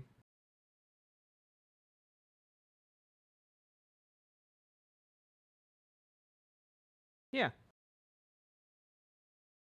What, like, honestly, President Scheinbaum is such a class act. That's a goddamn leader right there. Necosaurus, thank you very much for the raid. Welcome, raiders. My name's Riverboat Jack. I'm a socialist, and I talk about the news and politics. And we just finished talking about one of the dumbest news stories of the year, of the century.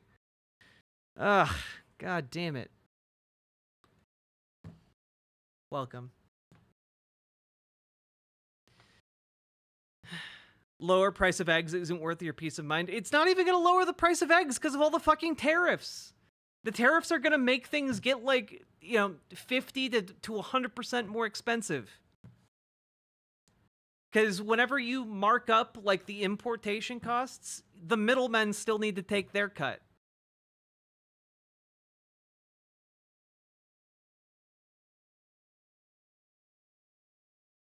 Yeah, bird flu is also not going to help. I really, really hope that if Trump is in office, we don't get like human-to-human transmission of avian bird flu. That would really be the worst timeline. Because if that happens, there's going to be no public health response that is adequate.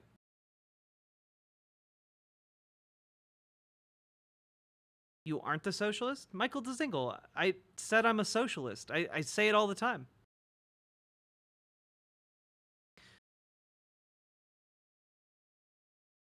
Thoughts on the small wall of text?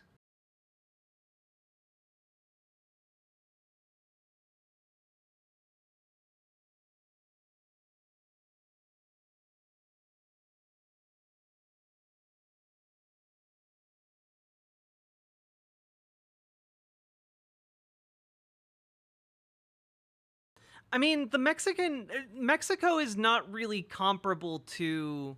My understanding is that the cartel situation in Mexico is not at all comparable to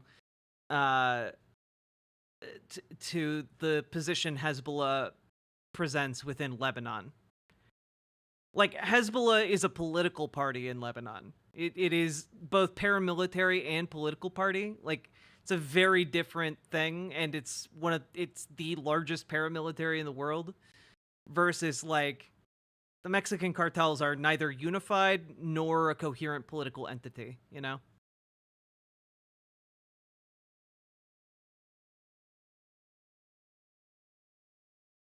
Oh, I mean, if bird flu happens, we're just really fucked in a way that's really difficult to wrap your head around. Because we would have no. I was watching a talk from a microbiologist earlier today, and he was talking about how basically the big worry is that if avian bird flu is contracted by a human who also has the flu, like the traditional flu, there could be a cross-pollination, and it could become a very contagious illness to which none of us have essentially any kind of immunity response. And it would be very, very bad. Well, there's a difference between having bird flu and what could happen if that child were to also get the traditional flu and the two germs, borrow from each other. That would be very, very bad.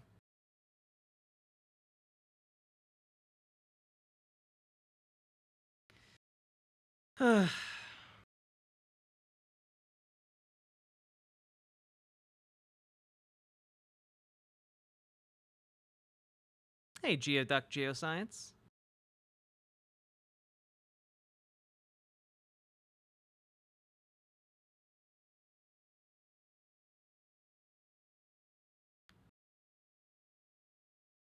It'll be a World War I pandemic ×2. Yeah, it's really, really bad.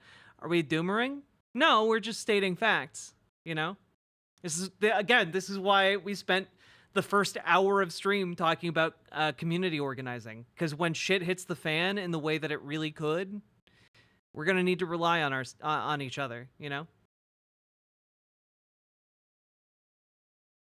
And we're going to take it one step at a time. No reason to freak out about it until it happens.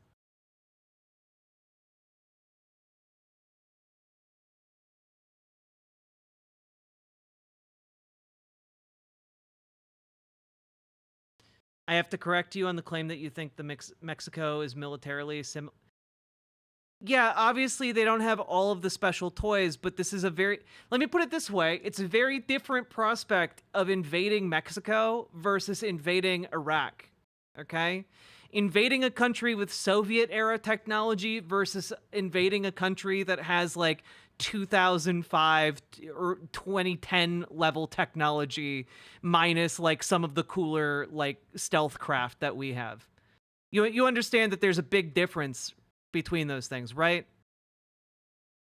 You understand that the point I was trying to make by talking about how they're similarly armed is the fact that they make a lot of the shit we use. even militarily, they make a lot of the military shit that we use. And they have a lot of the military shit that we use in a way that Iraq and Afghanistan did not. Like, obviously, they don't have, like, the shiniest new gadgets, but guess what? We were beat by the fucking Viet Cong. And they lived in the woods with, like fucking bamboo traps, okay? All I'm saying is, maybe it's bad for us to go up against an opponent that is far more in parity than that with us on their home turf.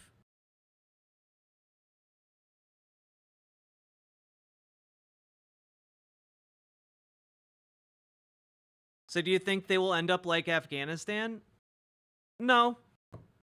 I don't. Look, if we do invade Mexico and get into a hot war, then no, we're gonna get our asses kicked.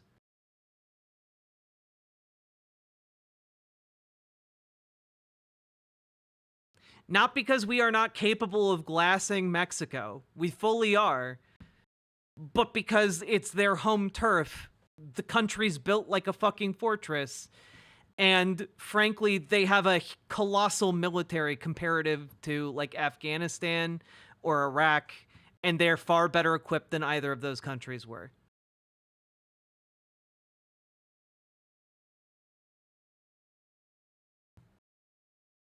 No, it would be way worse than Vietnam, Mr. Miyagi. Like, again, Vietnam, they had literal wooden stake traps. You know, they also had guns, but like wooden stake traps ultimately won the day. When glassing Mexico caused massive radiation drift into the US, depends on the type of nuclear weapon used. Not all nuclear weapons cause radiation drift. We also have a long history of getting our asses kicked. Yeah, we really fell off after we stopped opposing monarchy.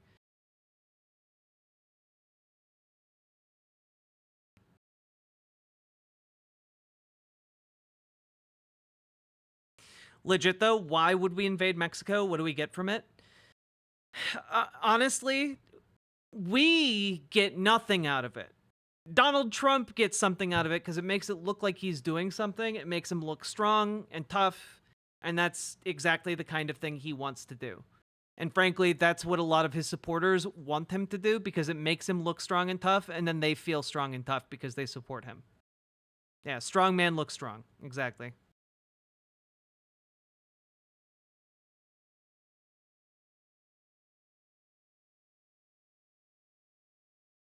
And the military-industrial complex gets a lot out of it.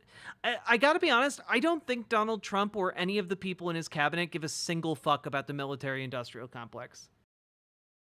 They don't care about giving handouts to, like, other corporations. They're in it to pillage for themselves, you know?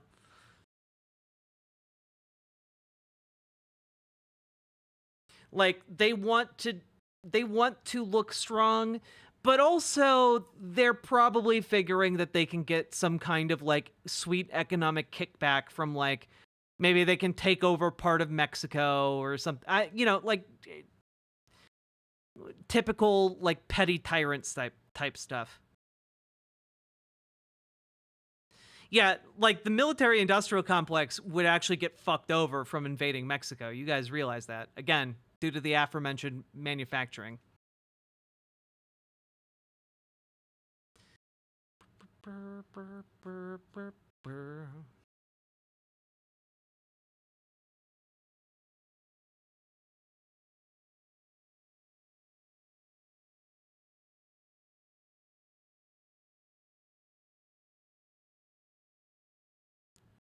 Well, we did take over part of Mexico. It's called Texas. Yeah, they want to make new Texas. It is dumb. And unfortunately, we're kind of stuck at the whims of these madmen.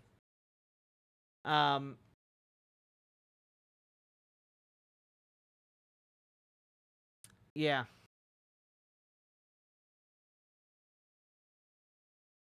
And I mean, like, the tariffs are gonna come through too, you know? Like, one of the things that a lot of people were like, "Oh man, how could we have seen this coming? We never could have realized that the Trump tariffs were going to destroy the economy." And it's like, guys, here's an article from Politico from 6 years ago. During Donald Trump's last presidency, new bipartisan push launched to freeze Trump tariffs.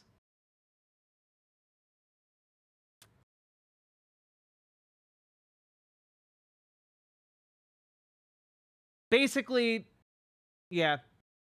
The president's proposed auto tariffs have the potential to inflict serious damage on a booming industry in my state and other leading auto-producing states like Tennessee. And I realize that folks affected by these proposed tariffs are looking for a silver bullet to stop them dead in their tracks, Jones added. Right now, the only silver bullet in this case is for the president to change his mind.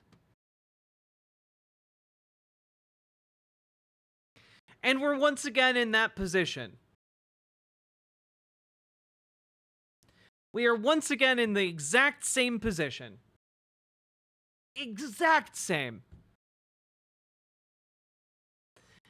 And we now have to just kind of wait and weather this this time of tribulation, essentially. And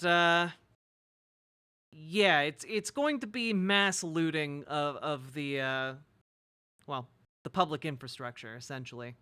Mass privatization is basically what's on the menu. I don't even know what he gains from those tariffs personally. What he gains from those tariffs is the ability to dole out exceptions to the tariffs. What he essentially becomes is the kingmaker. He can create monopolies within the United States of companies that can bypass the tariffs if they kiss the ring. It's basically a way of consolidating more economic power around his position. You know? The tariffs are a threat, yes, but avoiding them is a reward, you know? It's a carrot and a stick.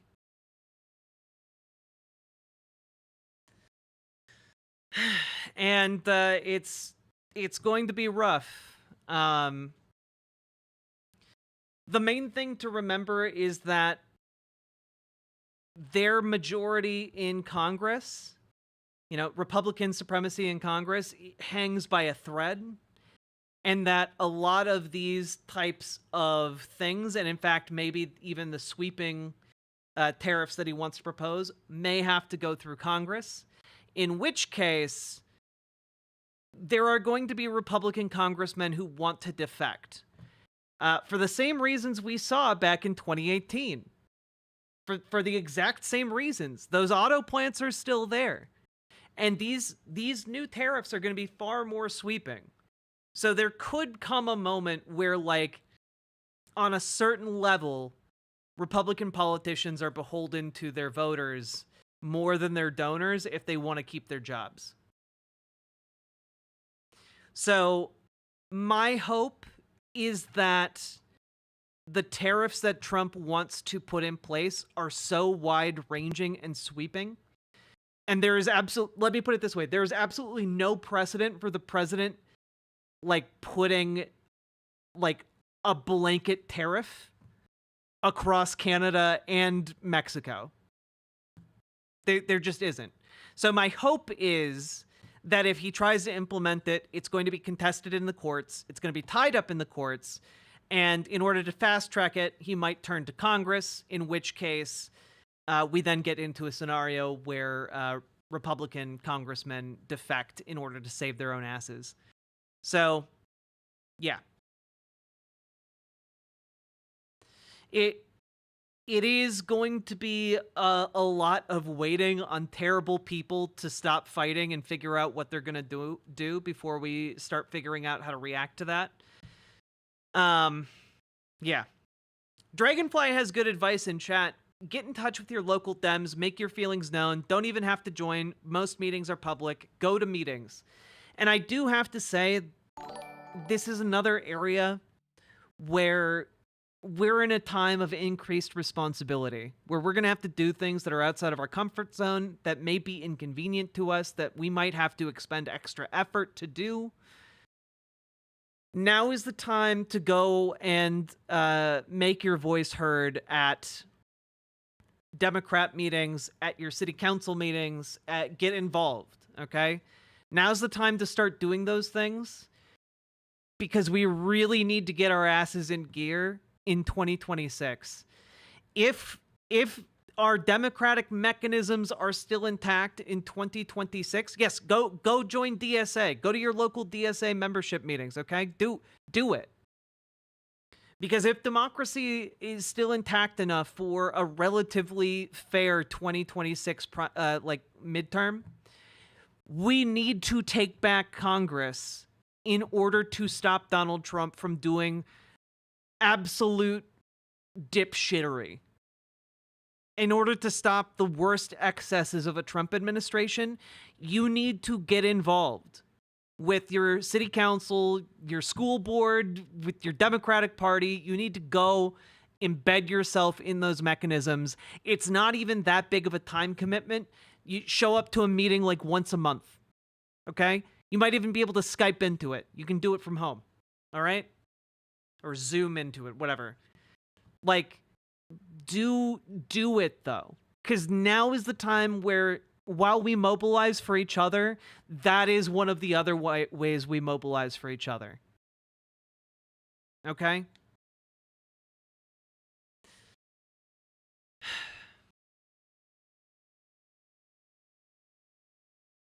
I feel like the last election shows that the Dems are actively trying to push back against progressive messaging, though. They are. But that's exactly why more of us need to get into politics, okay? The reason MAGA took over the Republican Party, it fundamentally boils down to the fact that MAGA people are crazy and they showed up to Republican functions. They showed up. They were irritating. And ultimately, they pushed out moderates and converted moderates. And we need to do the same thing in the Democratic Party. You know? Get involved with DSA. Get involved in your local Democratic Party. And push them. They're trying to push you out. Don't let them. Push them out. We need to make it clear that the time for Nancy Pelosi, the time for Hillary Clinton, the time for Kamala Harris has passed. We need something new. We need something better. And the way to do that is getting involved. It starts with getting involved on the local level. Your local Democratic group.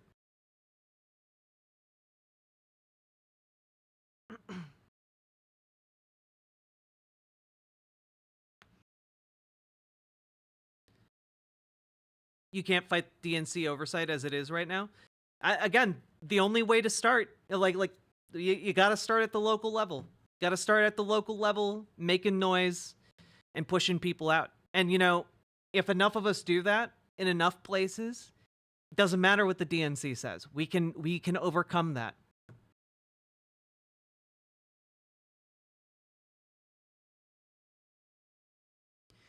There's a lot of separation for leftist and Dems. How do we unify everyone better? Some people are very firm in not unifying. Well, frankly,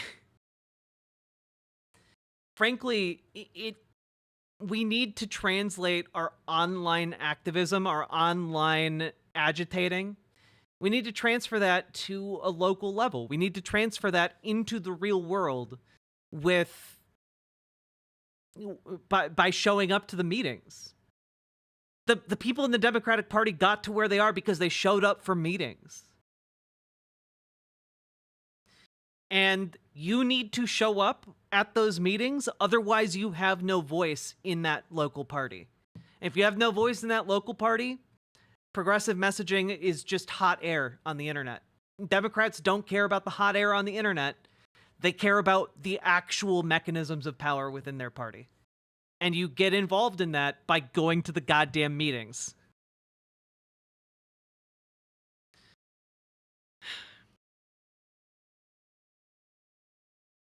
Local party, yeah, exactly, Dragonfly. Local party orgs vote for delegates. You can be a part of the local party org, and you can be a delegate. Yep.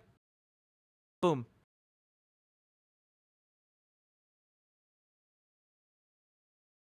My niece basically asked why non-workers shouldn't die or be killed. I started explaining and crying. Oh God, I'm sorry, John Smith. It's a really difficult answer, or really difficult situation.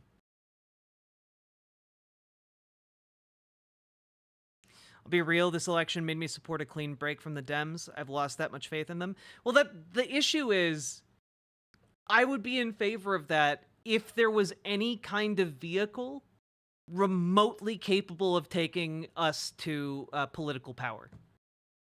There's not. We have the vehicle we have, and it might be a piece of shit, but our options are either to get that piece of shit to work for us, or just to roll over and die, effectively, on an electoral sense. That's, I mean, that's kind of the way it crumbles, cookie wise. Yo, Nindreen, you're running in your local election in 26? Let's go! I'm so proud of those of you who put yourselves forward and actually do the work.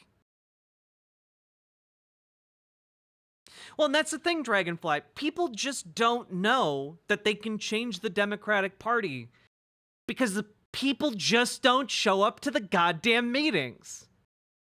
Like, all I'm telling you guys is if every single leftist who complained online showed up to their local Democratic meetings, do you know how quickly the Democratic Party would change? Are you fucking kidding me? The amount of energy I see from people bitching and moaning every single day on social media, if you actually channeled that to bitch and moan to the people who are actually in your local Democratic Party by showing up to the meeting to bitch and moan at them in real life, you would change the Democratic Party. Like, you can use your online posting and complaining skills for good. You just have to do the one thing, which is show up. And now, like we're beyond the election season, right? Now is the time when you need to show up to start the process of changing the Democratic Party. Because if you wait 2 years, if you wait 4 years for the next elections, it's already too late. Now is the time to start.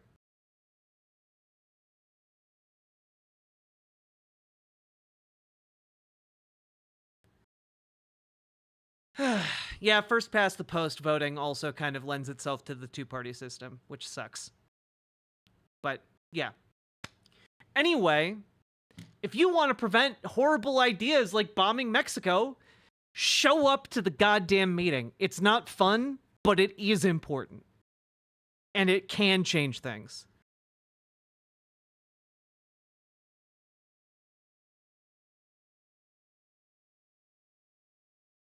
Run in your state legislatures? Yeah. Do it. You know, there are a lot of seats where Democrats are too afraid to run. Consider running in those districts. Why the fuck not? If you got the time, you got the energy, give it a shot.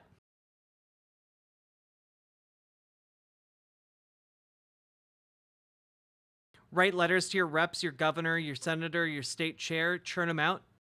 Yeah, a lot of these people also have phone numbers. Call the phone numbers, like every week.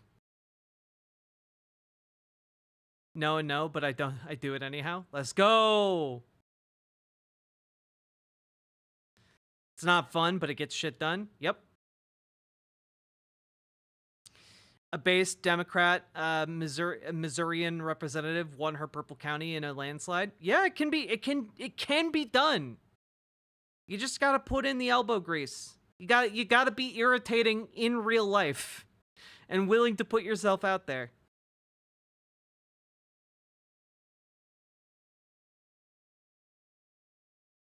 Anyway, I know this isn't a popular position, and I know it's not a fun piece of advice, but like if you are genuinely interested in making progressive politics more normalized, you have to show up in the halls of power.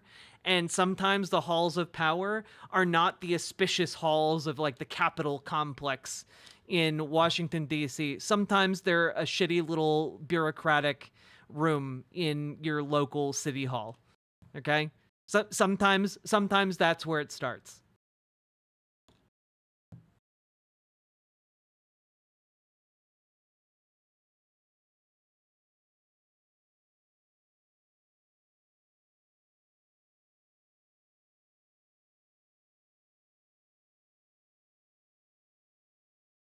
Yeah, as far as likes and reskeets get change, they only get change insofar as they motivate people to actually do something, you know? Irritating. I'm so good at that. Yeah, let's go. It's not a popular position because people are lazy. You know, I don't think that people are lazy. I think that people are overworked, and I think that it's hard. It's an easy ask on its face, but I know it's hard. And I think that a lot of people are unwilling to take that extra effort because they believe that change is impossible. And I think my number one goal here is to make sure you guys know change is not impossible. It is only impossible when you don't show up. I think it's time to give my state a DSA chapter. Let's go! Yes! DSA is an excellent vehicle to consolidate power for change in the Democratic Party.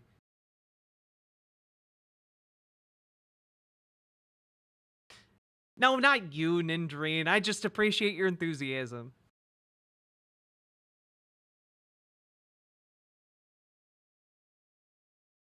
Yeah, Gamerg knows DSA is a great vehicle to like flip local level, and once you start flipping local level, you get closer and closer to flipping state level.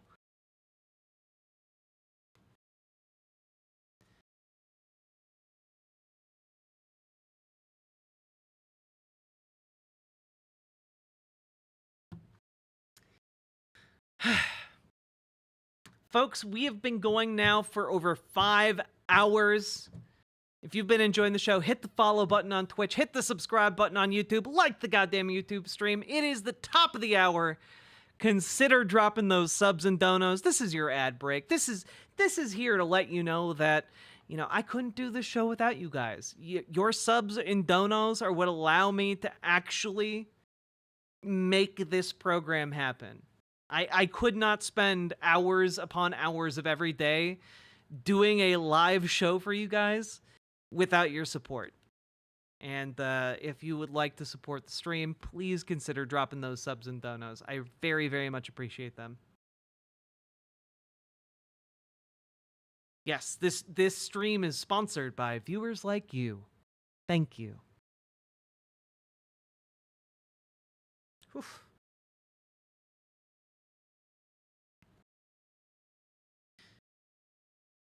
What does DSA stand for? Democratic Socialists of America? Right? I believe. Last I checked.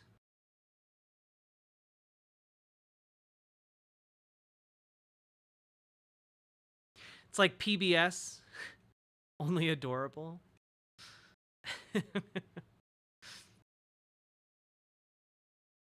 Support your local trans streamer.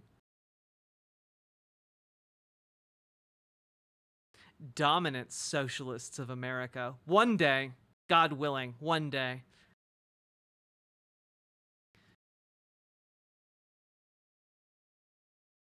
Thank you. I'm going to my next Dem County meeting thanks to your advice. Hell yeah, Iotagon! Love to see it. They're holding an election, and I can't find any candidates identified yet. They're not used to people showing up. That's the thing, right? Like, honestly, if you have a few local friends, grab all of them and go together. Like, if you got some local friends you hang out with on that night, or who are free that night, grab a few of them, because if there's a vote, and you guys are all able to participate, you could literally, with a group of friends, like, change something for the better. It's genuinely possible because people don't show up to the goddamn meetings. The number of people it takes to actually change things democratically because people don't show up is so much smaller than you guys think. Like, it's shocking. It's shocking how, like, 5 people motivated to knock doors can literally change People the going course to of a meetings local makes election. Me happy. Here is a dono. Dragonfly, thank you for the $5 dono. Donos make me happy. And so does people actually doing the work, taking the advice, and heading to the meeting.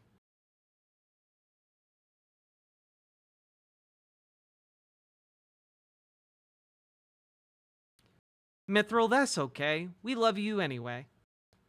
As long as you press all the buttons.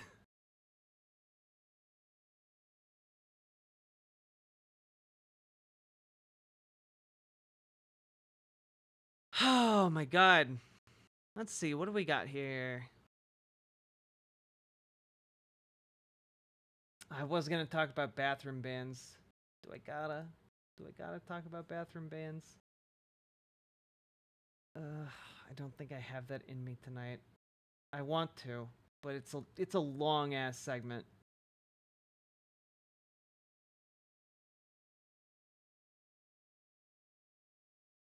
I could subject you all to insufferable content.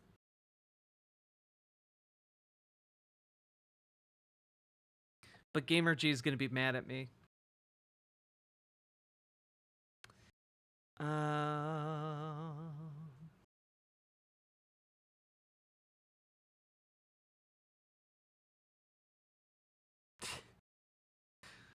It involves Anna Kasparian, GamerG. I know I would stop. I know I said I would stop. Give us the segment. All right. Here we go. Thought it was over? I thought it was over too. So, folks, there is, well, you know, how do I put this? I spend a lot of time putting together shows, and I came across this video from Piers Morgan that came out earlier today, and it is titled, Dems Made a Deal with the Devil, Anna Kasparian Slams Her Old Party. Which, interesting, I guess. And frankly, I'm not sure how much patience I'm gonna have for this, but I figured I'd take a gander at it. So, here we go. Left the left. Let's find out. She joins me now. Anna, welcome to your uncensored debut. How fucking embarrassing, man. I'm sorry. Among other democratic deities. So has Anna Kasparian left the left? Let's find out. She joins me now. Anna, welcome to your uncensored debut. Thank you for having me, Piers. We've tried to lure you on many times, but you haven't taken the Cenk route of coming on just to shout at me, but it's good to have you finally. And we'll get to Cenk later, don't worry. Thank you. I just want to talk to you. So well, you need to give me one promise. Go on. You have to give me one promise that you guys aren't going to do me dirty in the thumbnail for this video. You promise? You know what? I can't promise because we've done some absolute We've done some corkers recently, particularly involving Cenk. But as he knows better than anybody, a great thumbnail drives more traffic. And that's the game we're in. We want people to watch what we're doing. True. Otherwise, what's the point? So we are very proud of our thumbnail I mean, if I look record. attractive, that might actually draw some more eyebrows. So think about it. Wow, you're... Okay. I'm gonna skip ahead because I honestly I don't know if this is gonna become a full segment because I'm already like deeply unnerved. In an academic sense, they're using it in regard to some of the, authoritarian tendencies that we heard about regarding Donald Trump in his first term. And, you can argue, well, there's a lot of hearsay, there's a lot of comments from disgruntled former administration officials who claim that Trump said these things behind closed doors. If you want to make that argument, that's fine. But even if, let's give those individuals the benefit of the doubt and just assume that Trump did, in fact, say those things during closed door meetings, it still doesn't rise to the actual definition of a fascist, right? I mean, where are the brown shirts? Where is the militarized citizenry that's going to carry? Oh my God. They literally did an armed coup they tried to hang the vice president. There are multiple leaders of multiple militias currently serving like 20-year sentences for their roles.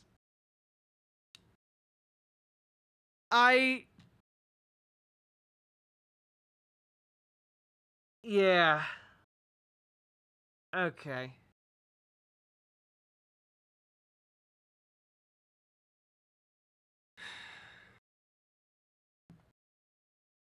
Carry out, Trump's dirty deeds.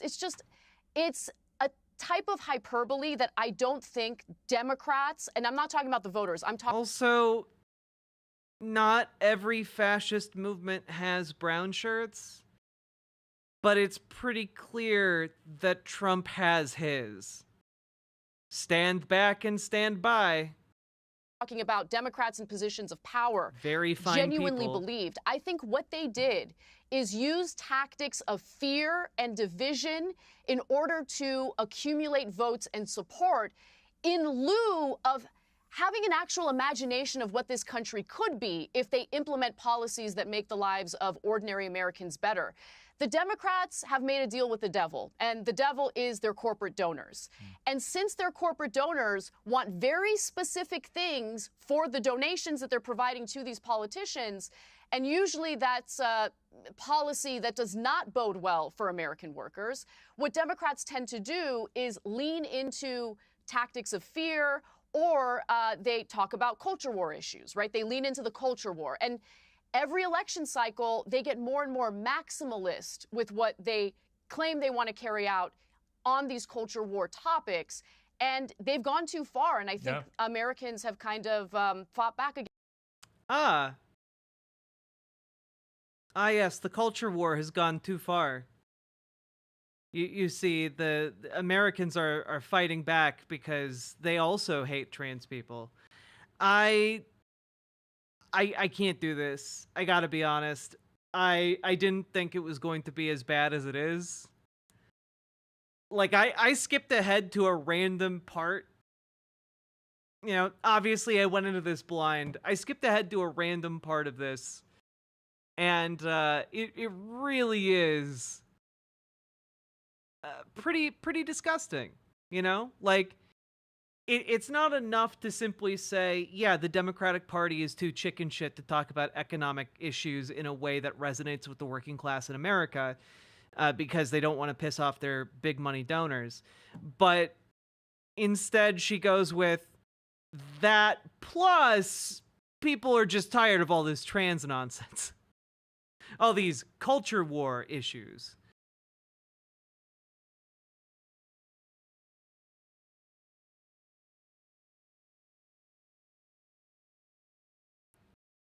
I have a feeling with Piers leading the questions, it's perfect for Anna's framing. Well, yeah. I mean, Piers Morgan is like, He's not a lefty by any stretch of the imagination.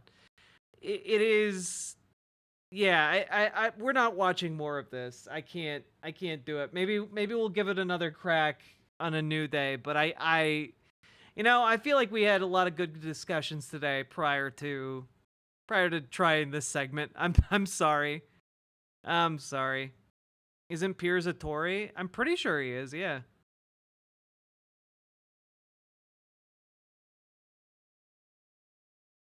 I'm guessing that her angle is I didn't leave the left left me, or some shit like that.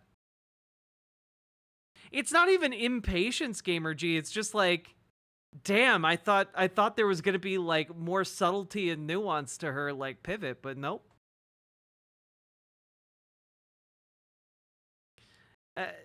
I don't know. The combination of opening up with a public discussion of how you're going to make the thumbnail look. I don't know. I don't give a shit. Like, what? That was weird. That was really, really weird.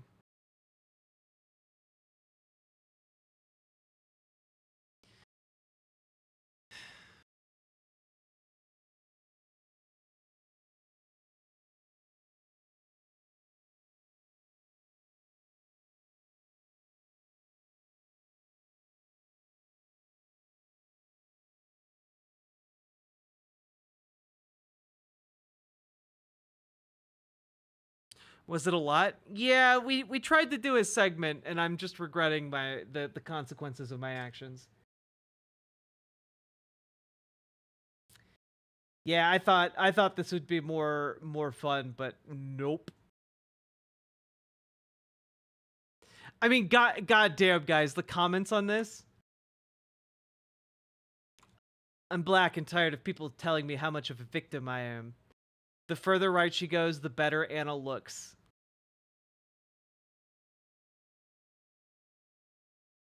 As a black woman, I'm tired of DEI and CRT. Neither of these are productive for the black community.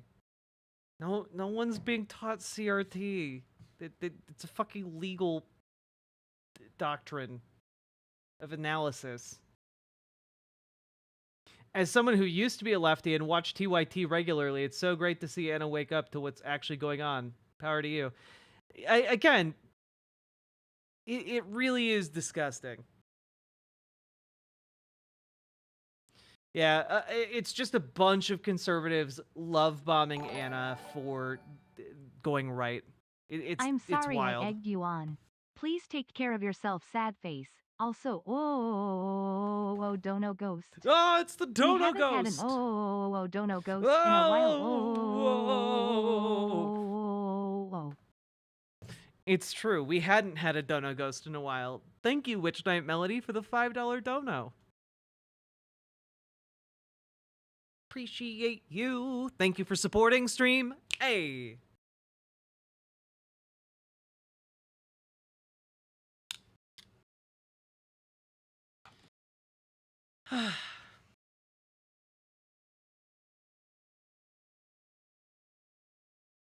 Yeah, it's been a while since the Dono Ghost came around.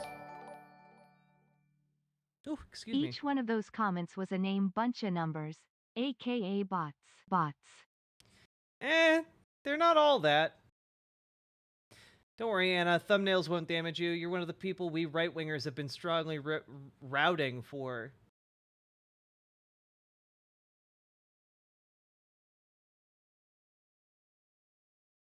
Really gained a lot of respect for Anna. Anna, my respect for you has grown. Yeah. Why do women actually look better the more conservative they get? Not all of these are robots. Some of them are, probably.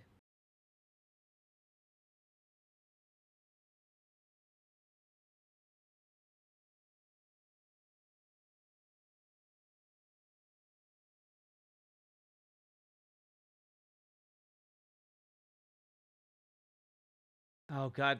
This one is a telling comment. I'm a 64-year-old conservative, and I found these conversations fascinating. I love listening to Victor Davis Hanson, such a smart and practical mind. But what I was really interested in was Anna. I don't expect people to think like I do. I don't know their life experience, but it is fascinating watching the evolving of people like Anna, Jimmy Dore, Bill Maher, and others. I don't expect anyone to totally agree with what I think, but I can talk with people who can talk with an open mind and not be part of the liberal mind hive.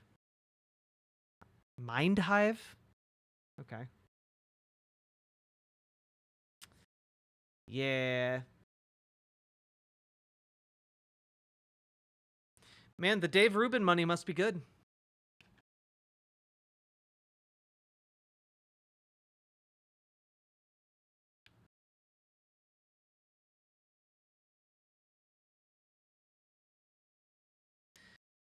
It's just a form of campism. Well, yeah, obviously, but I think like I think it is very clear that like this isn't just a slight divergence where like she's she's turfy but hasn't like gone full right wing. No. Like I think this is her course. Give her like 3 years into the Trump administration, she's gonna be like posting alongside Jimmy Dore. God, start the clock now. I bet sometime in the next 2 years, this is my prediction, okay? Sometime in the next 2 years, she is going to do a show with Dave Rubin and talk about how they have both diverged. I bet she is going to do that.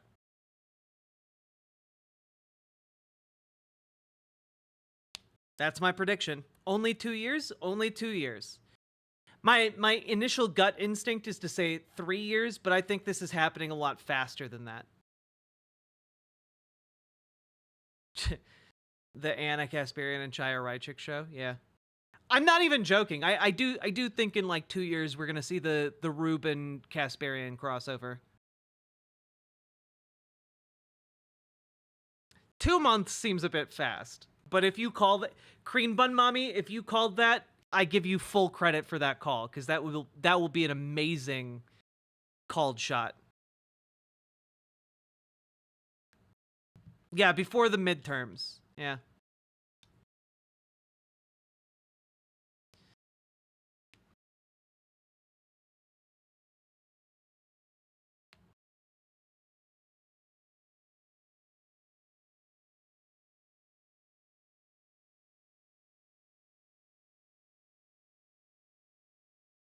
Oh, Cream Bun Mommy called it at 2 months, Valerian.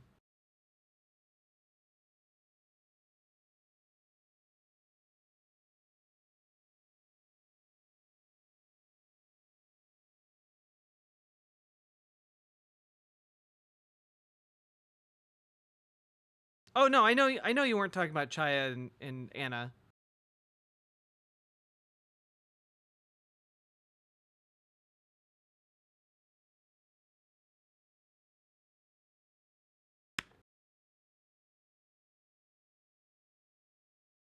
Guys, it is 2:30 in the morning and I am sleepy.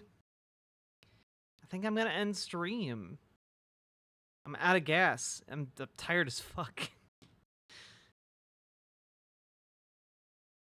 But guys, thank you for tuning in and watching. I really appreciate all of you.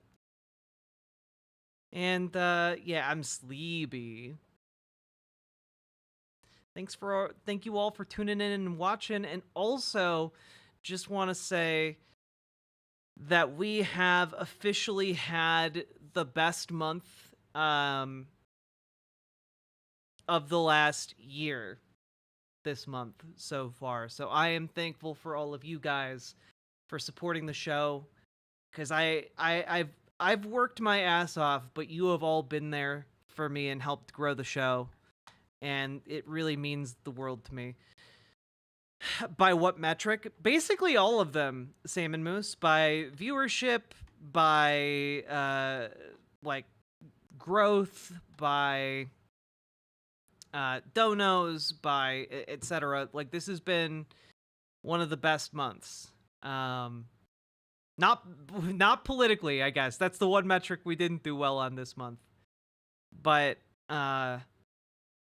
it means a lot to be in a position where you guys have supported me this far. And granted, it's not the most of in donos by a lot, but you know, by like 10 or $12, you know, like it's, if I could, let me look. Yeah, it's by like $50. So thank you all so much. More joke dono posts then? Hell yeah. Have a lovely turkey day. Yes. Make sure you save those leftovers, folks.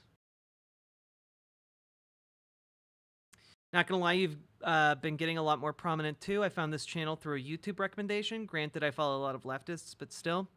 Yeah, I've been putting a lot more effort into YouTube, and once I get back on the editing horse, as it were, we're gonna keep churning out videos. But I had to, you know, I need to get my shit back together. You know, one day, if we keep getting bigger, I will be able to afford to hire a full-time editor or even a part-time editor in order to keep getting YouTube content out in a consistent manner, but doing all of like the community organizing stuff and the streaming stuff has kind of been too much for me to also edit segments. So thank you for showing up to the YouTube live streams. I really appreciate all of you. Hey Tipster, how you doing? God willing, if we get to like another $2,000 a month, you know, we're still a ways off from that. But if we could get like that high, and I could start paying an editor like a actual fucking wage, that's the dream right there. That's the dream. Because it is hard to fucking do it by myself.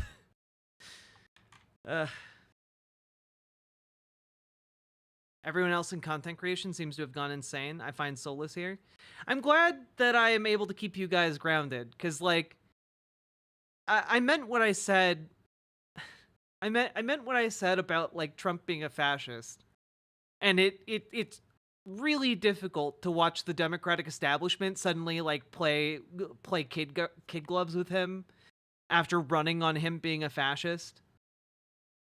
But like, he is a fascist by basically every objective metric, by every definition.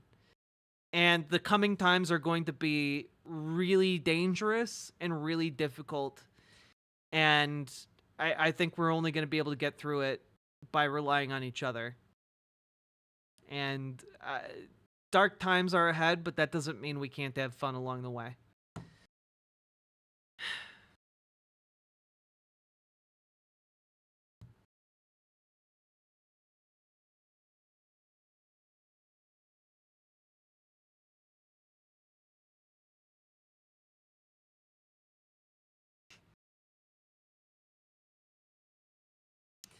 I believe in you, shimps. Shimps together strong. All right. Good night, folks. I will raid you out someplace nice over in Twitch. Let's see if there's anybody on.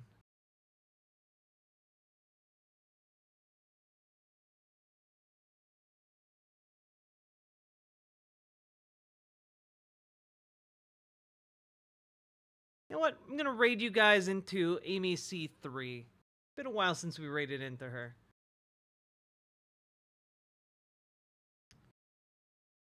All right. Good night, everybody.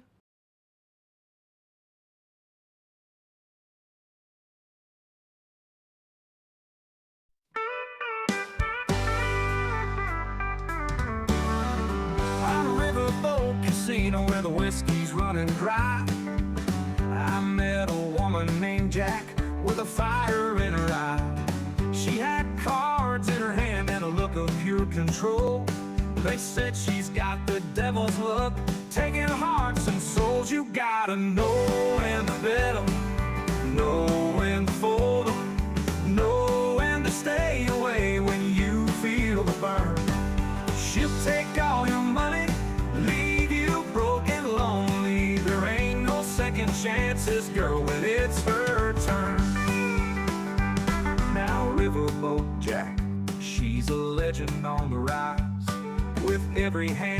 well, another fool met their demise. She smiled that wicked smile, and you'd think she was your friend.